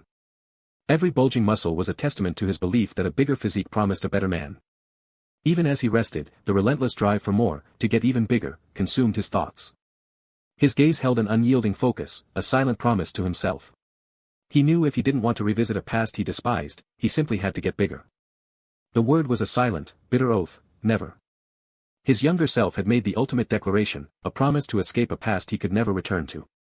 Kim Sang-in commanded him to feel every agonizing detail of his body's forced transformation, a cruel twist of the knife. Baek Sang-woo gasped for air, his desperate plea to stop barely escaping his lips. His incomplete cry choked in his throat as the needle plunged deep into his neck. His desperate cries echoed through the dark room, a desperate bargain to tell everything if only the torment would stop. Kim Sang-in, unmoved by the boy's terror, coldly demanded he speak properly about what happened to his sister, Kim In. The raw fear on Baek Sang-woo's face betrayed the impossible task of speaking without a single lie. This was the story of Debtbound by Blood, written by Blackwhite, with art by Kim Dong-chan. A new teacher, Kim In, cheerfully introduced herself to the class. As Kim In eagerly looked forward to being their teacher, Baek Sang-woo's first impression was one of profound indifference. He merely noted her prettiness, a fleeting thought before his mind drifted back to his own preoccupations. In the mundane classroom, Baek Sang-woo's mind was consumed not by lessons, but by his post-school workout, planning how to destroy his posterior chain. While Kim In made an effort to connect with students during recess, Baek Sang-woo remained stubbornly isolated, always choosing sleep for muscle recovery over social interaction. Their first true conversation would come much later, hinted at by another student's hushed reverence for Kim In, calling her a legend. It was the day after Kim In knelt, broken by Hong Ae-ryum's vicious lies, that everything between them shifted. Kim Sang-in abruptly paused Baek Sang-woo's narrative, his gaze piercing as he pressed him on his knowledge of Hong Ae-ryum's schemes before the incident. Baek Sang-woo defensively claimed no association with Hong Ae-ryum, spewing venom about her social media antics. Through narrowed eyes and reflecting lenses, Kim Sang-in gave the chilling command to keep talking, his patience razor-thin. Stumbling, Baek Sang-woo resumed his tale, recalling how the Hong Ae-ryum incident ironically became the catalyst for his closer bond with Kim In. In the bright schoolyard, Baek Sang-woo, isolating his lats with each determined pull-up, was absorbed in his usual solitary lunch routine when an unexpected voice interrupted him. Mid-rep, Baek Sang-woo turned, startled by Kim In's genuinely impressed exclamation about his strength. Kim In, approaching him with a friendly smile, admitted she had long sought an opportunity to speak with him. Her gentle request for his time made Baek Sang-woo assume she wanted to discuss her recent framing as a thief. To his surprise, Kim In's actual topic was far more personal, his dream. With genuine warmth, she expressed her concern, stating that as his homeroom teacher, she felt it was important to know his aspirations. She earnestly hoped he would share his dream, offering her help in a way no teacher had ever done before. Slightly embarrassed but beaming with pride, Baek Sang-woo confessed his dream of becoming a natural bodybuilder, describing it as manly and cool. Kim In reacted with genuine excitement, praising his dream and complimenting his impressive physique. Her words ignited a spark of confident pride in him, even prompting him to compare his physique to Arnold Schwarzenegger. Their shared passion for fitness began to forge an unexpected bond, with Baek Sang-woo promising to guide her at the gym. Kim Sang-in brutally cut through the nostalgic memory, his demand for the truth about violence against his sister chilling Baek Sang-woo's blood. Baek Sang-woo, slumping in defeat, reluctantly admitted he had indeed used violence against Kim In. A dangerous shift in Kim Sang-in's demeanor silenced the room, his suppressed rage palpable. Baek Sang-woo frantically pleaded for a chance to explain, swearing there was a reason behind hitting her. Kim Sang-in, unmoved by the claim of forgiveness, simply urged him to keep talking, his expression giving nothing away. Baek Sang-woo, searching his memory, prepared to finally reveal the circumstances that led him to strike Kim In. It was during PE class, having forgotten his gear, that Baek Sang-woo rushed back to the empty classroom. Alone in the classroom, Baek Sang-woo chastised himself for his forgetfulness, a smirk playing on his lips as he prepared for a clandestine injection. A jolt surged through him, and Baek Sang-woo reveled in the illicit energy rushing back into his system. But the solitude he thought he had was an illusion. His moment of illicit triumph shattered as Kim In's voice startled him, revealing she had witnessed his secret. Her expression a mask of distress, Kim In's questioning gaze confirmed his worst fear, she had seen everything. Caught red-handed, Baek Sang-woo stammered, frantically searching for an impossible explanation. Kim In's voice held the sting of betrayal as she identified the drug, reminding him of his professed dream of natural bodybuilding. Sweat slicked his face as Baek Sang-woo frantically denied her accusation, refusing to let his dream be branded a lie. Her voice firm, Kim In declared his dream a lie and demanded the syringe, even as Baek Sang-woo desperately tried to rationalize his actions. Kim In cut through his protests, reminding him of his own words, accepting that he might lie to her, but not this. Her gaze filled with profound disappointment, she delivered the ultimate blow, declaring his self-deception as neither manly nor cool. The word weak, cutting deeper than any physical blow, struck Baek Sang-woo to his core, leaving him reeling in shock. The haunting specter of his past self, fragile and small, flashed through his mind, twisting the word weak into a primal insult. An internal rumble of fury erupted within him, twisting his features as the accusation of weakness ignited a violent roid rage. In a surge of uncontrollable fury, he confessed to throwing a punch at Kim In. But Baek Sang-woo desperately insisted he regretted it instantly, begging on his knees and claiming Kim In had smiled and forgiven him. Kim Sang-in, unimpressed by the tale of reconciliation, cut him off with the chilling question, was he truly claiming no involvement in Kim In's death? Panic-stricken, Baek Sang-woo vehemently denied any responsibility, desperately attempting to shift all blame to Hong Ae-ryum. Baek Sang-woo's casual assertion that Kim Sang-in had already taken revenge on Hong Ae-ryum earned a peculiar, knowing response. Kim Sang-in's sharp question, pointing out the impossibility of a mere teacher taking revenge, made Baek Sang-woo freeze in stunned realization. Kim Sang-in meticulously laid bare Baek Sang-woo's assumptions, revealing his prior knowledge of the true relationship and the framing incident. He calmly declared Baek Sang-woo's entire narrative lacked credibility, exposed by his pre-existing knowledge about the Avenger. Kim Sang-in's gaze, reflecting a cold light, conveyed a silent warning about the limits of Baek Sang-woo's knowledge. His eye now burned with a controlled fury as he questioned Baek Sang-woo's naive attempt to deceive him, prompting a panicked denial. With heavy, deliberate steps that sent a shockwave through the room, Kim Sang-in reminded Baek Sang-woo of his explicit instruction. His fist clenched with an ominous swish, reiterating his absolute demand for the truth, without a single lie. Baek Sang-woo's face contorted in utter confusion as his carefully constructed lies crumbled around him. In a desperate outburst, Baek Sang-woo screamed defiance, accusing Kim Sang-in of madness, swearing he had already revealed everything. Rage and despair contorted his face as Baek Sang-woo screamed the raw, horrifying realization of his estrogen injection, swearing he had told all. Kim Sang-in, in stark contrast to Baek Sang-woo's hysteria, calmly admitted he didn't know if the boy was lying. But with deliberate, heavy footsteps, the Avenger began to walk away, a new phase of his plan unfolding. His footsteps echoing, Kim Sang-in calmly suggested another student, from class 3 to 2, might possess the truth, sending a fresh wave of fear through Baek Sang-woo. A new wave of terror washed over Baek Sang-woo, stunned by the revelation that another witness existed. His eye wide with intense surprise, a new question formed on his lips. The name escaped Baek Sang-woo's lips in a gasp of recognition as Eom Yi-jun, poised and serious, emerged from the shadows. Kim Sang-in then turned to the newcomer, addressing him as class president, and formally accused Baek Sang-woo of being a culprit in Kim In-'s tragic death. Admitting the difficulty in sifting through Baek Sang-woo's deceit, Kim Sang-in appointed the class president as the ultimate judge of his testimony. The burden of discerning truth from lies in Baek Sang-woo's desperate account now fell squarely on Yi-jun's shoulders. Kim Sang-in revealed, with chilling precision, that they had identified a suspect responsible for driving Kim In to her death. He intended to interrogate that individual immediately, a declaration that left Yi-jun bewildered and questioning the teacher's words. Kim Sang-in's steady gaze reminded Yi-jun of the plea he himself had made. He recalled Yi-jun's desperate plea to find those responsible for Kim In-'s tragic end, a memory now imbued with a bitter weight. If Yi-jun truly desired justice, the Avenger stated, there was a price to pay. That price was his assistance. From an unseen location, Baek Sang-woo recoiled in utter disbelief. Baek Sang-woo, tied and sweating, erupted in panic at the sight of Eom Yi-jun, while Kim Sang-in coolly suggested the tied student was indeed one of the culprits. The Avenger explained that he sought Yi-jun's judgment, as it was impossible to discern truth from the web of lies he had already heard. Kim Sang-in instructed Yi-jun to weigh all he had learned and declare what was true, and what was false. Baek Sang-woo vehemently denied any lies, accusing his captor of a twisted game and frantically imploring Yi-jun to call for help. The distressed student screamed accusations of estrogen injections and psychopathy against Kim Sang-in, begging Yi-jun to intervene, but the class president remained eerily silent.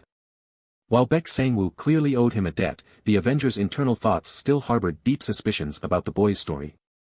The man's narration detailed Baek Sang-woo's careless drug distribution at school for over a year, even as Baek Sang-woo himself continued to cry out for help. Yet, such a sloppy operator had never been caught, nor were there rumors surrounding him, suggesting a powerful, unseen hand shielded him. This anomaly led the Avenger to a potent conclusion. Class 2 rarely experienced problems, a tranquility often attributed to Eom Yi-jun's subtle influence. Any potential issues were discreetly managed by him before they could escalate. His effectiveness even surpassed that of the teachers, cementing the belief that someone powerful had been protecting Baek Sang-woo all along. Every private investigation agency had refused to conduct a background check on one particular student, an unspoken rule that applied only to truly dangerous individuals. And that student, the one whose background check could never be completed, was Eom Yi-jun. If Yi-jun remained silent about Baek Sang-woo's past, it would almost certainly confirm the Avenger's darkest suspicions about him. Without hesitation, Yi-jun calmly stated that Baek Sang-woo's story was mostly fabricated. Baek Sang-woo's eyes widened in utter shock and distress. Kim Sang-in's gaze remained unwavering as he repeated the word, lies. Yi-jun confirmed that a significant portion of Baek Sang-woo's account was indeed false. He offered to reveal the actual events, prompting a desperate outcry from Baek Sang-woo. Baek Sang-woo flinched, startled and distressed by Yi-jun's touch and continued silence. The tied student clenched his jaw tightly, his face slick with sweat and silent fury. Tell me, Kim Sang-in demanded, what falsehoods did Baek Sang-woo speak? Yi-jun began to unveil the truth, stating that Baek Sang-woo's initial claim of no interaction with teacher Kim was a complete fabrication. From their very first encounter, teacher Kim had been met with boisterous excitement. Baek Sang-woo had aggressively propositioned her, boasting about his body and suggesting himself as a boyfriend candidate. Though visibly flustered, the teacher maintained her composure, politely suggesting he find someone even more beautiful. Undeterred, Baek Sang-woo persisted in his advances, proudly declaring himself a true testosterone man and an alpha male. He relentlessly pestered her for a single date, his pursuit continuing as they walked through the school hallway. Finally, the teacher turned to address him directly. Baek Sang-woo, with a smug grin, anticipated her change of heart. With a soft smile, she told him that she preferred manly guys, not cute types like him. She brushed off his persistent advances, wishing to see them as merely the mischievous jokes of a young student. Teacher Kim had simply tried to defuse the situation, but Baek Sang-woo reacted with pure disgust at being called cute. Teacher Kim believed they were alone in the hallway, an unfortunate miscalculation as Hong Aryam approached, commenting on her own lateness. Hong Aryam then turned her attention to Baek Sang-woo with a playful, yet pointed, remark. With a smirk, Hong Aryam publicly shamed him for his past affections and threatened to post about his humiliation on her social media. The rumor of Baek Sang-woo being rejected by Teacher Kim quickly spread through social media, and while no one dared tease him directly, their smug smiles spoke volumes. He choked down his drink, raging internally about who had dared to spread such humiliating falsehoods.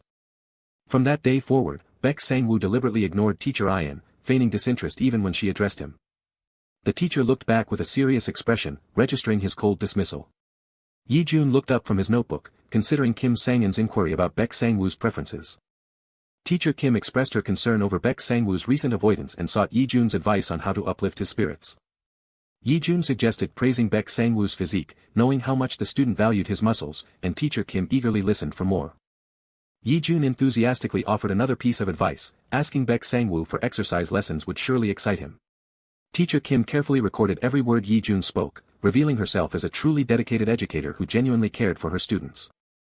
Yi-jun did not personally witness the outcome of Teacher Kim's efforts to mend her relationship with Baek Sang-woo. Yet, he was certain that any improvement was due to her careful, delicate approach.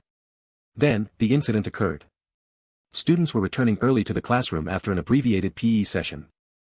An angry voice boomed from their classroom, and a male student immediately recognized it as the Omega Bastard. Knowing the sound emanated from their own classroom, he decided they must quickly investigate. As they stepped into the classroom, the female student began to jokingly call out to the Omega male.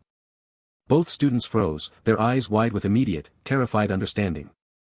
Baek Sang-woo violently struck the teacher. A choked cry of pain escaped her lips.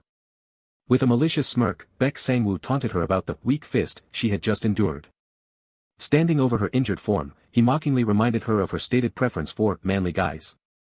His face contorted in rage, he continued to verbally assault her, asking if she now wanted to date the ultimate macho man. Yi-jun recounted stopping Baek Sang-woo, and how Teacher Kim, refusing any help, had then left the classroom alone. He concluded, stating this was the complete truth as he understood it. Baek Sang-woo, utterly exposed, screamed in distress, demanding to know why Yi-jun had betrayed him by revealing almost everything. The distressed student accused Yi-jun of abandoning him to a crazy psycho, while Kim Sang-in calmly thanked Yi-jun for his testimony. The Avenger dismissed Yi-jun, noting the student's cooperation, yet still harbored suspicions that lingered despite the circumstantial nature of his evidence. Kim Sang-in declared his unfinished business with Baek Sang-woo, then violently kicked the student, who groaned in pain. Baek Sang-woo, writhing in pain, cried out Yi-jun's name, questioning his inaction.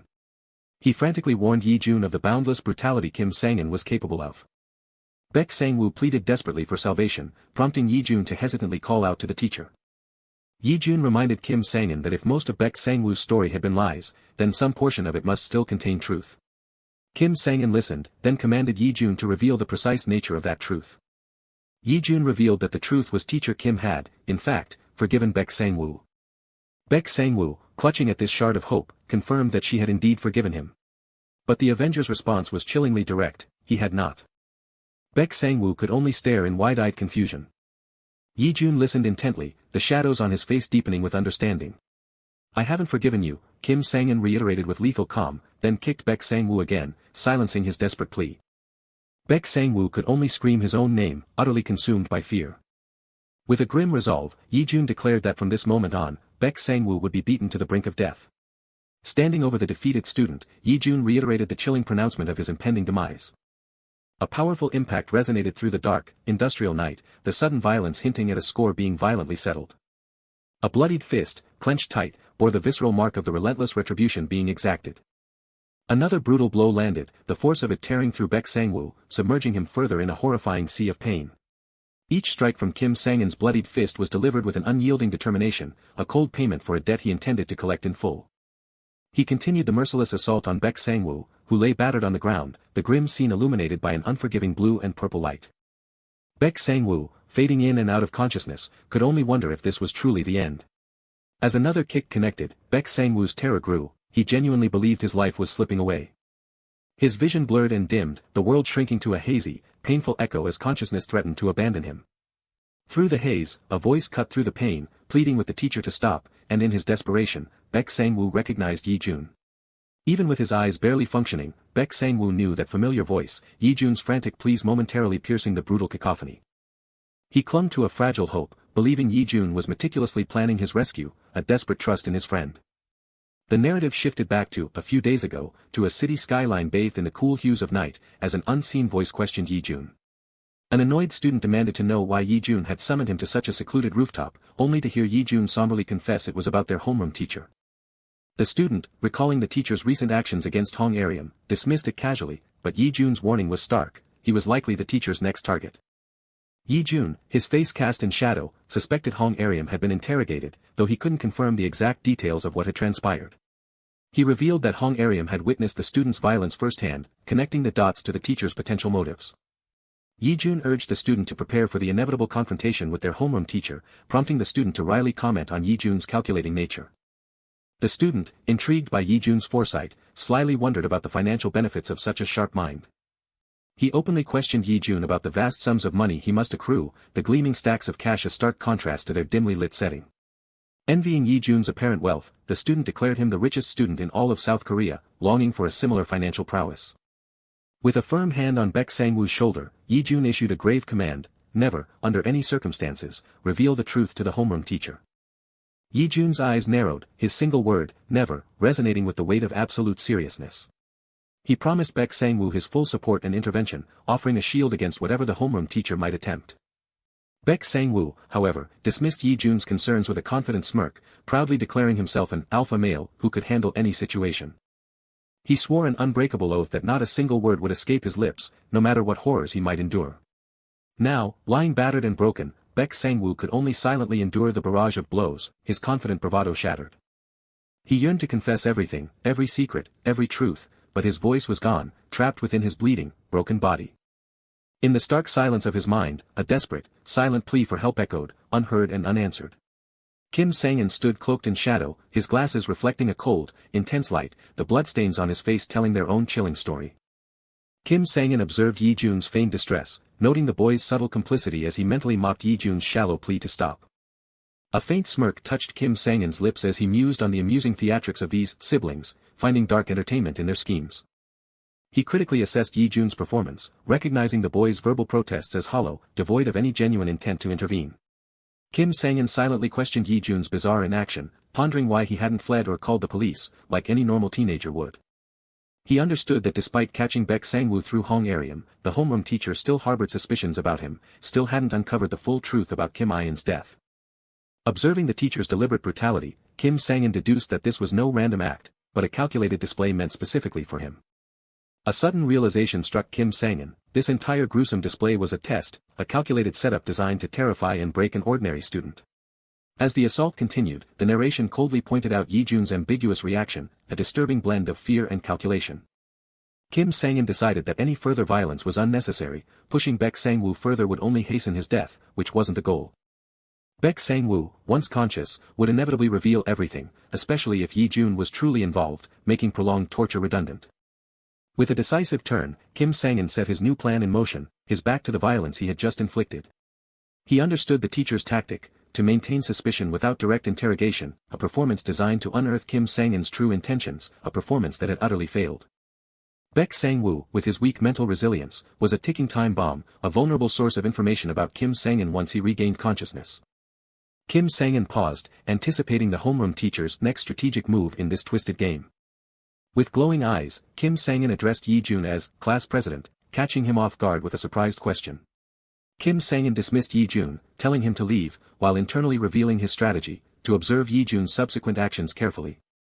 He called the move efficient, asserting his control over Baek Sang-woo and telling Yi-jun he would call if he needed help again. The narration clarified that Kim Sang-in's actions were a test, as Yi-jun challenged him, asking what would happen if he reported everything to the police. Kim Sang-in, however, effortlessly disarmed the threat, reminding Yi-jun that he'd had ample opportunities to act before and had even pleaded for his help. Yi-jun, sweating with nerves, insisted his earlier pleas were sincere, then anxiously pressed Kim Sang-in about Baek Sang-woo's fate. Kim Sang-in's intense gaze offered no easy answers, only an enigmatic pronouncement. They would simply have to wait and see. He paused, allowing the weight of his words to settle in the tense silence.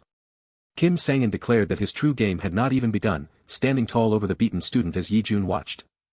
He warned Yi-jun of the dire consequences if Baek Sang-woo were to utter another perpetrator's name, leaving Yi-jun silently contemplating the implicit threat. Kim Sang-in menacingly promised that any other culprits would discover that death itself might be a more merciful fate than facing his wrath, his words echoing in the stark red light. Yi-jun, from off-panel, tentatively announced his departure, the tense atmosphere heavy with unspoken questions. Kim Sang-in instructed Yi-jun to maintain silence about the day's events, but Yi-jun, still hesitant, voiced his lingering concerns. Yi-jun admitted his confusion about Kim Sang-in's methods, despite his shared desire to find the culprit. Kim Sang-in sternly dismissed him again, asserting that all would be revealed when the time comes. His eyes, sharp behind his glasses, promised relentless scrutiny of Yi-jun's every move, regardless of whether he chose to help Baek Sang-woo. Kim Sang-in's final warning was chilling, helping Baek Sang-woo would condemn Yi-jun as a culprit, before bidding him farewell until school, hinting at future consequences yet to unfold. A sudden, unexpected sound startled Yi-jun, his expression shifting to one of surprise and confusion. Kim Sang-in's eye behind his glasses narrowed, his sharp gaze also fixed on the unseen disruption. A man with a scar, exhaling smoke, voiced his confusion, having expected to find Baek Sang-woo but instead encountering this chaotic scene. The imposing man with a scar confronted Yi-jun directly, accusing him of the violence, leaving Yi-jun utterly bewildered. He pointed an accusing finger at Yi-jun, demanding to know why Baek Sang-woo was injured when he still owed him money. Intimidated by the stranger, Yi-jun nervously asked for his identity, his voice laced with apprehension. The scarred man's gaze hardened, challenging Yi-jun for his silence. With a swift, aggressive motion, the man told Yi-jun to move, then struck him violently. Yi-jun cried out, the pain of the impact wrenching through him. The man with a scar, now looking around more carefully, demanded to know Yi-jun's relationship with Baek Sang-woo, momentarily confusing the boy. A smirk played on the scarred man's lips as he realized his initial assumption was wrong, acknowledging his narrow field of vision. Kim Sang-in calmly asserted that the scarred man's guilt was obvious, demanding answers about his perfectly timed interference. As the scarred man casually claimed to be a business partner of Baek Sang-woo, the narration suggested his true intent was to impede Kim Sang-in's pursuit of truth. Kim Sang-in, off-panel, acknowledged the scarred man as Baek Sang-woo's attacker, dismissing the specifics as irrelevant to his larger goal. The scarred man, serious, declared his intention to take Baek Sang-woo, emphasizing the significant financial debt owed to him. Kim Sang-in stepped forward decisively, his refusal echoing through the warehouse. As the two men faced off, Kim Sang-in asserted a clear hierarchy of debts, while the narration questioned the scarred man's suspiciously perfect timing in arriving. With cold conviction, Kim Sang-in declared himself the senior creditor, resolving to deal with this unexpected rival. The injured man, bound and battered, weakly questioned his status as the senior creditor, a sight that filled Kim Sang-in with raw, grim distress. Gwak Dae-bo, his cigarette smoke curling, challenged Kim Sang-in's claim, demanding to know whose standard he used for such an assertion. With intense resolve, Kim Sang-in's answer was simple and absolute, the standard was his own. Gwak Dae-bo merely laughed, a mocking sound that implied Kim Sang-in's rules were arbitrary and self-serving. He flicked his cigarette and clenched his fist, a gesture of building tension as he rhetorically questioned his next move. Gwak Dae-bo lunged, declaring his own freedom to act as he pleased, asserting he too was the kind of man who did whatever he wanted. Mid-attack, Gwak Dae-bo cried out in surprise as an unexpected realization hit him, a sudden obstacle in his path. Kim Sang-in had deftly deflected the punch with his shoulder, moving with a fast, impactful grace that confirmed the formidable nature Gwak Dae-bo had heard about. The narrator wondered at Kim Sang-in's incredible reaction speed, noting that a direct block would have been too slow for a surprise attack. Kim Sang-in, focused and demanding, lowered his gaze and told Gwak Dae-bo to explain himself. He punctuated his demand for the real reason behind Gwak Dae-bo's pursuit of Baek Sang-woo with a sharp impact from his fist. Kim Sang-in's analytical mind suggested that the situation was too strange for a simple debt collection, hinting at a deeper, ulterior motive at play. Gwak Dae-bo smirked knowingly, a self-satisfied expression, suggesting he had already given his answer or that Kim Sang-in was simply catching up. Gwak Dae-bo landed another forceful punch, reiterating his purpose, he was there to collect a payment. Despite the blows exchanged, Gwak Dae-bo smirked with a twisted appreciation for the fight, deciding it was time for a proper introduction. With a powerful impact, Gwak Dae-bo revealed his name to be Nam Woo-chil. Reeling from the punch, Kim Sang-in's narrowed eyes conveyed his recognition of the name, hinting at a past connection or significant knowledge. Nam Woo-chil continued his assault with another powerful impact, leading into his next pronouncement. He declared his ambition to make real money in Seoul, a statement that confirmed Kim Sang-in's internal assessment of him as a truly formidable opponent. Nam Woo-cheol revealed that the man known as Baek Sang-woo was a wholesaler for his drugs and that today was the due date for his payment, explaining the brutal scene. Finishing his introduction with a challenging leap, Nam Woo-cheol demanded to know Kim Sang-in's identity. Nam Woo-cheol stood in awe, disbelief etched on his face as he questioned what kind of life Kim Sang-in lived to withstand such blows and remain standing. With calm resolve, Kim Sang-in simply stated his name and declared his profession as a teacher. Nam Woo-cheol's face contorted in utter shock and incredulity, completely disbelieving Kim Sang-in's declaration. He scoffed at the beaten man on the ground, questioning if this weakling was also Kim Sang-in's student, ridiculing the idea of a teacher beating children. Kim Sang-in calmly retorted that Gwak Daebo's opinion on teachers beating kids was irrelevant, shifting the focus back to his own unresolved questions. He pressed Gwak Daebo, demanding to know how he had managed to pinpoint their exact location. Kim Sang-in's analytical mind raced, acknowledging that only Yi Jun could have shared the location, yet sensing Gwak Daebo had no direct connection to the boy. Gwak Daebo dismissed Kim Sang-in's suspicion with a smirk, hinting at a simple explanation. He casually pulled out a phone showing a map, mocking Kim Sang-in for not knowing about the common location-sharing app. The narration clarified the app's initial purpose for friends or couples, yet highlighted its surprisingly convenient utility for debt collection. Kim Sang-in understood the explanation, but an unsettling feeling persisted, a deep intuition that something was still amiss. He felt a profound sense of manipulation, as if he were merely a pawn moving on a board someone else had meticulously designed. Gwak Daebo declared he had answered enough, then turned the tables, demanding answers from Kim Sang-in. His gaze intense, Gwak Daebo directly challenged Kim Sang-in's identity, stating his disbelief that he was truly a teacher. Gwak Daebo, with a slight smirk, asserted his uncanny ability to see through such pretenses, regardless of Kim Sang-in's reasons for them. His words cut deep, suggesting that Kim Sang-in's eyes betrayed a darker past, hinting at a shared history in the shadows of society. Gwak Daebo acknowledged Kim Sang-in's dangerous nature, warning that a true one-on-one duel would only end in death, a problematic outcome. Kim Sang-in offered Gwak Daebo a chance to retreat, which Gwak Daebo, after a moment of surprise and hesitation, accepted. Gwak Daebo openly admitted that continuing the fight would likely cost him a limb, a testament to Kim Sang-in's formidable strength. But even as Gwak Daebo spoke of backing out, the ominous sounds of approaching footsteps signaled the advance of his armed subordinates. Both the injured man and Kim Sang-in reacted with silent tension, recognizing the impending conflict. Kim Sang-in declared that Gwak Daebo would be the one leaving, then unleashed a powerful, decisive kick that sent men flying. Kim Sang-in observed the overwhelming number of opponents surrounding him, realizing they were not merely collecting a debt, but were prepared for a full-scale fight. He meticulously counted his adversaries, noting the stark numerical disadvantage of 42. As two men brutally attacked Yi Jun, Kim Sang-in painfully realized he couldn't protect the boy while fighting so many opponents. Despite his lingering suspicions, Kim Sang-in recognized Yi Jun's current vulnerability, a concern that weighed heavily on him. His thoughts drifted to Kim In, remembering the peaceful image of his sister and Yi Jun in a classroom, underscoring his protective instincts. For Kim Sang-in, protecting Yi Jun was a debt he absolutely had to settle. Behind his glasses, Kim Sang-in's narrowed eyes conveyed a silent, critical decision. To the shock of Gwak Daebo, Kim Sang-in declared he would hand over the man known as Baek Sang-woo. Kim Sang-in set a grim condition: Gwak Daebo must not kill him, as Kim Sang-in still had his own debt to collect from the man. He then asserted his right to take Yi Jun, declaring the student innocent of the current entanglement. Gwak Daebo smirked confidently, agreeing to the terms, assuring Kim Sang-in that murder was not their aim and dismissing any interest in Yi Jun. Gwak Daebo patted Kim Sang-in on the shoulder with a patronizing gesture, telling him to relax as Kim Sang-in turned to leave, surrounded by the armed men. As Kim Sang-in walked away, Gwak Daebo, with a smug smirk, jokingly offered to buy him a drink for skimming Baek Sang-woo. With a calm expression, Kim Sang-in simply accepted the sarcastic offer. Gwak Daebo bid Kim Sang-in farewell with a confident, almost threatening smirk. The city lights glowed against the dark, urban night, marking a temporary transition.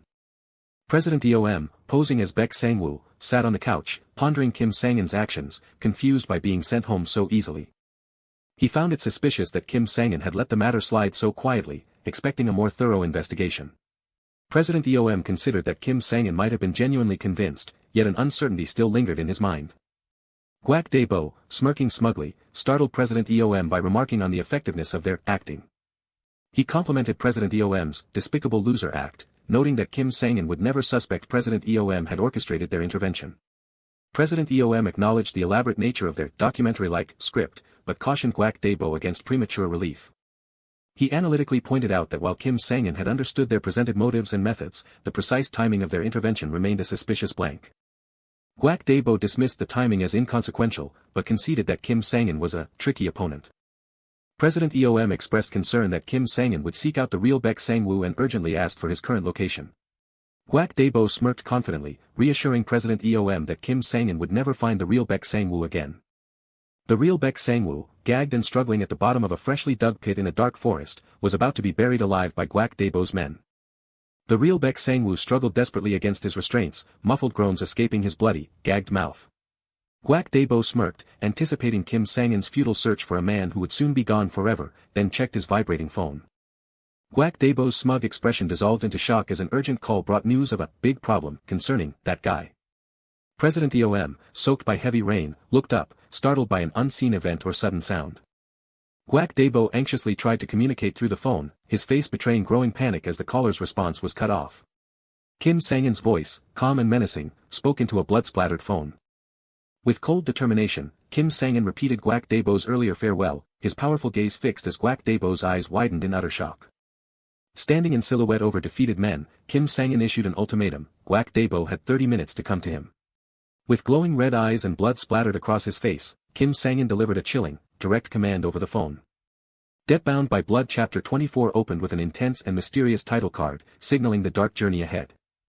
Before this path of retribution, he remembered a time when he was utterly weak, collapsing onto the ground in despair. His tormentors, including Park Dae-jeon, spat insults about his weakness, their words cutting deep into his young spirit, leaving him feeling utterly looked down upon. He watched another student cruelly mock Baek Sang-woo, a stark example of the power dynamics that defined their world, where the weak were not just bullied, but utterly ignored. That understanding drove Kim Sang-in to begin relentless weight training, determined never again to be looked down upon for his physical weakness. Yet, despite his efforts, progress was slow, the barbell clattered to the floor, leaving him collapsed and defeated. Frustration gnawed at him, his teeth gritted against the slow pace of change despite his intense physical strain. Months passed, and looking at his reflection, Kim Sang-in questioned his own body, wondering why his muscles wouldn't grow as quickly as his ambition demanded. Desperate, he sought another path, preparing a syringe with grim determination, convinced that artificial means were the only way to achieve strength quickly. There was no other reason for his choice, he simply yearned to become a strong man. The moonlight shone through the branches, a silent witness to the path he chose. But now, battered and gagged, Kim Sang-in struggled against his bonds, his past determination tested by the present peril. He was already in the thick of it, fending off multiple masked attackers in the moonlit forest, a fierce battle for survival. Even bound and injured, his eyes narrowed with a mix of agony and unwavering resolve, refusing to break. This was the man he had aspired to be, delivering powerful blows, embodying the strength he once only dreamed of. On a secluded forest road, cars were gathered under the watchful eye of the full moon, setting a tense and mysterious scene. The men arrayed against him reacted with sudden, extreme shock and terror at an unseen event. One man, in a brown jacket, acknowledged Kim Sang-in was no ordinary opponent, his wary expression reflecting the unfolding danger. Indeed, Kim Sang-in stood calm and unperturbed amidst a field of defeated and bloodied bodies, having single-handedly overwhelmed them. The man in the brown jacket questioned Kim Sang-in's relentless obsession with Baek Sang-woo, reminding him of past warnings against interfering. Kim Sang-in, his gaze intense behind his glasses, coolly stated his role as a creditor, his curiosity piqued by their true intentions. He challenged their illogical actions, asking why they would attempt to kill someone from whom they claimed to collect a debt. With calm yet accusatory logic, Kim Sang-in questioned the basic principle of loan sharking: isn't it basic logic not to kill them, even if they beg for death? The man in the brown jacket retorted, explaining his actions as a harsh lesson for those who dared to run off with his money. He then vowed to make Kim Sang-in an example, asserting that his interference would result in severe retribution. With a smug smirk, the man taunted Kim Sang-in, questioning what one man, no matter how strong, could achieve alone against superior numbers. He pressed his point, asking if Kim Sang-in truly believed he could win against their overwhelming numbers. Kim Sang-in calmly agreed with the premise, but his reflective gaze hinted at a coming counterpoint. Then, with a sudden impact, several men were sent flying, as Kim Sang-in ominously countered, "Why do you think I'm alone?" The man in the brown jacket and his associates reeled back, their faces contorted in utter shock and confusion. From the shadows, a man in a blue tracksuit emerged, calling the assault blasphemous, with intense anger. Another man, in a floral shirt, echoed the sentiment, his back to the scene, a serious resolve in his voice. The two stood calmly over the defeated opponents, boldly declaring the sheer audacity of anyone who dared to gang up on what they called a god. The first, Shin Jong-woo of Chunhong Capital's Debt Collection Team 1, challenged any who desired death to face him directly. The other, Park Man-jae, also of Chunhong Capital's Debt Collection Team 1, calmly echoed the same challenge. Shin Jong-woo, annoyed, scolded Park Man-jae for copying his line, while the man in the brown jacket remained utterly confused and worried about the new arrivals. Kim Sang-in calmly dismissed the distraction, turning his focus back to the man in the brown jacket, who scoffed, doubting what two men could accomplish. Then, Kim Sang-in suddenly assumed a fighting stance, catching the man in the brown jacket completely by surprise. The man in the brown jacket stared in bewildered shock, questioning Kim Sang-in's true identity. Kim Sang-in unleashed a powerful punch, landing with a visceral impact, proving himself fiercer than ever before. He delivered another focused, precise blow with unwavering determination. His punch connected with significant force, snapping the man in the brown jacket's head back. But the fight was not yet decided. Despite the blows, the man in the brown jacket defiantly declared Kim Sang-in's punches useless from such a low position, scoffing at their impact. Kim Sang-in calmly acknowledged the man's words, his eyes narrowed in a sharp, focused contemplation. Then, with a sudden, forceful kick, Kim Sang-in retaliated, taking his opponent by surprise. Agreeing with the man's earlier assessment, Kim Sang-in delivered a devastating kick that sent him flying backward. The man in the brown jacket cried out in pain and frustration from the impact, reeling from the unexpected turn. Another heavy blow landed, making the man realize Kim Sang-in's earlier punches were merely holding back. Kim Sang-in stood over the man, who was now on the ground, clutching his stomach in agony. Injured and desperate, the man in the brown jacket angrily shouted for his subordinates to come to his aid. But as he looked around, a dawning realization of confusion and disbelief washed over his face at the lack of response.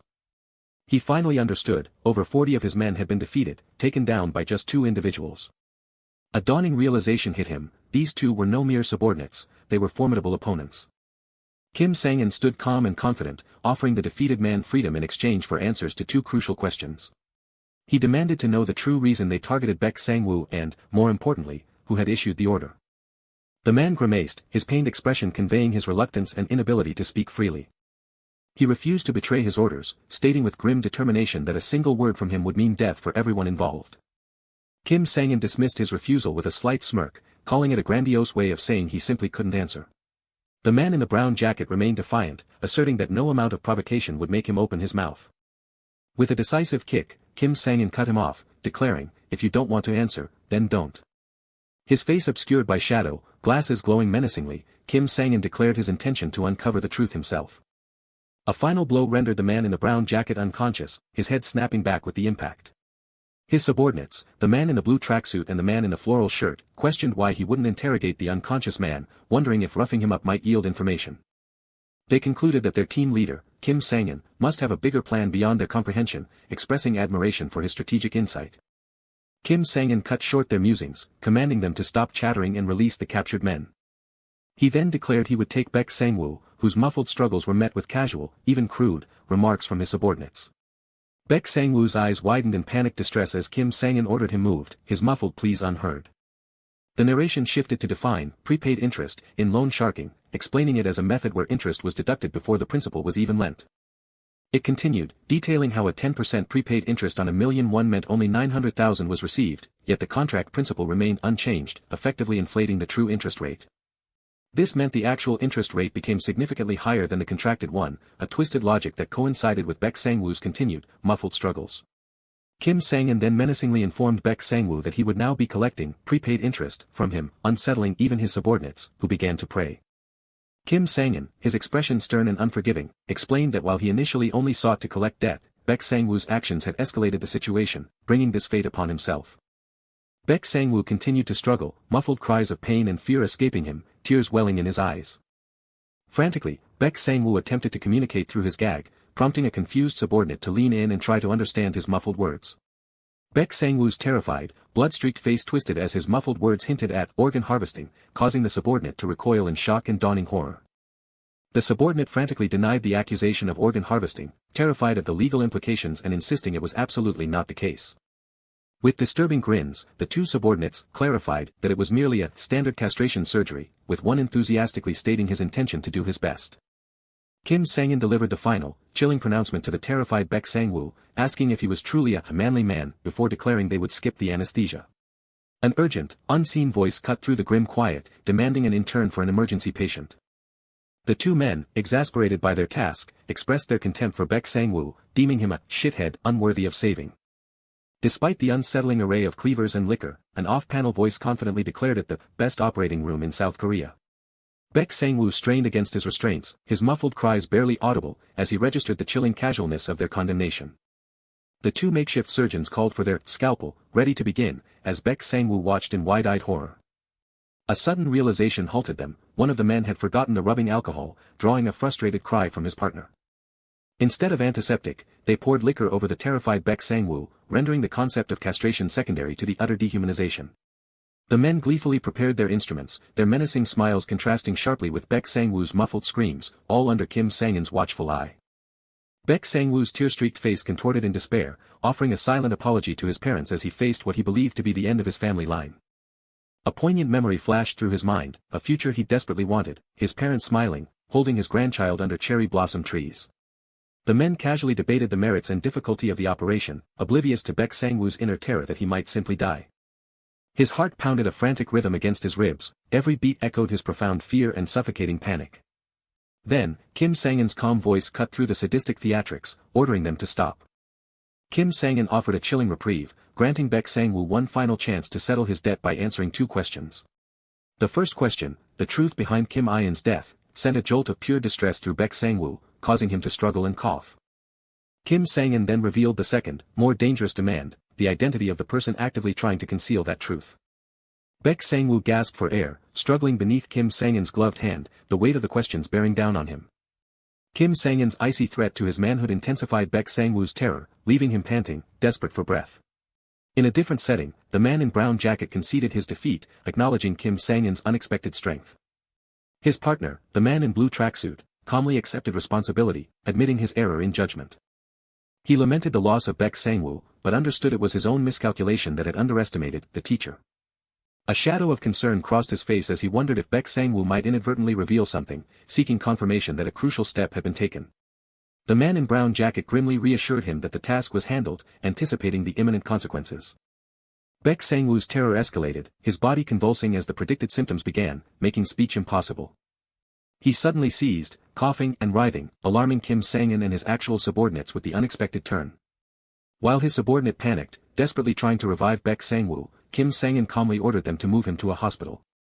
Baek Sang-woo lay unresponsive, his face puffy and twitching, as Kim Sang-in declared that the man could not die yet. The men discussed Baek Sang-woo's extensive history of drug abuse, recognizing it as a severe strain on his body. The man in blue tracksuit then connected the dots, realizing how Baek Sang-woo's condition would react to the teacher's estrogen injection. With a chilling, calculating smile, the man in brown jacket revealed his plan, introducing a CNS depressant to ensure a lethal outcome. The man in blue tracksuit grimly confirmed the deadly potential of the combination, questioning his partner's earlier request. He was then shown injecting a drug into the unconscious Baek Sang-woo, revealing his complicity in the scheme. The man in brown jacket explained his contingency, a preemptive measure that his partner acknowledged as unfailingly effective. Despite the initial commotion, he summarized their successful operation, diverting Kim Sang-in's immediate suspicion and silencing Baek Sang-woo. As he gazed at his own reflection, a single regret lingered in the man in blue tracksuit's mind. His regret was not being able to witness Kim Sang-in's expression when his carefully planned vengeance was thwarted. Kim Sang-in observed Baek Sang-woo in the sterile hospital bed, noting his unlikely survival, as an off-panel voice officially declared it drug abuse. The hospital faced an overwhelming challenge due to the sheer variety of drugs Baek Sang-woo had ingested, making specific identification nearly impossible. Kim Sang-in expressed his unease at Baek Sang-woo's unexpected turn, prompting his subordinate to inquire about his concerns. He articulated his suspicion, explaining that events had unfolded in a way they shouldn't have, raising questions about what truly happened. Kim Sang-in questioned the suspicious timing of the incident, noting that even heavy drug users typically exhibit warning signs before collapsing so abruptly. He revealed Baek Sang-woo's sophisticated drug knowledge from a former professional, and the absence of any prior hospital records of side effects, leading Magne to agree it felt unnatural. Adjusting his glasses, Kim Sang-in grimly concluded that it was highly probable someone had attempted to murder Baek Sang-woo. Magne's fury erupted, outraged that anyone would dare target their leader's debtor, leaving Kim Sang-in in thoughtful contemplation. With resolute determination, Kim Sang-in vowed to make the responsible party regret their audacity. The city lights twinkled under the dark night sky, a quiet urban backdrop to the unfolding machinations. From off-panel, Kim Sang-in's voice addressed an unseen adversary, acknowledging their likely frustration. He continued, reflecting on the failure to glean information about himself and the unsuccessful interrogation of Baek Sang-woo. As he fed his goldfish, Kim Sang-in surmised his opponent must be starving for answers. His voice echoed, imagining the intense, tearing frustration his adversary must feel at being so close, yet so far from the truth. A soft, contemplative, "yeah," confirmed his thoughts. Kim Sang-in's gaze narrowed, his focus absolute, a silent promise of relentless pursuit. As goldfish swam in the glowing blue water, Kim Sang-in's voice concluded his thought about what his adversary would want to tear apart. A lonely street lamp cast a yellow glow on a dark street, setting a somber tone for what was to come. Kim Sang-in strode purposefully down the street, as narration revealed a bold, unknown interference at play. The interference had escalated to attempted murder, transcending mere school-level issues, a grave realization reflected in Kim Sang-in's focused profile. This wasn't an isolated incident, narration underscored that such high-level manipulation had happened before. Even with Park Dae-jeon, the issues had already gone beyond simple student bullying, a truth Kim Sang-in seemed to acknowledge as armed men moved around him. The narration further suggested that Nam Woo-cheol, too, must have been acting under someone's orders, implying a deeper conspiracy. A scarred man's grim threat, "If I say a word, everyone here dies," highlighted the dangerous implications of Nam Woo-cheol's past words. Narration painted a picture of a formidable, hidden presence that feared the truth and instilled terror even in someone like Nam Woo-cheol, a thought that weighed heavily on Kim Sang-in. He pondered critical questions about his sister: was her torment merely student bullying, and why had she been forced to take out a large loan? Standing opposite his sister's symbolic silhouette, Kim Sang-in wrestled with the unresolved mystery of her tragedy. As Kim Sang-in stared down a dark alley, a sharp, sudden sound cut through the silence. Perched on a high ledge, Kim Sang-in dropped a coin, its fall a tangible manifestation of a profound decision. The coin spun wildly in the air, its fate momentarily uncertain. Then, with a soft click, it settled flat on the surface. Kim Sang-in's voice, devoid of surprise, directly challenged an unseen adversary, demanding to know their ultimate goal. An off-panel voice playfully chided Kim Sang-in for skipping pleasantries, offering to reset their interaction, but he remained silent. The unseen speaker continued their taunt, questioning Kim Sang-in's lack of curiosity about their identity, a smirk playing on their lips. Then, the voice dramatically revealed their most potent knowledge, the exact reason why Kim In had borrowed 10 million won. The unseen voice continued its taunt, questioning Kim Sang-in's silence and prodding his curiosity about their identity.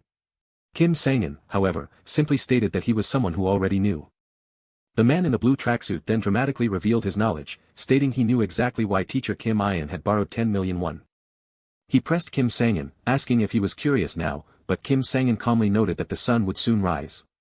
Kim Sang-in, refusing to be played, demanded that the man get straight to the point and stop wasting time testing him. The man mockingly acknowledged Kim Sang-in's bluntness, then pivoted, admitting he had something he wanted from him.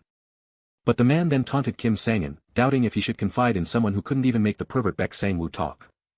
Kim Sang-in's gaze intensified, acknowledging that the man knew not only about him, but also the full scope of what happened in that classroom.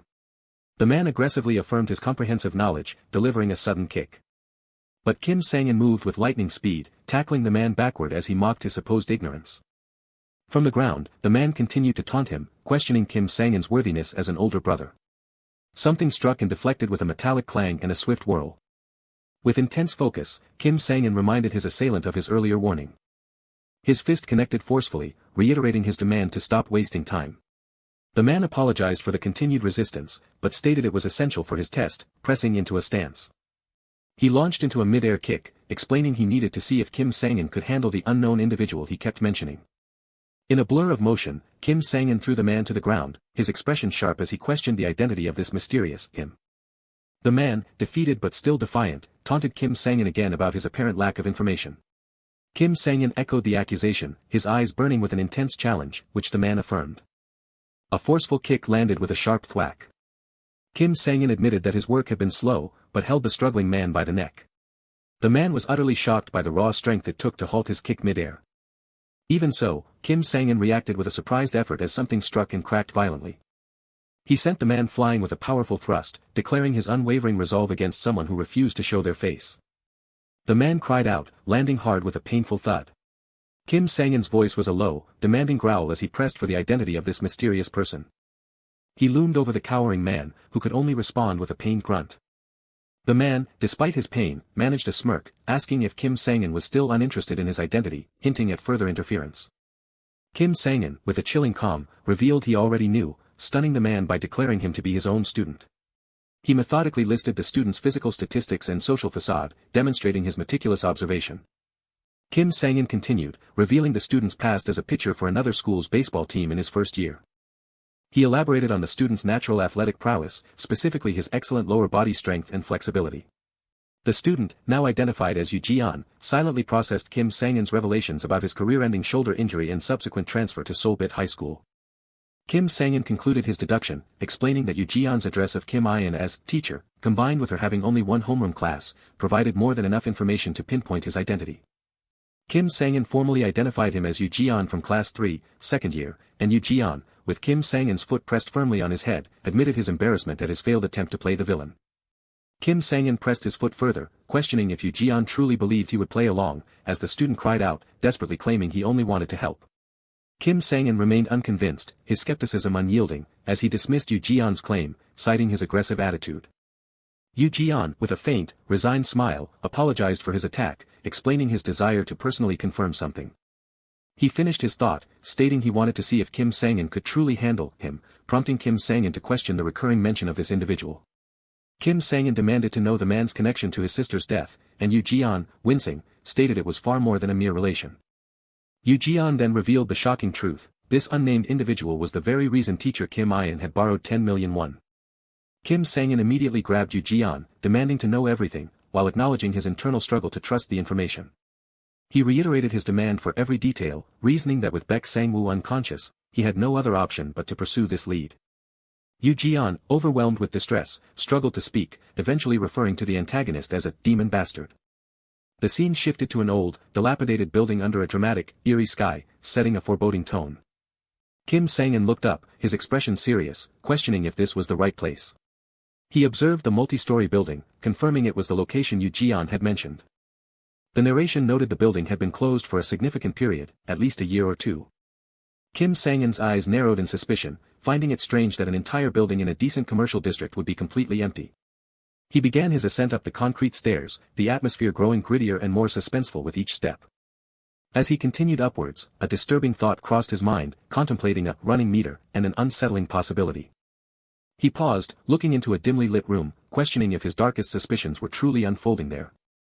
Kim Sang-in's face grew serious as he considered the grave implications if Yu Jian's words proved true. A flashback revealed Kim Sang-in's earlier interrogation, his disbelief at an internet cafe in an abandoned building, and Yu Jian's confirmation that he was always there after school. Yu Jian had explained that the events there were why Kim In incurred debt, but Kim Sang-in, smoking, voiced his deep distrust, suspecting a trap set with his sister's information as bait. Yu Jian, with a resigned but confident air, acknowledged Kim Sang-in's suspicion but urged him to visit the location and see for himself. He asserted with earnest intensity that he was telling the truth. Now in the present, Kim Sang-in deduced that his target had to be inside. This was the one who had forced Kim In into the hands of a lone shark, the one who had interfered with him all this time. Kim Sang-in's eyes widened in surprise, focused intensely on something off-panel.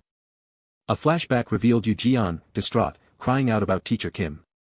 The narration explained the heartbreaking truth: Kim In had taken on debt to pull Yu Jian out of a metaphorical abyss. Back in the present, Kim Sang-in observed the interior, noting its deceptive appearance as a busy internet cafe.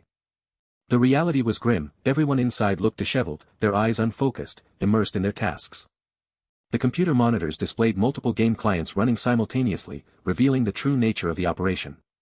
This was not an internet cafe, but a clandestine workshop where game currency was earned and then cashed out. The narration emphasized the unusual scale of the operation, pondering the identity of its owner if Yu Jian's information was correct, as Kim Sang-in watched the scene unfold. A female streamer, terrified, reacted to Kim Sang-in's presence, noting his arrival. She nervously clasped her hands, pleading with him to abandon his pursuit of revenge. The streamer then offered blood money for teacher Kim In, prompting a sharp, questioning retort from Kim Sang-in. With a smug smile, the streamer confidently offered a substantial sum of 1 billion won, believing it would be enough to halt his vengeance. Kim Sang-in pressed Yu Jian, his voice sharp with disbelief, wondering if Ga Hyran was truly behind such an operation. Yu Jian admitted the truth, confessing that it was Kim In who had taken on the crippling debt, all to pull him from that dark place. It was a ransom, Yu Jian painfully revealed, for his very freedom. The word ransom hung heavy in the air, stirring a deeper resolve within Kim Sang-in as he questioned the extent of the injustice. Yu Jian could only describe it as something akin to captivity, a workshop that had become a living hell. It was, Yu Jian clarified, a forced labor camp, where shattered lives were exploited for profit. This was Ga Hiram's domain, a place where those who fell into debt to her paid with their very freedom. A student gasped at the sheer audacity of the offer, bewildered that such a fortune could be proposed to halt a path of vengeance. The voice, unseen but confident, pressed Kim Sang-in to consider the life-changing sum, suggesting it far outweighed the cost of his relentless pursuit. The name Ga Hiram resonated in Kim Sang-in's mind, cementing her as another architect of his sister's tragic end. The student voiced her concern not for life, but for the excessive optics of two homeroom teachers meeting a grim fate. Kim Sang-in cut through the pretense, demanding if she was openly admitting her culpability, even in the face of his vengeance. Flustered, the student stammered through a casual admission, framing her indirect responsibility for Kim Ian's death as mere technicality. Kim Sang-in narrowed his eyes, questioning the sudden, willing confession from someone who had actively tried to thwart him. She confessed to a change in strategy, admitting that her interference had revealed a critical difference between him and his sister. He was, she stated, an entirely different kind of person than Kim Ian, a comparison she struggled to articulate. When she praised his intelligence, Kim Sang-in's gaze hardened, daring her to imply his sister was not. A chilling smirk played on her lips, a malicious chuckle escaping her as she prepared to deliver a damning judgment. With a smug, condescending air, she declared Kim Ian a fool beyond all saving. Before, his sister had tried to reform even the slyest among them, like Hong A-Riem, with a kindness the student now mocked. She recalled Kim Ian's sincere efforts, even toward someone like Baek Sang-woo, deeming such compassion a weakness. The student's voice dripped with scorn as she recounted Kim Ian's ultimate sacrifice, taking on a loan shark's debt for a student she'd only taught for a fleeting year. Kim Sang-in's anger flared, knowing his sister had willingly walked into the abyss, all for the sake of another.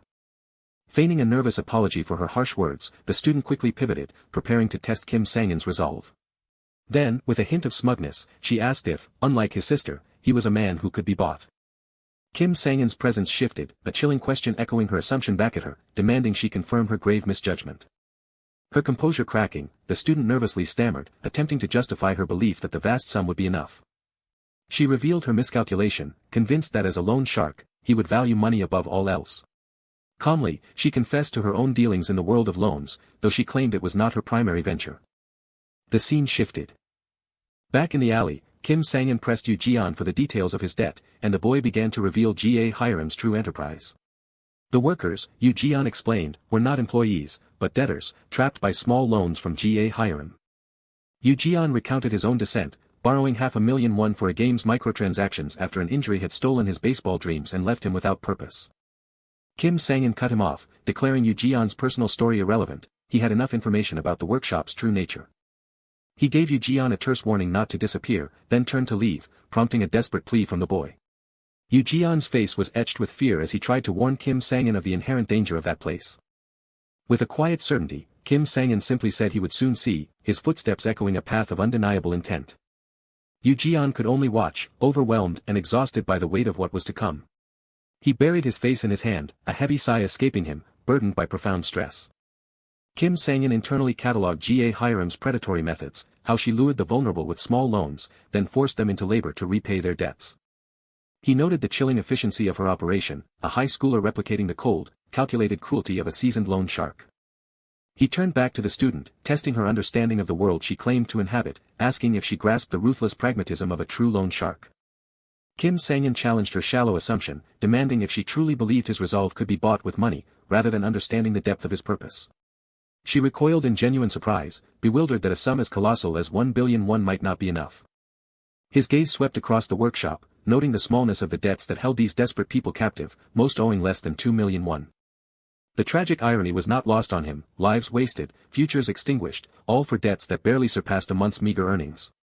With chilling confidence, the student attempted to justify her offer, valuing Kim Ian's life at a mere 10 million won, then offering 100 times that amount for his silence. She challenged him directly, asking if this vast sum wasn't enough to appease his vengeance, as Kim Sang-in fixed her with an unblinking stare, thinking of Ga Hiram. Internally, Kim Sang-in acknowledged the sincerity of the offer, grappling with the cold calculation of his sister's blood money. 1 billion won, he mused, a sum that held a different kind of power than she imagined. The meeting with the homeroom teacher was complete. Yu Jian, sitting alone, recounted how he had successfully lured the teacher to the game workshop, knowing a confrontation with Ga Hiram was imminent. Everything was unfolding as planned, but Yu Jian couldn't shake the doubt, would Kim Sang-in truly abandon his vengeance for a mere sum of money? He turned to Eom Yi-jun, seeking confirmation from the architect of their scheme. Yi-jun confirmed his assessment. Kim Sang-in was not one to be swayed by money, his suspicious nature betraying a deeper resolve. Yi-jun dismissed the details of belief, declaring that all that mattered was Kim Sang-in moving precisely according to his design. With a deliberate step, Yi-jun announced their next move was to stall, revealing that Ch1-37's generous offer was nothing more than a carefully laid trap. Yu-jian, confused, questioned the point of bait if it wasn't taken, prompting Yi-jun to ask if his intricate plan had been too subtle. Yi-jun clarified, revealing his true desire was for the teacher to reject the deal, a revelation that caught Yu-jian completely off guard. Yi-jun predicted with certainty that Kim Sang-in would refuse the offer, and likely resort to violence, given his unwavering nature. Yi-jun laid out the building's layout, detailing how only the second floor housed the game workshop, while the first lay conspicuously empty. The crucial detail, however, was that the third and fourth floors served as the offices for a powerful loan shark company. This company, he revealed, managed the workshop security, a service exchanged for cheap rent and strategic advantage. Yu-jian's eyes widened with dawning dread, realizing that Kim Sang-in's inevitable actions would lead him straight into a clash with the powerful loan shark company. A sinister smirk spread across Yi-jun's face, his eyes glowing with malevolent satisfaction as he confirmed this was precisely his desired outcome. Yu-jian understood he had been nothing more than bait, now realizing with annoyance that Yi-jun had withheld this crucial information until his purpose was served. His fist clenched in silent frustration, Yu-jian realized he still hadn't earned Yi-jun's full trust. The sudden ring of Yi-jun's phone, revealing a call from Ch1-37, startled Yu-jian, whose voice hitched in surprise. Yi-jun's eyes narrowed, his intense gaze fixed on the ringing phone as he weighed his next move. With a deliberate click, Yi-jun answered, instructing the caller to proceed, though his tone shifted slightly as he recognized the C-class president on the other end. On the other end, the student's voice was full of smug satisfaction, declaring her mission a success, smoother than she had dared hope. Yi-jun's eyes widened in surprise and eagerness, his voice sharp as he immediately demanded details of the clash and the extent of the damage. The student, however, responded with utter confusion, repeating his questions about a clash or damage. She reported that no such confrontation had occurred, leaving Yi-jun stunned and questioning the truth of her words. His shock palpable, Yi-jun demanded to know exactly what she had succeeded at, a chilling realization dawning on him. Yi-jun abruptly rose, his voice strained with disbelief, asking if she meant the deal itself had been accepted. He couldn't fathom it. Kim Sang-in had accepted the $1 billion, agreeing to abandon his vengeance, a complete departure from his known character. How could he have accepted blood money for Kim In? Yi-jun wondered in disbelief, as Kim Sang-in walked away, his steps measured and calm. Yi-jun quietly spoke Kim Sang-in's name, his mind reeling with the unexpected turn of events. What exactly was Kim Sang-in truly planning, he wondered, staring into the impenetrable depth of his actions. He had always believed a brother should protect his younger sister. He raced up the stairs, his every step a silent promise to himself. Suddenly, Kim Sang-in froze, a name escaping his lips as he looked ahead in disbelief. He called out to Kim In, crouching in concern, fearful of what dangers might lurk in the night for her. But she was distressed, explaining her delay with a story of rescuing a bullied puppy, which only deepened Kim Sang-in's surprise. The younger Kim In, cradling a small puppy, gently recounted how neighborhood bullies had kept her, a delay for which she now apologized. Young Kim Sang-in knelt, his concern turning to anger at her scraped face, wishing she had called him instead of facing danger alone. Young Kim In only laughed, dismissing his worry with a gentle pet to the puppy, leaving Kim Sang-in to reflect on his own worries as trivial. Every time he rushed to her defense, she met him with a resilient smile, proclaiming she was not weak. Even when they fled loan sharks in the dead of night, or when she risked her own reputation to help a bullied classmate, her spirit never wavered. She always faced the world with that bright, unyielding smile. Amidst the quiet darkness, a pair of glasses rested on a shelf, bathed in the blue light of an unseen world. Kim Sang-in sat in the blue-tinged room, his back a canvas of scars, each mark a testament to the battles he had endured. He covered his face, his mind rejecting the simple explanation that mere bullying was the sole cause of her torment. There had to be something more, a deeper truth, something entwined with the very blood debt that now defined him. A female streamer celebrated, her fingers flying across the keyboard, as she smoothly cleared phase 1 of her game, unaware of the narration contemplating dire social realities. While the female streamer strategically moved her mouse, preparing for the next phase, the narration painted a grim picture of youth unemployment in a society where education rarely guaranteed a job. As the female streamer plotted her in-game strategy to bypass content with raw damage, the narration highlighted the desperate, ceaseless efforts young people made, enduring academies, resumes, and interviews, all for a slim chance.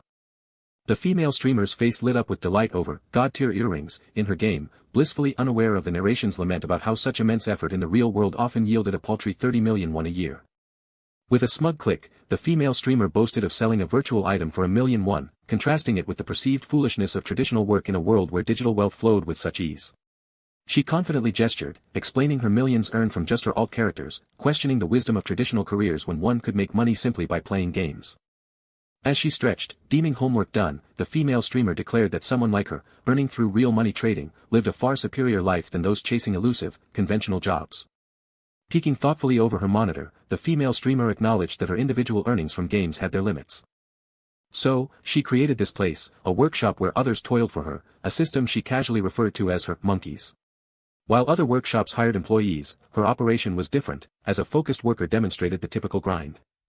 With a smug smile, the female streamer revealed her monkeys were actually free labor, debt-ridden individuals working off interest in exchange for their freedom.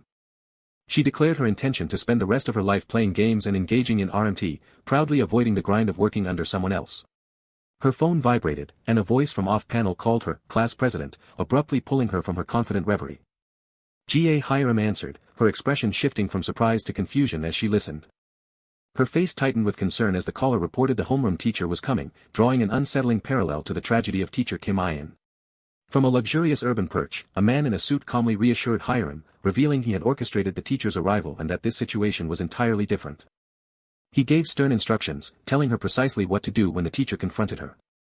Ch1's eye reflected the glow of her phone as she replayed the troubling words about teacher Ch1's blood money, and the class president's instruction to offer the homeroom teacher a deal. She followed those instructions precisely, presenting the deal and emphasizing the grand sum of 1,000,000,000 won with a seemingly generous smile. The male teacher considered the offer, his eyes narrowed in a mix of suspicion and calculation. Ch1 fell silent, remembering the class president's confident prediction that the teacher would refuse. Yet, to her shock, the male teacher calmly accepted the offer. A wave of shock washed over Ch1. This was not how the class president said it would go. The plan was for him to cause a scene, to be subdued by others. The male teacher, observing her stunned reaction, calmly asked if there was an issue, stating he was simply accepting her own offer. Flustered, Ch1 stammered, and the male teacher promptly declared the deal finalized. The male teacher then directly asked how much time she would need to prepare the considerable sum. Ch1 stammered in response, her mind racing to comprehend the magnitude of 1,000,000,000 won. After a moment, she tentatively suggested a week, and the male teacher calmly agreed. He stated his terms clearly: if he received 1,000,000,000 won within a week, he would abandon his quest for revenge. Ch1 reacted with wide-eyed surprise, emphasizing the sheer amount of money involved. A subtle smirk played on the male teacher's lips as he asserted his desire for the money, instructing her to ensure its delivery. The male teacher walked away, his silhouette receding into the urban twilight, leaving behind a trail of uncertainty. Ch1 peeked out from her hiding spot, relieved he was gone, but still contemplating the weighty situation she had just relayed to the class president. But the daunting prospect of gathering 1,000,000,000 won filled her with dread. Meanwhile, the homeroom teacher had accepted Ch1's offer, a decision that would send ripples through the city. Yi-jun reacted with utter disbelief that the teacher would abandon his revenge for money, while the man in the suit shared his surprise.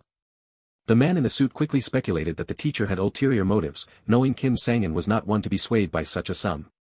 Yi-jun's eyes widened in shock, questioning if the stated 1,000,000,000 won was not an absurdly high amount. The man in the suit clarified that Ch1 had chosen the amount herself, prompting Yi-jun to demand why she would pick such an extravagant figure. Yi-jun pondered if the teacher had accepted, believing Ch1 couldn't possibly raise 1,000,000,000 won from her workshop in such a short time. The man in the suit dismissed Yi-jun's financial concerns, redirecting focus to the homeroom teacher's true intentions, much to Yi-jun's renewed worry over the colossal sum. A subtle smirk played on the man in the suit's face, hinting at a secret as he began to reveal the true monthly profits of Ch1's workshop. Back at her workshop, Ch1 commanded her monkeys to maximize their assets for the next crucial week. With a determined finger, Ch1 outlined her aggressive strategy, immediately controlling hunting grounds, blocking user traffic, and manipulating item supply to drive up prices. She continued, detailing the careful, slow release of items to avoid market crashes, emphasizing that god-tier items should be sold as late as possible. Her face serious, Ch1 then detailed advanced financial maneuvers like wash trading to maintain market prices and prioritizing direct bank transfers for discretion. The narration then revealed Ch1's workshop monthly profit was 30,000,000 won, stunning Yi-jun with the realization that, by liquidating all her holdings, 1,000,000,000 won was indeed within reach. The man in the suit, eyes narrowed, confirmed that Ch1's casual mention of the sum truly meant she had the capability to procure it. Yi-jun closed her eyes, a bead of sweat forming, as she fully grasped the man in the suit's seriousness, and the true, hidden power of Ch1, connecting it all back to Eom Yejuan's manipulations. Ga Hiram sighed, rubbing her chest from exhaustion, then pondered liquidating her own personal stash of items. Her foot tapped, as she remembered her long-hoarded limited edition cosmetic items, reflecting on how her extensive gaming history now offered a quick path to cash. But her annoyance turned to confusion when the game's character selection screen lagged, questioning why her high-performance GPU was struggling. Her eyes widened in a sudden, sharp shock. Ga Hiram stared in horror at her game's character selection screen, where all her meticulously curated characters stood inexplicably naked. Her hands trembled, clutching the keyboard as panic set in, realizing all her character's precious gear was gone. Ga Hiram screamed in utter disbelief, her world shattering around her as she questioned why all her characters were suddenly naked. A voice cried out in disbelief, demanding to know why her carefully crafted game characters stood stripped bare on the selection screen. Her voice trembled with a mixture of shock and burgeoning fury, questioning the silent screen for the gear she had painstakingly acquired for them. The question erupted into a scream, her face contorted in disbelief as the stark reality of their vulnerability hit her. She railed against the silent screens, enumerating the hundreds of millions she'd poured into them, the countless titles earned, demanding acknowledgement of her profound investment. Her fists white-knuckled against the keyboard, she struggled to articulate the truth, these were not mere digital constructs. Her voice broke, a single, raw declaration escaping her lips, they were her life itself.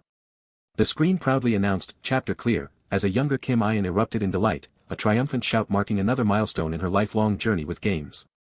Her father marveled at her progress, sharing tips for the game he himself had created, praising his little Hiram's genius in the warm glow of their shared joy. Beaming with pure, childish joy, she declared her desire to skip school and spend every single day lost in games with her father. Her father, a man perpetually tired with deep dark circles, chuckled, admitting his own secret wish to play games all day with her, his warmth shining through his exhaustion. Playing his game, side by side with her dad, was pure joy as they eagerly discussed the next chapter and the gear she would need to face the challenges ahead. The gentle family moment shattered as her mother announced an urgent call from his company, interrupting their Sunday playtime with an unwelcome demand. His expression turned grim as his wife revealed the core of the issue, a problem with the game's gacha rates. With a frustrated tisk, her father dashed away, muttering about the risks he'd warned them of, leaving a confused young Kim Ian to call out after him. Tears welled in her wide eyes as she pleaded with him, reminding him of their promise, wondering if he would abandon their game time so soon. "I'm sorry, Hiram," her father uttered softly, his back already turning as he tried to reassure her with empty words. With a forced, tired smile, her father raised a reassuring fist, promising to be right back and encouraging her to continue the story, a phrase that echoed ominously in her memory. A chilling anxiety settled over her, for she knew that line all too well from the game. It was the very line uttered by Aubin, the protagonist's ally in Chapter 2, a line imbued with tragic significance. "Don't worry. I'll be right back," Aubin had declared, just before sacrificing himself to hold back the enemy's summon, never to return. After those words, Aubin vanished from the story forever, leaving a somber young Kim Ian to understand the true weight of her father's parting promise. Weeks stretched into a weary blur as her mother, on the phone, expressed growing frustration over his prolonged absence, hinting at the brutal realities of the gaming industry.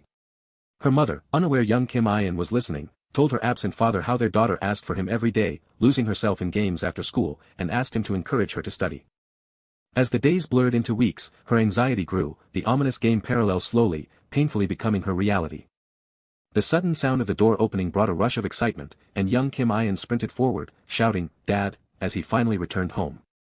Looking up at him, a mix of surprise and childish impatience on her face, she asked why he was so late, proudly announcing she had already reached Chapter 6. Chapter 6. "That's my girl," he exclaimed, a smile on his face, yet his appearance, after so long, carried a subtle unfamiliarity that unsettled her. His smile, though meant to be cheerful as he suggested pushing through to Chapter 7, felt strained and unfamiliar, his exhaustion clear in his eyes. She agreed, wanting to play, but her innocent honesty cut through his pretense, pointing out the undeniable sleepiness etched onto his face. He quickly denied his exhaustion, assuring her he'd left work specifically to play with her, his attempt at cheerfulness tinged with desperation. Her father excitedly called out warnings about the area of effect attack, but young Kim Ian, focused and confident, declared her invincibility skill was ready. They played games all night long, their frantic shouts echoing through the room as her father ran out of potions and young Kim Ian, low on gauge, panicked about dying in-game. Despite their visible exhaustion and dark-rimmed eyes, they celebrated a hard-won victory, her father praising her 5-try clear as she happily admired a rare yellow item drop. "Ugh, how do I dodge this pattern, Dad?" she cried in frustration, her father sharing her annoyance, agreeing the pattern felt unfair and wondering if an invincibility skill was necessary. Her eyes shining, young Kim In declared his game was truly fun, expressing her childhood dream to join his company and create games just like him when she grew up. Hire him, her father began gently, patting her head. You know you have to study a lot to join a game company, right? To which she responded with a confused, why? He conceded her point about schoolwork, but insisted she still needed to study hard, regretting that his own lack of rigorous study kept him from a director role, prompting her thoughtful, if unenthusiastic, studying is not fun, though. Yet, looking up at him with fierce determination, she promised her father she would try her best if he truly believed it would help. Her hopeful thought of becoming like him abruptly shattered as her eye widened, catching sight of something alarming.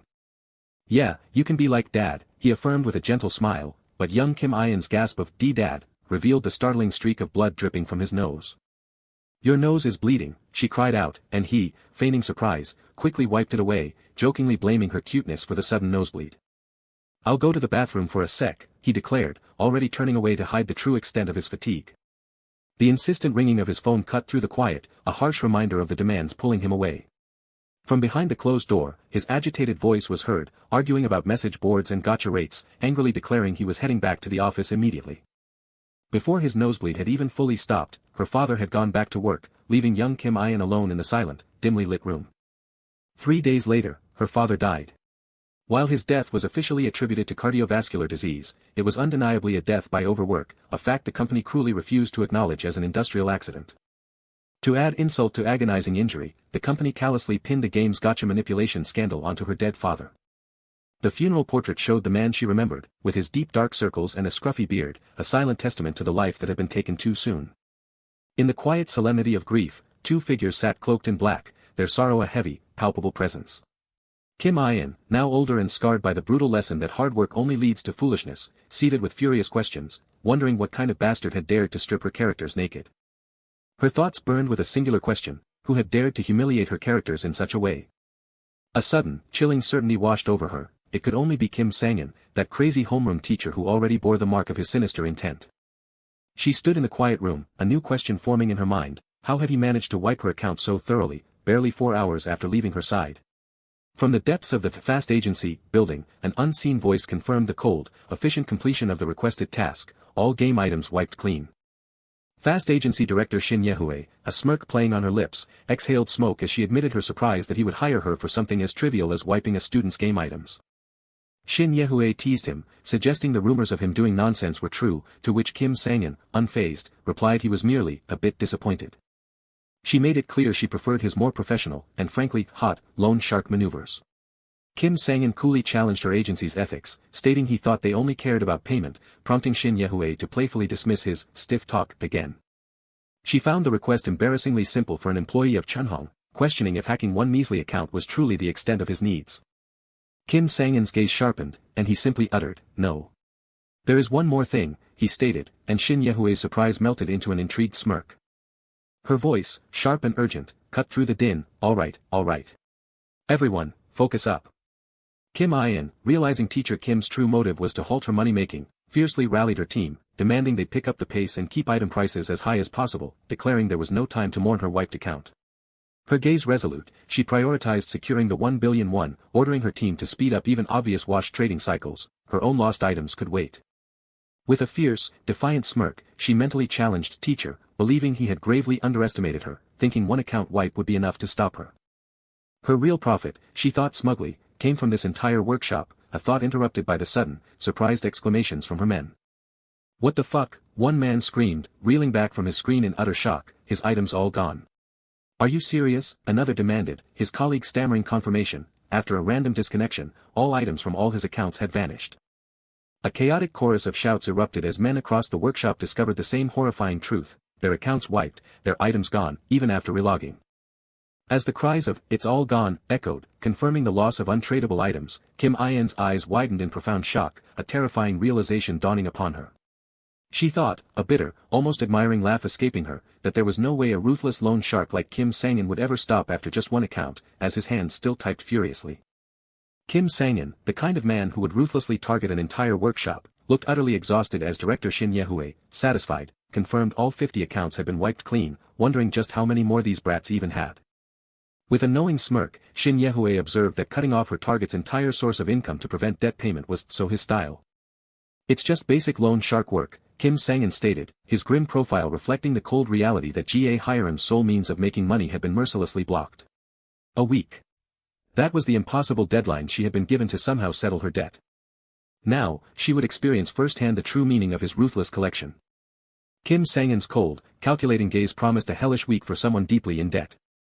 A chaotic roar erupted as men reeled back from their screens, their game accounts wiped clean, their items gone, leaving only furious shouts about the unfairness of it all. Ga Hiram, wide-eyed and tearful, frantically clutched her phone, screaming for customer service, her desperate pleas met only by the maddening sound of an unhelpful AI. The crushing reality of their erased progress settled over the workshop as desperate men cried out about their debts, unable to believe months of grinding had been instantly undone.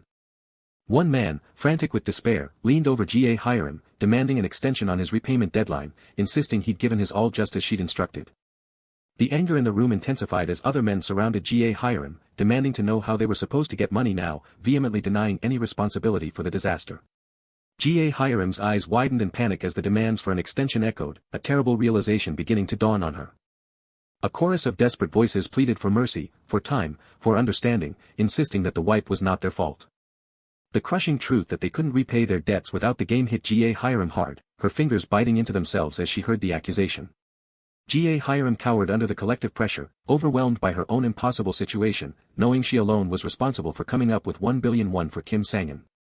With just 7 days left until her payment was due, an unseen voice barked orders for everyone to create new accounts, marking the urgent start of day 1. The click of the mouse echoed the frantic disbelief as one after another, everyone confirmed their progress was truly gone. It wasn't just her main account, but every alternate, every other game, all items wiped clean from every single one, leaving her numb with despair. A single tear traced a path down Ga Hiram's cheek, the overwhelming sense that her entire digital life, her only means, had been ruthlessly erased. Ga Hiram's thoughts raged, fixated on the crazy homeroom teacher and his audacious act, questioning if he ever truly intended to get his money back. She forced herself to snap out of the despair, reminding herself that the money came first, taking solace in the small savings she had managed to put aside. But her combined savings of just over 260 million won were a disheartening drop in the bucket compared to the 1 billion she owed. Then, a spark of an idea ignited, her eyes widening as a sudden possibility presented itself. A surge of hope coursed through her, she still had that one thing, a forgotten resource she hadn't touched. A sly smirk spread across her face as she confirmed to herself that she hadn't deleted it. It was the game that had been her primary income source back in middle school. Lineagem, created years ago using her mother's resident registration number because it was rated mature, now presented a glimmer of hope. With a decisive tap, she launched the application. Her eyes widened in triumph, a knowing smirk spreading across her face as her hunch proved correct. The account was still alive, featuring her formidable character, Go Deokpal, at level 93, ready for battle. She knew that in games like this, new god-tier items were introduced sparingly, ensuring the high value of existing gear. A quiet confidence settled over her, her old gear, she realized, was still top-tier. With fierce determination, Ga Hiram declared her new plan, infinite farming in this game, starting now. 1 billion won was her target, and she was coming for it. And so, her relentless pursuit began. Ga Hiram poured every ounce of her effort into the mobile game, even as her mother's gentle calls to sleep drifted from inside the apartment. She sacrificed sleep, responding to her mother with a casual, "Yeah, Mom," as her phone glowed in the dark. Her obsession extended to playing even while walking down the street, leading to a near collision and a harsh dismissal from a passerby. Her gameplay became so pervasive that it followed her into every aspect of her life. Even in the quiet confines of the classroom, her fingers subtly tapped away at her phone, lost in the game. A manic smirk played on her lips as she calculated her loot, 20 million so far, with a promised sweet payout after selling off game money and completing tomorrow's weekly raid. Annoyed by virtual, kill-stealing pests, Ga Hiram snapped at her phone, demanding they just get lost, unaware of the pensive man in a suit behind her. Kim Sang-in observed her in quiet contemplation, wondering about her deeper motivation. His eyes narrowed, a sharp, calculating glint in their depths. He inwardly questioned why the homeroom teacher, himself, was leaving Ga Hiram alone, signaling his deliberate manipulation. A chilling smirk spread across Kim Sang-in's face, casting an ominous shadow over Ga Hiram and the other students. And just like that, the grueling week flew by. It was now the night of day 6, the gaming cafe glowing with a desolate, late-night ambience. Ga Hiram, slumped asleep at her desk amidst scattered cups, internally recounted her triumph of completing the weekly raid on her alt accounts, acknowledging the exhaustion that had nearly claimed her. Even in her sleep, a smug sense of defiance filled her. She had proven the crazy teacher wrong, confident her new items and accounts would fetch hundreds of millions.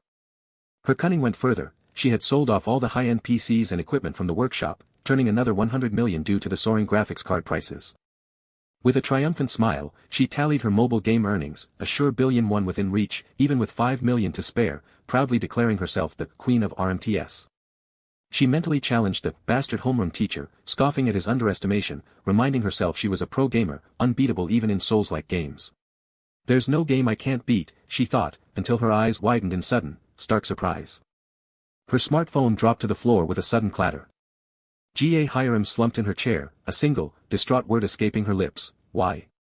Her game character now stood stripped to its underwear on the selection screen, prompting her bitter thought, if you were going to hack it, you should have done it from the start. Exhaustion and despair washed over her. She had barely slept, skipped meals, all for naught, as she cried out, why? Ch1-37 shrieked, her face contorted in a furious, incredulous rage, demanding to know why she was being tormented now. An off-panel voice observed someone's ruthlessness, as the exterior of the Fast Agency, a shadowy organization offering microloans and evidence collection, stood under the dim evening light.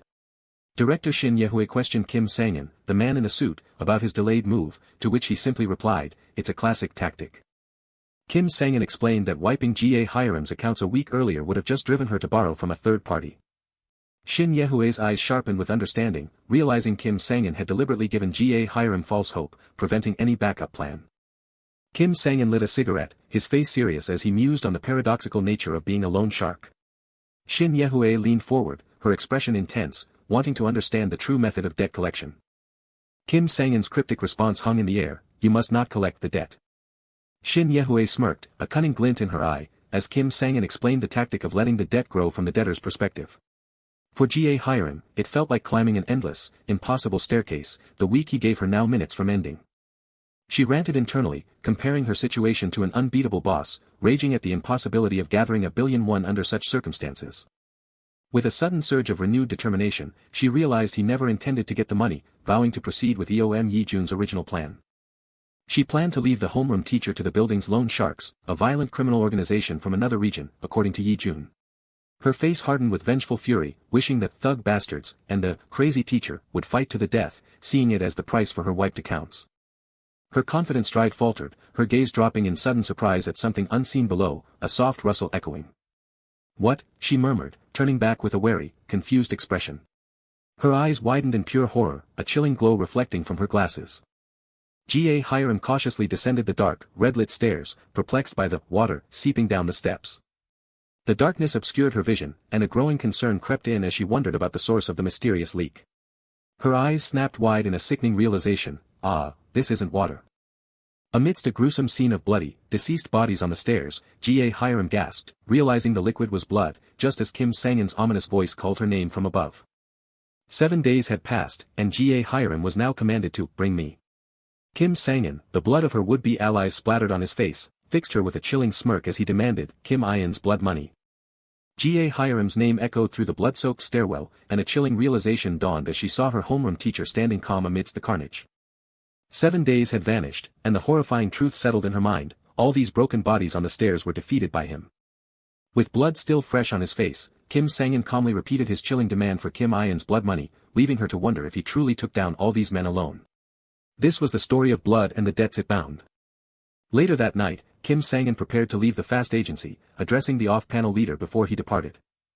He promised to deposit the commission fee by tomorrow, but Director Ch1-37 stopped him with a new concern about the suspicious building they had raided earlier. Director Ch1-37 revealed that while the game accounts were connected to the second floor, open IPs on the third and fourth floors indicated other, unknown occupants. Kim Sang-in simply acknowledged her warning, assuring her he would be careful, yet Director Ch1-37 still offered to investigate further. But with a determined glint in his eye, Kim Sang-in confidently asserted that he would handle the rest himself. Back inside, Director Ch1-37 leaned back, amused, as her subordinate commented on Kim Sang-in's consistent, independent nature.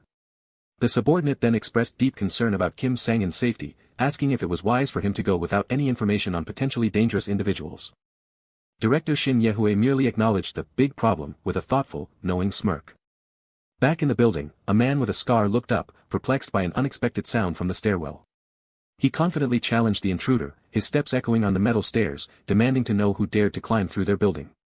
As he advanced, the scarred man grew more aggressive, insulting Kim Sang-in and ordering him to leave and play his games downstairs. But Kim Sang-in, calm and unmoving, simply turned to him and commanded that he tell everyone to come out. Kim Sang-in's eyes narrowed behind his glasses as he reiterated his order, making it clear he intended to finish all of them at once. The scarred man's face twisted in disbelief and anger, calling Kim Sang-in crazy before warning him not to regret his audacity. Enraged by Kim Sang-in's defiance, the tattooed man lunged forward, preparing to strike. Meanwhile, in the office, the subordinate voiced his deep concern once more about Kim Sang-in's safety, but Director Shin Ye-hue remained unconcerned. She calmly revealed the details. They were a newly formed loan shark operation with 35 men, a violent gang who had recently changed their line of work. As she spoke, the reality of the danger was made clear. Armed men advanced through the red-lit stairwell, stepping over defeated figures. The subordinate's face contorted in shock and panic, demanding to know why she hadn't told Kim Sang-in, insisting they must warn him immediately. With a cold indifference, Director Shin Ye-hue extinguished her cigarette, explaining that Kim Sang-in's request had only been to raid the workshop, not for information on the gang. She reminded him of their agency's strict policy: they never gave out information without a price. The subordinate, defeated and sweating, quietly agreed and returned to his duties. Director Shin Ye-hue leaned back, her smirk hinting at a broader truth about their profession. She declared that worrying about Kim Sang-in was something they didn't do, even if paid for it. In a dim room, several men were playing cards when one suddenly asked if they had heard a thud from the stairs, only to be dismissed by his impatient comrade. But the scarred man insisted, his concern deepening, as he added he had also heard a short scream. Another man, dismissing it as a bluff, began to walk towards him, but the scarred man challenged him to check, certain he was telling the truth. Their dismissive attitudes quickly turned to shock and confusion. Looking down the stairwell, they discovered their colleague lying defeated and injured, groaning in pain. The injured man struggled to utter a desperate warning, his eyes wide with pain and fear. The scarred man demanded to know who was responsible, unaware that Kim Sang-in was calmly ascending the stairs behind him. The defeated man gasped out a final, urgent warning not to come down. As the injured student desperately pointed, Kim Sang-in leaped dramatically from above, surprising the men below. Kim Sang-in delivered a powerful mid-air kick, connecting with brutal force and shocking his opponent. He landed with a cold, focused expression, looking down at his dazed opponent. A shocked voice demanded to know his identity. Another man aggressively charged at Kim Sang-in from behind, urged on by his comrades. Kim Sang-in swiftly countered the attack with a powerful punch, leaving the man groaning. He continued his relentless assault, grabbing the man's hair and delivering another forceful blow. Standing over the defeated man, Kim Sang-in calmly warned that things were about to get much louder. The man's face contorted in terror as he realized Kim Sang-in's terrifying strategy. The fight was far from over. A wave of horror washed over his face, as he cried out in terror. Back in the card game, an off-panel thought realized the terrifying truth: Kim Sang-in had intentionally lured them into the stairwell, an environment perfectly suited for handling multiple opponents. A loud rumble echoed through the building, prompting the men to arm themselves and quickly head downstairs. Angry, armed men, some with tattoos, descended the stairs, determined to clean up the intruders before their executives arrived. But as they reached the bottom, they found Kim Sang-in calmly standing amidst the carnage, and realized he was responsible for the defeat of their comrades.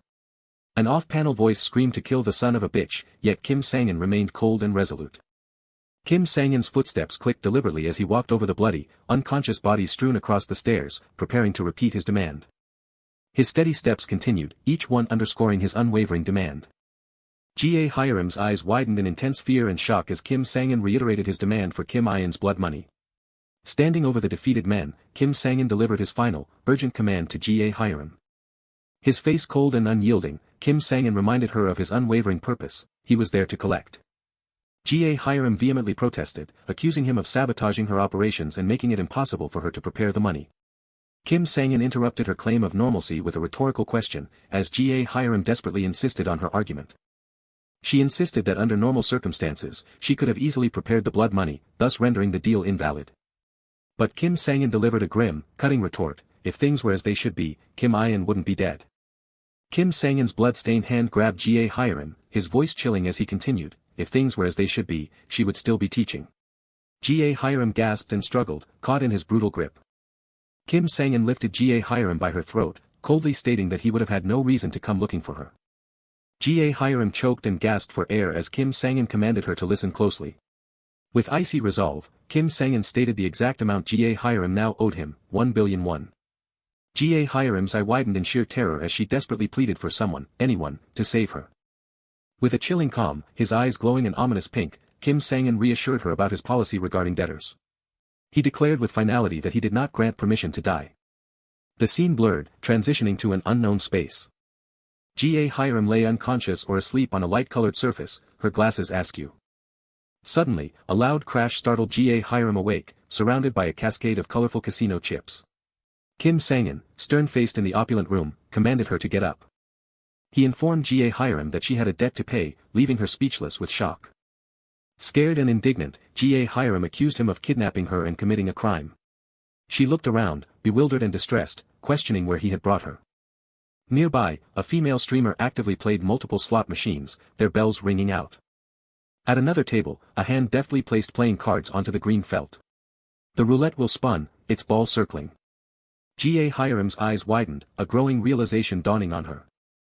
She finally concluded, overwhelmed by the grand, bustling environment, that she was in a casino. Kim Sang-in explained his intention. Since Ga Hiram had made a fortune through games, he brought her there to use those skills to repay her debt. He provided her with 10 million won worth of chips as starting capital, framing it as a beneficial opportunity for someone who liked games. Kim Sang-in then delivered the crushing news: she had exactly 1 day to repay him, leaving Ga Hiram utterly shocked. He precisely calculated the total, the 1 billion won principal plus the chips, with 30% interest, amounting to a staggering 1.313 billion won. With a final, piercing gaze, Kim Sang-in addressed Ga Hiram directly. He declared she must now gamble, to win it back to pay it back. Kim Sang-in, the man in suit, declared the repayment was due in 1 day, shattering Ga Hiram with the impossible timeline. The crushing weight of the debt was quantified, a principal of 1.01 billion won, ballooning to an insurmountable 1.313 billion with 30% interest. With a predatory gaze, Kim Sang-in commanded Ga Hiram to win back the impossible sum, her fear reflecting in his cold glasses. Ga Hiram's disbelief erupted, repaying such a debt through gambling in just 1 week felt utterly absurd, a ridiculous demand. Kim Sang-in's stern gaze challenged her with a crushing truth: she had no other options, for games were, in his estimation, her only skill. Kim Sang-in's hand suddenly seized her face, forcing his offer upon her as her mouth fell open in shock and pain. Then, with brutal finality, Kim Sang-in shoved a casino chip into Ga Hiram's mouth, her eyes wide with terror and disgust. His sinister smirk twisted with a chilling implication: girls like her, he noted, were in high demand in China these days. As his hand held her jaw, Ga Hiram could only stare, tears streaming down her terrified face as Kim Sang-in offered career counseling abroad. A single tear traced a path down her cheek as Ga Hiram stifled a sob, forced to heed his command to stop whining.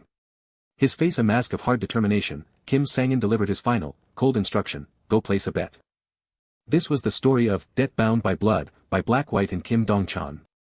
Ga Hiram sighed, pulling up the zipper of a bright tracksuit, annoyed that she had to change out of her school uniform because it stood out. Yet, in the bustling casino, the bright red tracksuit felt even more conspicuous, filling her with acute embarrassment. She recalled the man in the blue tracksuit, who called it his victory suit, and internally fumed about his atrocious fashion sense and her ill-fitting clothes. Pushing aside her self-consciousness, Ga Hiram refocused. She had no time for clothes, she desperately needed to find a game and win money. Scanning the crowded casino floor, Ga Hiram noted with growing concern that there were no empty seats, and she didn't even recognize some of the games.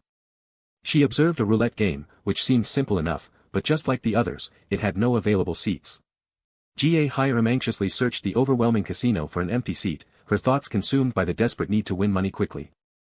The man in the blue tracksuit tentatively questioned Kim Sang-in, asking if it was truly alright to let Ga Hiram wander the casino, but he simply dismissed the concern. 3 hours had passed, and the man in the blue tracksuit voiced his genuine worry that Ga Hiram might find an empty machine and, against all odds, hit the jackpot. With a knowing smirk, Kim Sang-in dismissed the concern, explaining that a jackpot would only be possible if she could actually find a seat. The man in the blue tracksuit pondered the average number of daily casino visitors, estimating perhaps 1,000. Kim Sang-in calmly corrected him, revealing the casino attracted 7,000 visitors daily, easily exceeding 10,000 on weekends. Kim Sang-in further elaborated that only a small minority were new visitors, a realization that dawned on the man in the blue tracksuit with a jolt of understanding. Indeed, Kim Sang-in affirmed, the majority were gambling addicts, and their nature was key to his design. Meanwhile, Ga Hiram reacted with shock and dismay as the casino's harsh reality began to sink in. Ga Hiram observed that no one was leaving their seats, a truth Kim Sang-in affirmed with chilling precision. Addicts would not surrender their spots until they had lost every last penny. Ga Hiram's internal panic intensified. She needed a seat just to play, while nearby, a frustrated gambler raged, confronted by another player. The frustrated gambler cursed his terrible luck, only for the dealer to calmly suggest he simply exchange more chips. As the gambler declared himself finished, having lost his store deposit, a sudden surge of hope electrified Ga Hiram, an empty seat, finally. Despite the gambler's grim vow to return, Ga Hiram darted forward, her mind alight with the ecstatic thought that she could finally play. With narrowed eyes and a fierce smirk, Ga Hiram vowed internally that she would now win it all back, like crazy. The man in the blue tracksuit reasoned that seats must eventually open, as gamblers didn't have unlimited funds, and Kim Sang-in agreed that an empty seat might indeed be available by now. As he meticulously poured a drink, Kim Sang-in philosophized on the natural order of things, where water always flowed downward. But Ga Hiram was suddenly and forcefully shoved to the ground, surrounded by an angry, menacing group of men. An angry man aggressively confronted her, demanding to know why she thought she could cut in line when he had been waiting 2 hours for that very seat. Frightened, Ga Hiram stammered an apology, internally reeling at the shocking realization that there was a waiting line just to play a single game. She lamented the stark contrast between her movie-fed expectations of casinos and the harsh reality of waiting 2 hours just for a seat. Dejectedly, Ga Hiram apologized amidst a heated argument between two men, her internal frustration mounting at the 4 hours already wasted without placing a single bet. With gritted teeth and narrowed eyes, Ga Hiram reaffirmed her desperate resolve. She had to play a game, no matter what, there had to be a way. The man in the blue tracksuit expressed shock at the long wait times, to which Kim Sang-in explained the scarcity. Only one casino in the country permitted local citizens. He calmly detailed the trap. Gamblers converged on limited tables, enduring hours of waiting, and with small legal betting limits, players lingered, unwilling to surrender their seats until utterly ruined. Kim Sang-in explained that desperate players even resorted to selling their seats for chips, a nuance a newbie like Ga Hiram likely hadn't grasped yet. The man in the blue tracksuit expressed awe for Kim Sang-in's cunning, realizing his plan wasn't just about gambling losses, but about trapping Ga Hiram by forcing her to waste her precious time. Kim Sang-in, composed, claimed that this specific outcome wasn't his direct aim, nor could he fully account for a real casino's operations. However, he paused, a deeper implication hanging in the air. As he adjusted his cuff, Kim Sang-in calmly revealed his true desire, the growing desperation Ga Hiram now felt. That desperation, Kim Sang-in revealed, was exactly what he wanted, as Ga Hiram frantically panicked, half the day gone and not a single 10,000 won. Ga Hiram deeply regretted not joining a waiting list from the start, realizing she had squandered half the day by aimlessly wandering. Still, a sly smirk touched Ga Hiram's lips as she watched the distraught gambler, knowing his chips were nearly gone, and her turn was imminent. A sudden cheer erupted, startling Ga Hiram as she wondered, wide-eyed, what had just happened. A mini jackpot was announced, showering the player with a win of 2 million won. The man roared with triumphant laughter, celebrating his 2 million won win after 5 hours of waiting, leaving Ga Hiram utterly speechless. Her fatigue and frustration peaked as the man declared he would play for another 5 hours, crushing Ga Hiram's disbelief that he had hit a jackpot after she had waited over an hour. Ga Hiram walked away, defeated, lamenting that starting over would mean another hour of waiting. As she walked, a voice called out, pulling a confused and surprised Ga Hiram from her thoughts. Ga Hiram wondered about the Sebastian-looking guy who approached her, introducing himself as Lee Taeyong, and asking for a moment of her time. Lee Taeyong introduced himself as an exclusive concierge for VVIP guests at the casino, a man of subtle confidence. A surprised Ga Hiram questioned his approach, only for Lee Taeyong to calmly extend an invitation to a VVIP game. Lee Taeyong then revealed the game's host found it entertaining to include a high schooler, sending Ga Hiram into a frantic denial of her student status. Lee Taeyong, with a smug confidence, informed her that they knew everything, having found her uniform in the restroom and tracked her movements on CCTV. A flustered and blushing Ga Hiram demanded to know why they were doing this, knowing full well she was a student. Lee Taeyong explained the host's peculiar desire for dopamine, revealing how he'd overheard security discussing a sneaking high schooler and found it immensely entertaining. The host's disturbing demands for her to gamble with him, even covering her VVIP entry pass, prompted a wary Lee Taeyong to call him a psycho, confirming Ga Hiram's internal decision to politely decline, as she already dealt with one psycho and her homeroom teacher. Then, with a smug gesture, Lee Taeyong revealed the exorbitant cost of a VVIP entry pass, a staggering 100 million won, renewed quarterly. Lee Taeyong's mild incredulity at her refusal only deepened Ga Hiram's shock at the 100 million won entry fee, making her wonder what kind of place this truly was. Lee Taeyong listed the elite clientele who frequented the VVIP zone: doctors, judges, prosecutors, politicians, celebrities, and countless other members of society's upper echelons. His intense gaze emphasized its exclusive nature, a true VVIP zone where, unlike the main floor's 300,000 won betting limit, there were no such restrictions. Ga Hiram gasped in profound shock at the revelation. The VVIP zone boasted no betting limits. Lee Taeyong gestured grandly, explaining that the VVIP game was a special one, with winnings that dwarfed anything offered by ordinary casino games. Despite her nagging suspicions, desperation sparked a fragile hope within Ga Hiram, and she nervously asked about the potential winnings. With a knowing smirk, Lee Taeyong revealed the astonishing sum, 2 billion won per game. The immense sum left Ga Hiram sweating and wide-eyed. 2 billion won, even a minimum, was enough to pay off her homeroom teacher's debt and leave her with a surplus. Ga Hiram wrestled with the risk, wondering if such a massive potential payout was worth it. Before Lee Taeyong challenged her to decide, she would only know if she participated. Ga Hiram's despair deepened, realizing she hadn't earned a single penny all day, as Lee Taeyong gently but firmly pressed her, explaining the game needed to start soon. A terrifying memory flashed through her mind, Kim Sang-in's chilling words about girls like her being in high demand in China. A moment of stark contemplation washed over her. Ga Hiram's face grimaced with fierce determination, convinced she had nothing left to lose and could not end this without winning a single penny. With fierce resolve shining in her eyes, Ga Hiram decided, just one game, win the 2 billion won, and then she would be out. But her resolve shattered as she stared down at the table. A revolver lay there, shocking her with the horrifying reality of what special game truly meant. Her face drenched in sweat, Ga Hiram flinched back in terror as the host's menacing voice addressed her as a cute little high school girl. Seated at the table, a terrified Ga Hiram realized with dawning horror that the game was Russian roulette as the red-haired host declared it was her turn. With a wide, menacing grin, the host explicitly instructed her to put the revolver to her head and, bang. Sweat beaded on her brow as Ga Hiram, eyes wide with sheer terror, desperately pleaded if they could just call it a draw, knowing that losing this game meant death. Ga Hiram's mind raced, searching for comfort in distant memories of her hometown, even as the terrifying reality of her situation pressed down on her. As a bullet clattered into the revolver's cylinder, Ga Hiram's mind drifted to the peaceful, flower-covered countryside of her childhood. The click of the cylinder locking into place was a stark interruption to her thoughts of blooming peach and apricot blossoms. The sharp snap of the hammer being cocked back shattered the last fragments of her wistful memory of baby azaleas. With a chilling smirk, the host aimed the cocked revolver at his own temple and wondered aloud whose head would blossom this very day. A primal terror seized Ga Hiram. These men were utterly, terrifyingly insane. The host, gesturing with the gun, announced that the rules dictated he would take the first turn. Ga Hiram stared, wide-eyed and terrified, wondering if he would truly pull the trigger on himself. She could not comprehend such recklessness. Even the first shot carried the risk of instant death. Her teeth gritted in silent disbelief. Ga Hiram wondered what the host would do if he actually died. With a grimace, the host pulled the trigger, the sound echoing through the luxurious room. He erupted in maniacal laughter, triumphantly declaring that he was not destined to die today. Ga Hiram, sweating and deeply disturbed, concluded that the host was completely out of his mind. As the narration noted the sheer lunacy, the man in the brown jacket chuckled at the host's luck, who then boasted of his fourth game and hoped for the man's continued participation. The narration questioned how one could so carelessly wager their life, while the man in the suit stated that this game was far more enjoyable than politics as he took his turn, pressing the gun to his head and pulling the trigger. He laughed, relieved, believing his luck was still holding and that the upcoming election would now surely go well. Kim Sang-in then addressed Ga Hiram, teasing her about her fans, which she sarcastically dismissed, noting that many would be happy to see her go, solidifying her internal thought that these men were truly crazy.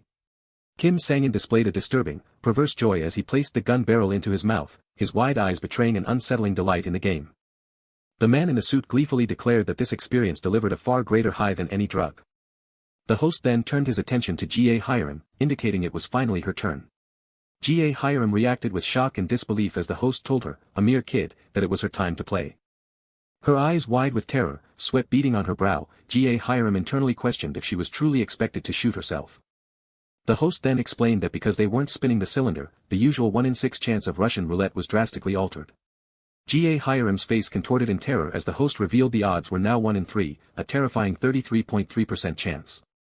The man in the suit impatiently urged Ga Hiram to hurry, prompting a distressed and hesitant response from her. Ga Hiram's eyes narrowed as she recalled her homeroom teacher's furious vow that his debtors were never allowed to die. A brief, unsettling quiet filled the space. As the two men impatiently pressured her to act, Ch1-37 reassured herself that her homeroom teacher would never allow her to be killed while she was involved in his debt. Ch1-37's mouth curved into a confident smirk as she apologized for the wait, a realization dawning upon her. The man in the suit reacted with confusion to her sudden change in demeanor. Ch1-37 held the revolver to her head with a smug smile, convinced she wouldn't die and that this was all a carefully staged act. She confidently held the revolver, certain it was a bluff and merely a cheap trick orchestrated by her homeroom teacher to scare her into submission. As the man in the brown jacket seemed hesitant, Kim Sang-in grew frustrated and impatiently demanded she pull the trigger already. Ch1-37's internal thoughts questioned the implausibility of giving an unknown high school girl 100 million won and inviting her to such a game.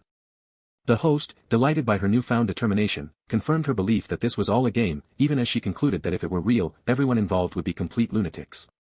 Ch1-37, now confident, asserted that as the no-life gamer, she had figured out the game strategy, just don't get scared, because any teenager dead inside might as well be dead outside.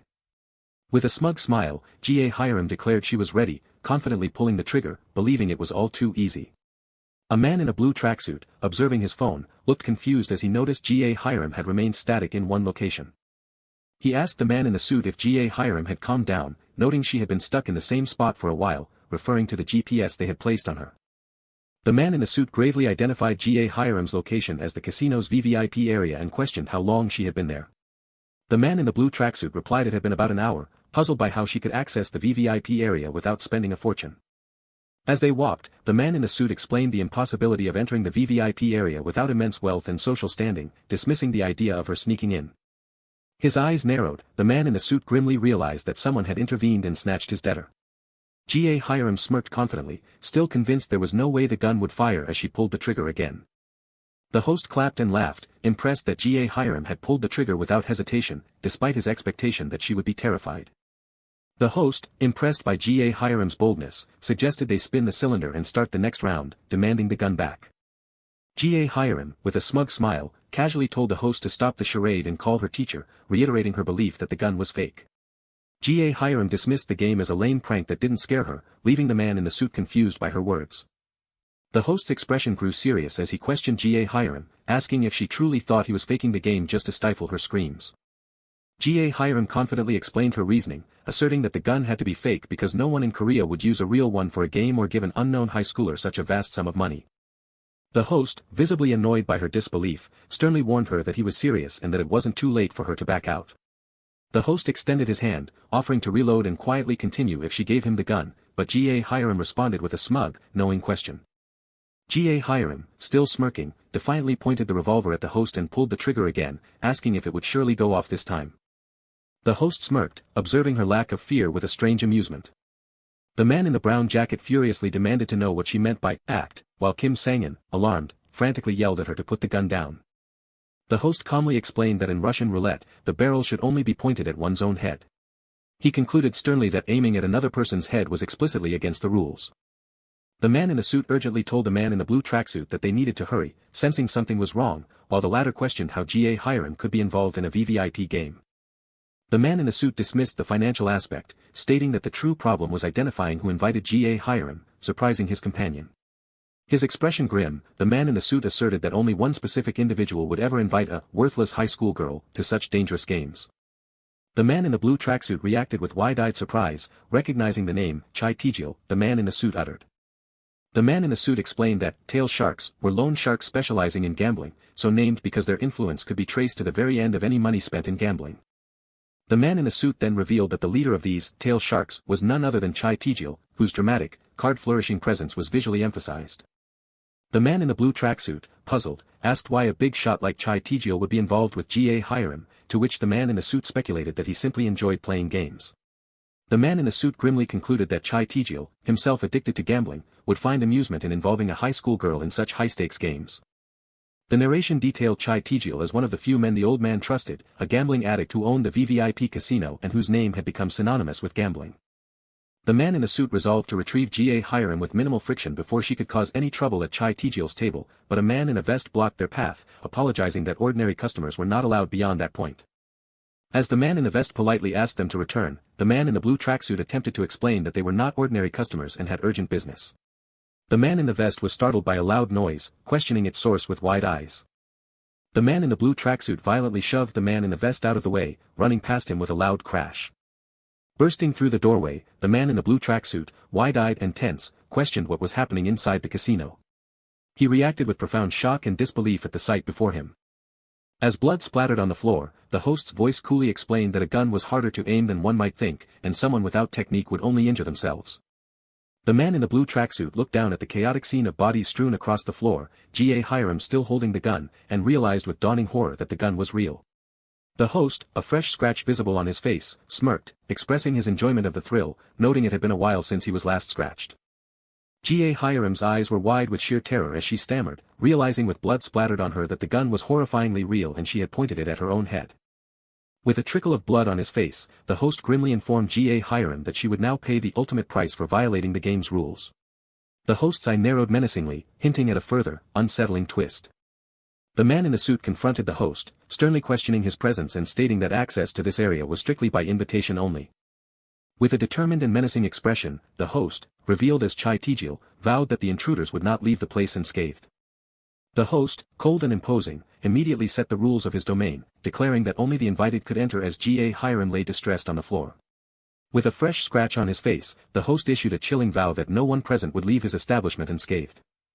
The host's associates internally fretted over the potential exposure of their identities, cursing the impulsive decision that brought an innocent into their dangerous world. He then underscored the severity of their predicament, reminding them of the gun they had witnessed and the catastrophic trouble that would ensue if word ever got out. Without hesitation, the man in suit declared his intent to silence them permanently for daring to trespass, ensuring their secrets remained buried. The host, with a chilling smirk, echoed the deadly promise, his eyes narrowed with lethal resolve.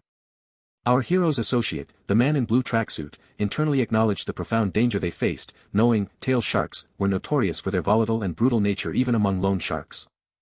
He then pondered revealing their affiliation with Chunhong Capital, convinced that even a tail shark would hesitate to harm an employee from such a powerful organization if they wanted to remain in business.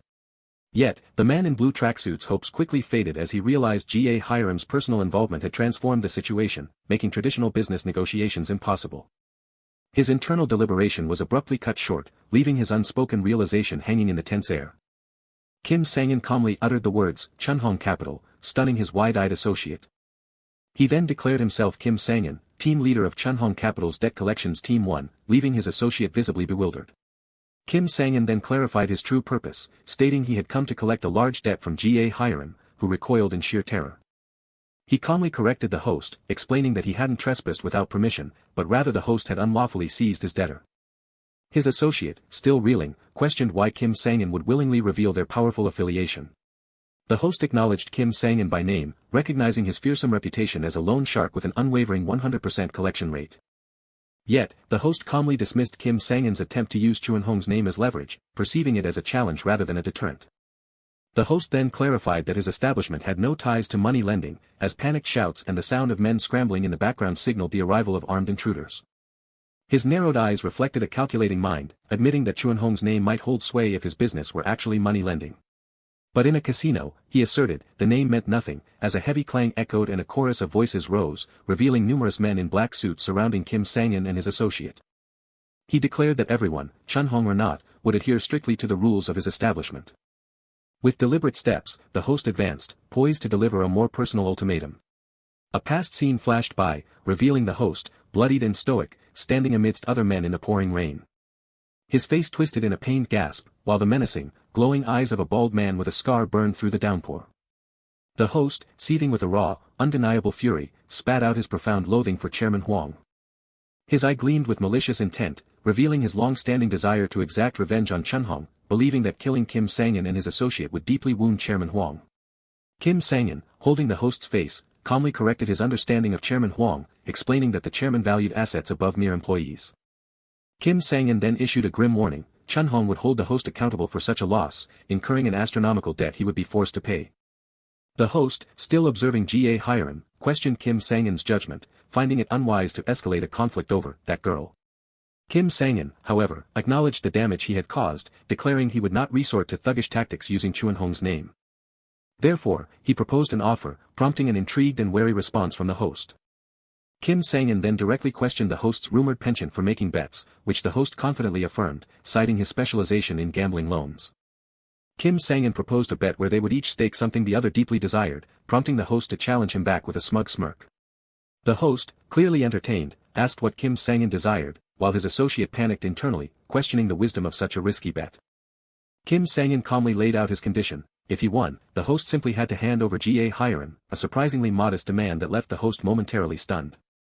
The host then asked what Kim Sang-in would stake in return, pretending to deliberate as if taken by surprise. A sinister grin spread across the host's face as he claimed to have settled on his stake, remarking on Kim Sang-in's seemingly small demand. With a chilling smirk, the host announced he would also request something small in return. His associate gasped in shock, but Kim Sang-in remained utterly unreadable, absorbing the host's veiled threat. As their car sped away, the man in blue tracksuit nervously questioned Kim Sang-in, wondering if their situation was truly acceptable. He worried aloud about Kim Sang-in using the powerful Chun-hong name for a personal vendetta, and the dangerous confrontation it initiated with a tail shark. He reminded Kim Sang-in of Chairman Huang's strict decree, never to entangle personal affairs with the company's business. Kim Sang-in calmly explained his strategic choice, asserting that revealing Chun-hong's name was the only logical way to ensure their survival and escape. Still agitated, his associate insisted they could have forced their way through casino security, confident in their combined strength. Kim Sang-in calmly agreed, admitting that force might have been an easy solution given the guard's apparent lack of skill. He then unveiled the true obstacle, Ch1-37, who years ago had clashed with Chun-hong Capital, suffering a defeat that, ironically, caused immense repercussions. Even in his defeat, Ch1-37 inflicted unbelievable losses upon Chun-hong, leaving a trail of devastation and blood. Ch1-37, with his strength alone, had once paralyzed at least 60 men, including 3 Chun-hong team leaders, in a brutal display of his formidable power. The man in blue tracksuit paled, realizing that Ch1-37's prowess rivaled Kim Sang-in's own, confirming the man was far more unhinged than he'd imagined. Panic seizing him, the man in blue tracksuit gasped at the thought of making a bet with such a dangerous man, quickly trying to reassure himself that Kim Sang-in surely had a plan. His worry intensified over what that meant for the wager, dreading Chairman Huang's wrath should they lose. Kim Sang-in, unyielding, declared he had no intention of hiding anything and instructed his associate to drive straight to Myeongdong. He announced his intention to confront the old man directly, and his associate immediately accelerated the car in eager compliance. Chairman Huang, meticulously wiping a plant leaf, absorbed the information about Ch1-37's location, pondering the irony of Kim Sang-in's revenge leading him into further trouble with such a dangerous man. He then turned to Kim Sang-in, questioning his decision to make a bet, and pressed for the exact nature of his wager. Chairman Huang's voice dropped, demanding to know precisely what Kim Sang-in had staked. Kim Sang-in, calm and direct, revealed his audacious wager, all the debts belonging to Debt Collections Team 1. A click echoed as Chairman Huang processed the immense scale of the wager, realizing that Team 1's debts amounted to at least 30 billion won. Chairman Huang confronted Kim Sang-in about wagering 30 billion won of his money, then, noting his unwavering yes, mused about Kim Sang-in's extraordinary confidence. Kim Sang-in reaffirmed his confidence, prompting Chairman Huang to ask about the bet itself, which he revealed would be a game scheduled for tomorrow at 10 p.m. The desolate junkyard in Zhongxian was to be the grim arena for this high-stakes game. The game itself, soon to be revealed, promised an intense confrontation. It was to be a game of one touch, and the host, smirking, immediately challenged Kim Sang-in to decide who would make the first move. Chairman Huang acknowledged Kim Sang-in's ability to leverage a crisis, but coldly dismissed the personal stakes of the wager, suggesting the outcome didn't truly matter to him, even as a triumphant laugh echoed in the host's mind. With fierce resolve, Kim Sang-in declared his absolute certainty of victory, vowing that any loss would become his personal debt, one he would spend his entire life repaying. The man in the blue tracksuit found Kim Sang-in's audacious wager hilarious, mocking his choice of one touch and even offering the first move. With a smug smirk, he taunted Kim Sang-in further, boasting of how many Chun-hong members he had pulverized, a history he believed was well known. Kim Sang-in's intense gaze remained fixed, a terse observation of, "You talk a lot," betraying a deeper, unspoken impatience. Kim Sang-in, outwardly calm but with controlled fury, declared he had no time to waste, especially after Ch1-37 had already cost him too much. His resolve hardening, Kim Sang-in began to remove his glasses, signaling an end to the pleasantries. "Let's get started," he challenged, prompting an eager, confident "ha" from the man in the blue tracksuit. Kim Sang-in then began to explain the brutal simplicity of their one-touch game. The rules were clear, they would take turns receiving blows to the entire upper body, without defense, he clarified as his opponent smirked, anticipating the fight. The fight would continue, he finished, until one was knocked out, gave up, or simply died. The man in the blue tracksuit then introduced his 2 subordinates, who would serve as witnesses from their side. Kim Sang-in countered by presenting Chun-hong's 2 witnesses, sternly adding that any interference from the 4 would result in an automatic loss for their side. The man in the blue tracksuit then clearly laid out his prize, all the debts belonging to Debt Collections Team 1. In return, he explained, Kim Sang-in would take the kid, prompting Kim Sang-in to demand confirmation that Ch1-37 was still alive. The man in the blue tracksuit laughed, assuring Kim Sang-in he never pulled tricks with bets and had even kept Ch1-37 safe and sound. One of Kim Sang-in's men, incensed, questioned the lack of business ethics. How is that supposed to be safe and sound, he demanded, as the man in the blue tracksuit proudly revealed Ch1-37, tied up and screaming, suspended from a crane. Ch1-37 cried out desperately, pleading for rescue, recounting the abuse and humiliation she had suffered at their hands. Her voice strained with fear, Ch1-37 continued to beg for help, convinced she would die if left there.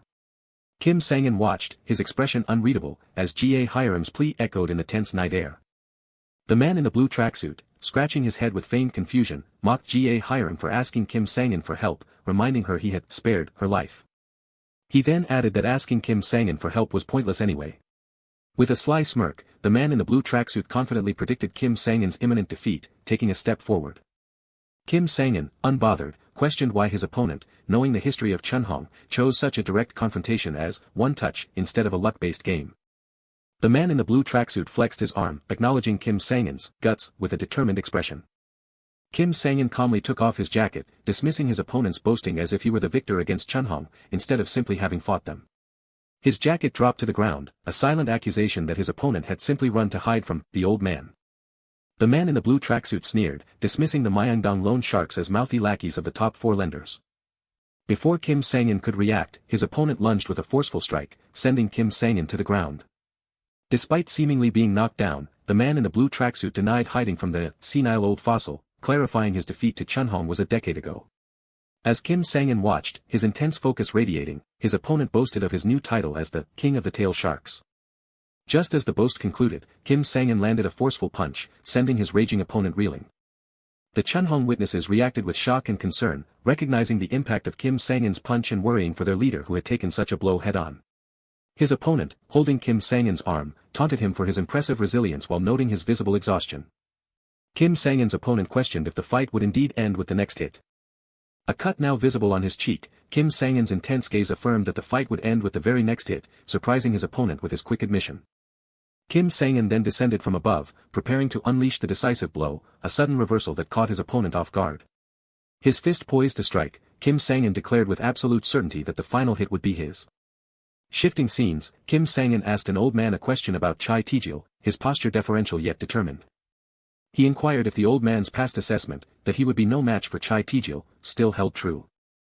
The old man chuckled, finding Kim Sang-in's question pointless and mildly amusing. His smirk hinting at a deeper truth, the old man began his reply. With a powerful punch that sent his opponent flying and blood spurting, Kim Sang-in delivered the next hit, proving the old man's next words true, his previous assessment no longer held.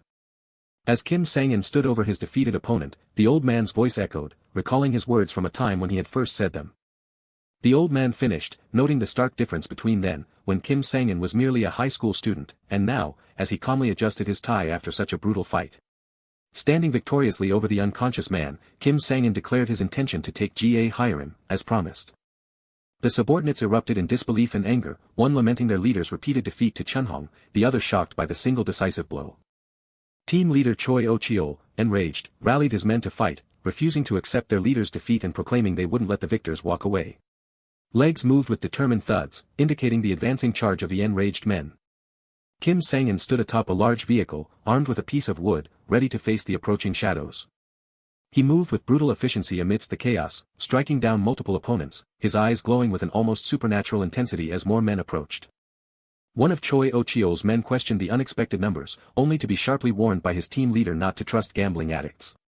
Team leader Choi Oh-cheol, his face grim, declared his refusal to see his leader lose again and shockingly proposed killing Kim Sang-in and his men to erase the bet entirely. From the ground, his face bloody but his voice booming with rage, the defeated man in the blue tracksuit roared at his subordinates, forbidding them from interfering.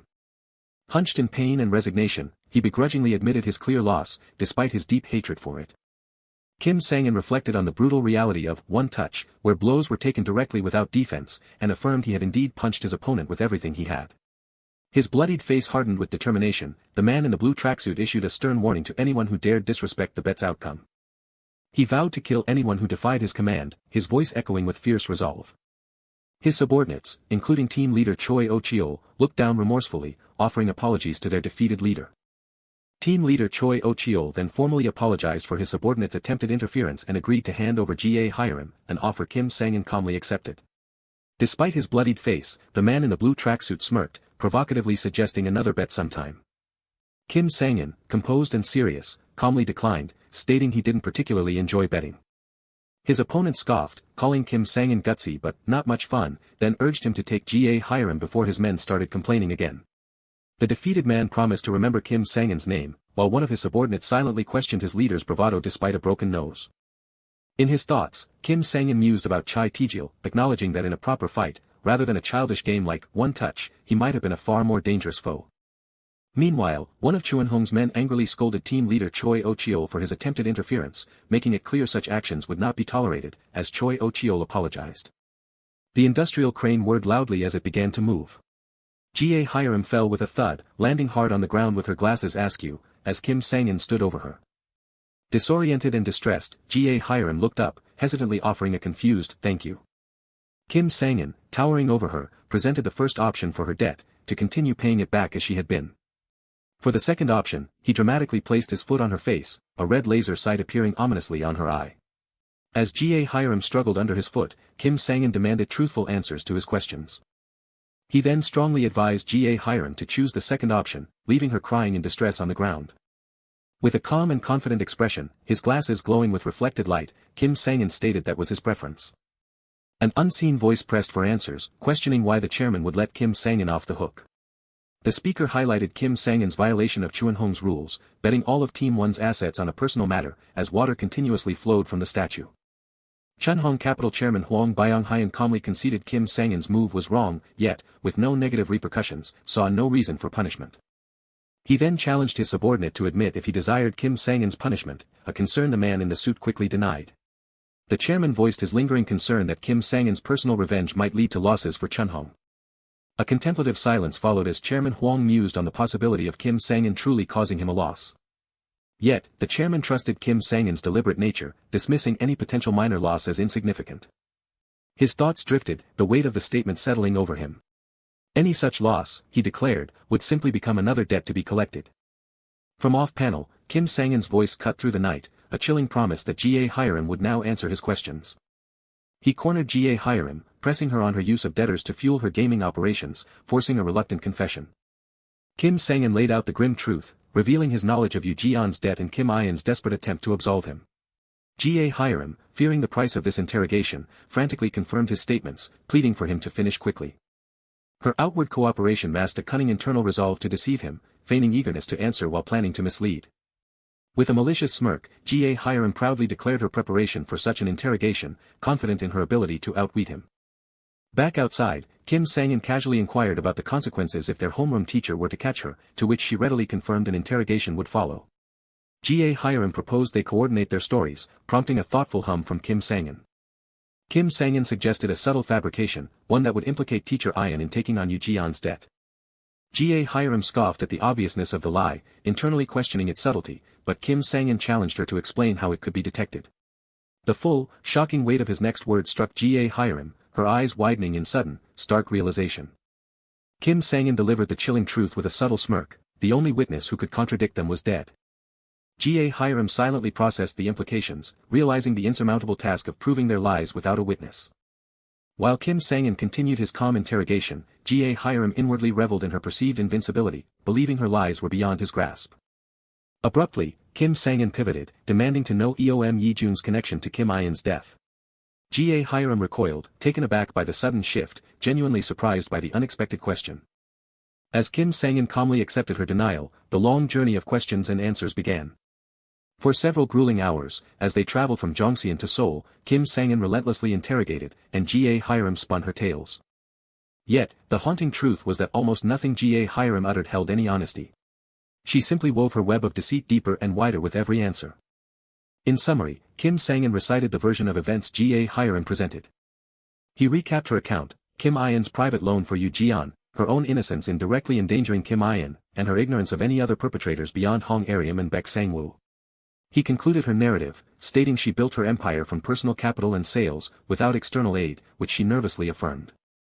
Kim Sang-in's piercing gaze cut through the lies, demanding to know if any of it was true. Ga Hiram frantically insisted on her honesty, her desperation rising as she wondered what fate awaited her. Kim Sang-in reminded her of their agreement, declaring her answers had fulfilled her part of the debt. Ga Hiram was utterly astonished by her unexpected release, to which Kim Sang-in calmly affirmed he was a man of his word.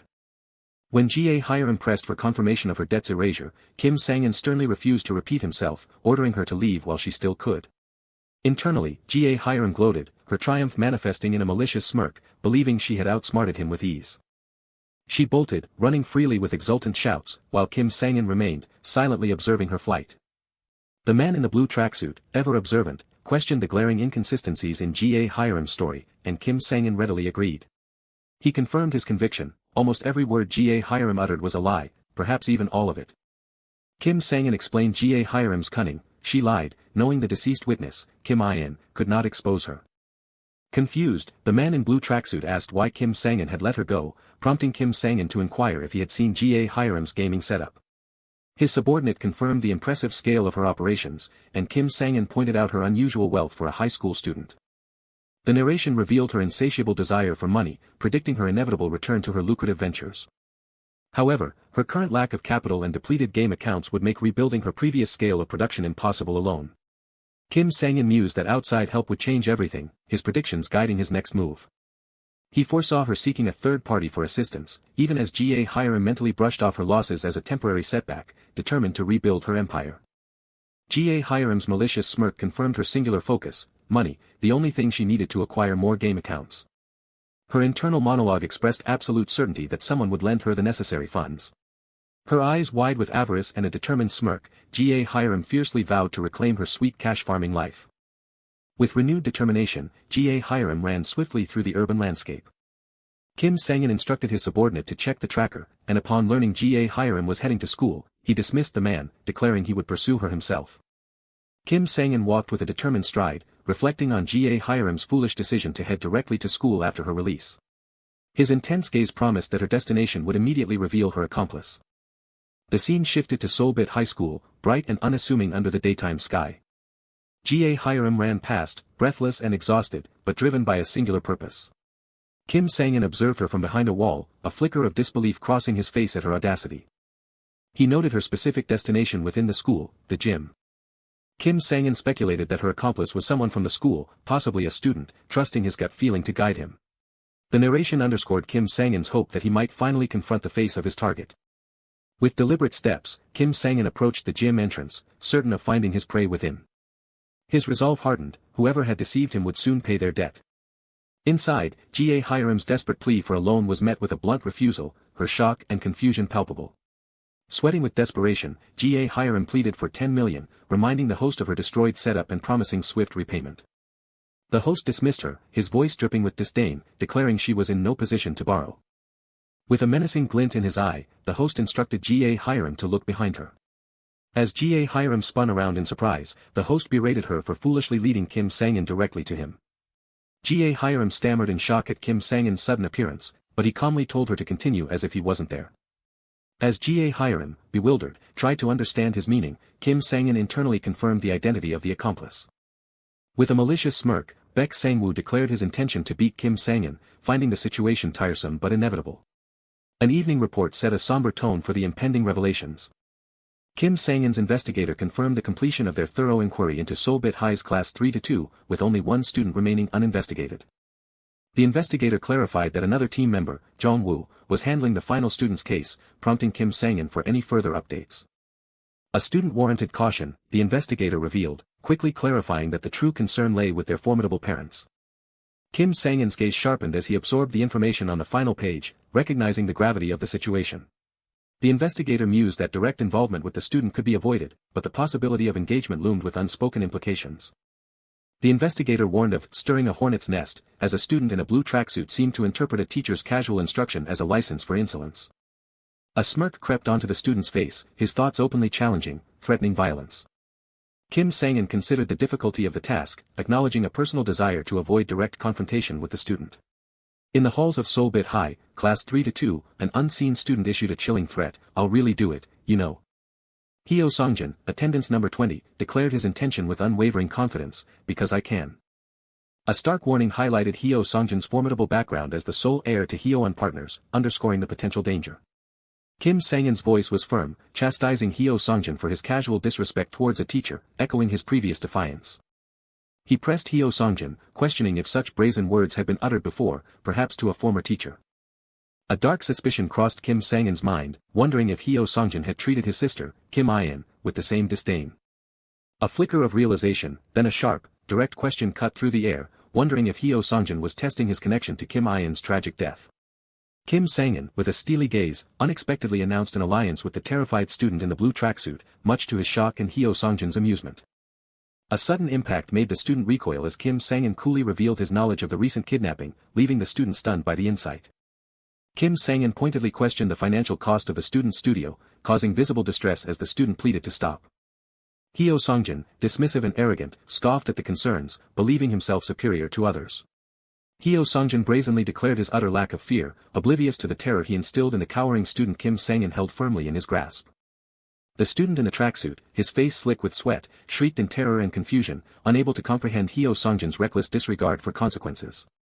Kim Sang-in simply acknowledged the student's terrified assessment of Hyo Songjin as a psychopath with an unsettling calm. Hyo Songjin's taunts twisted the knife, as the student struggled desperately against his grip, pleading to avoid another kidnapping. Hyo Songjin's smirk widened as he brazenly challenged the teacher, boasting of his utter lack of fear. With a chilling smirk, Hyo Songjin casually suggested a connection to Kim In's death, aiming to strike a nerve. Back in the dimly lit office, the investigator added a critical detail: Hyo Songjin's father, the president of Hyo Partners, had been an unknown factor in Kim In's educational records. Kim Sang-in, holding a book with a serious expression, questioned the mention of Hyo Songjin's problematic past, noting no recorded incidents at Seoul Bit High. The investigator clarified that Hyo Songjin's troubling past occurred before high school, acknowledging his change since enrolling. A grim flashback revealed a young Hyo Songjin, embroiled in a violent 10-member gang that terrorized local areas through his middle school years. More chilling still, Hyo Songjin had not merely been a member, but the leader of this ruthless middle school gang. His record was extensive, filled with instances of senseless beatings, extortion, bullying, and even assaulting staff, all driven by sheer boredom. One incident saw him steal a car, drive intoxicated for hours, and despite media attention and police detention, he faced no lasting consequences. Kim Sang-in, listening intently, questioned how such a textbook gangster could avoid punishment, already sensing the hidden hand at play. The pieces clicked into place for Kim Sang-in. Hyo Songjin's influential father, the company president, was undoubtedly responsible for shielding him from justice. Kim Sang-in's gaze hardened, his determination now fully set upon Hyo Songjin.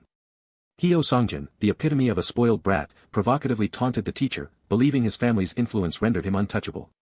His confident gestures punctuated his taunts, bragging that the teacher must have already uncovered his father's powerful status. Kim Sang-in calmly confirmed his awareness of the student's powerful connections and how his father continuously covered his tracks.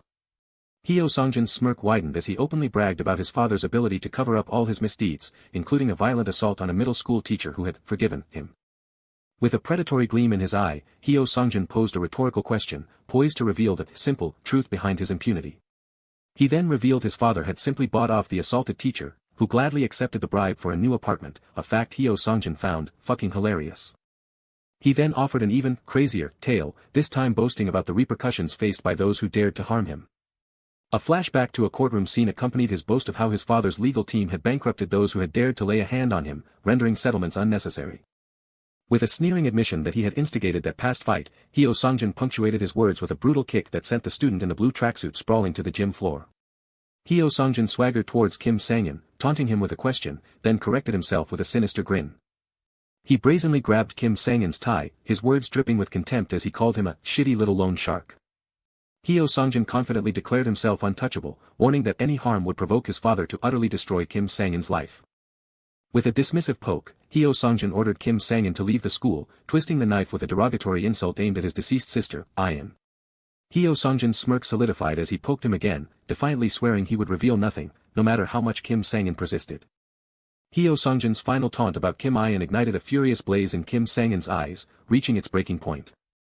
Hyo Songjin acknowledged the fierce anger in Kim Sang-in's eyes, then resumed his threat, promising a violent outcome. Hyo Songjin's arrogant, because I can, was abruptly cut short as Kim Sang-in's glowing eyes fixed, then his fist whipped through the air with crushing force. With a single, devastating punch, Kim Sang-in launched his retribution against Hyo Songjin. Kim Sang-in's grip tightened with a sickening crunch on Hyo Songjin's arm as he calmly articulated a profound new understanding. He declared that people like Hyo Songjin were beyond reason, eliciting a pained grunt of surprise from the student. A series of sharp cracks emanated from Hyo Songjin's arm, making him curse in disbelief at Kim Sang-in's unexpected and immense grip strength. The terrified student watched as Kim Sang-in explained his new brutal methodology. Polite questions would only be met with lies and deceit. He declared a fundamental shift in his approach, starting with Hyo Songjin, as he raised his arm menacingly over the bent figure. Hyo Songjin's terrified pleas and stuttered threats were cut short as he finally grasped the teacher's deadly intent. Kim Sang-in simply uttered a single, chilling word, "See," confirming his hypothesis about Hyo Songjin's true nature. With a brutal kick that sent Hyo Songjin sprawling across the gym, Kim Sang-in declared that now, finally, the student would be willing to talk. As Hyo Songjin lay bloodied and defeated, the core questions hung in the air: his true identity, and his involvement in Kim In-in's death. Kim Sang-in stood over his defeated target, reflecting on his initial plan to expose Hyo Songjin's atrocities and simply reclaim his debt. But such a meticulous approach, he realized, consumed far too much precious time. From this moment forward, Kim Sang-in declared with an intense, burning gaze, any person even slightly connected to Kim In-in's death would face a new, brutal reckoning. No longer would he ask questions, he would simply categorize them as debtors. Once a debtor proved unwilling or unable to pay, as Hyo Songjin had, the consequences would be swift and brutal. As Hyo Songjin lay defeated and groaning, Kim Sang-in coolly announced his early dismissal, instructing him to deliver a message to his influential father. His teacher, Kim Sang-in declared, required a substantial bribe for their family to bear the true cost of their responsibility.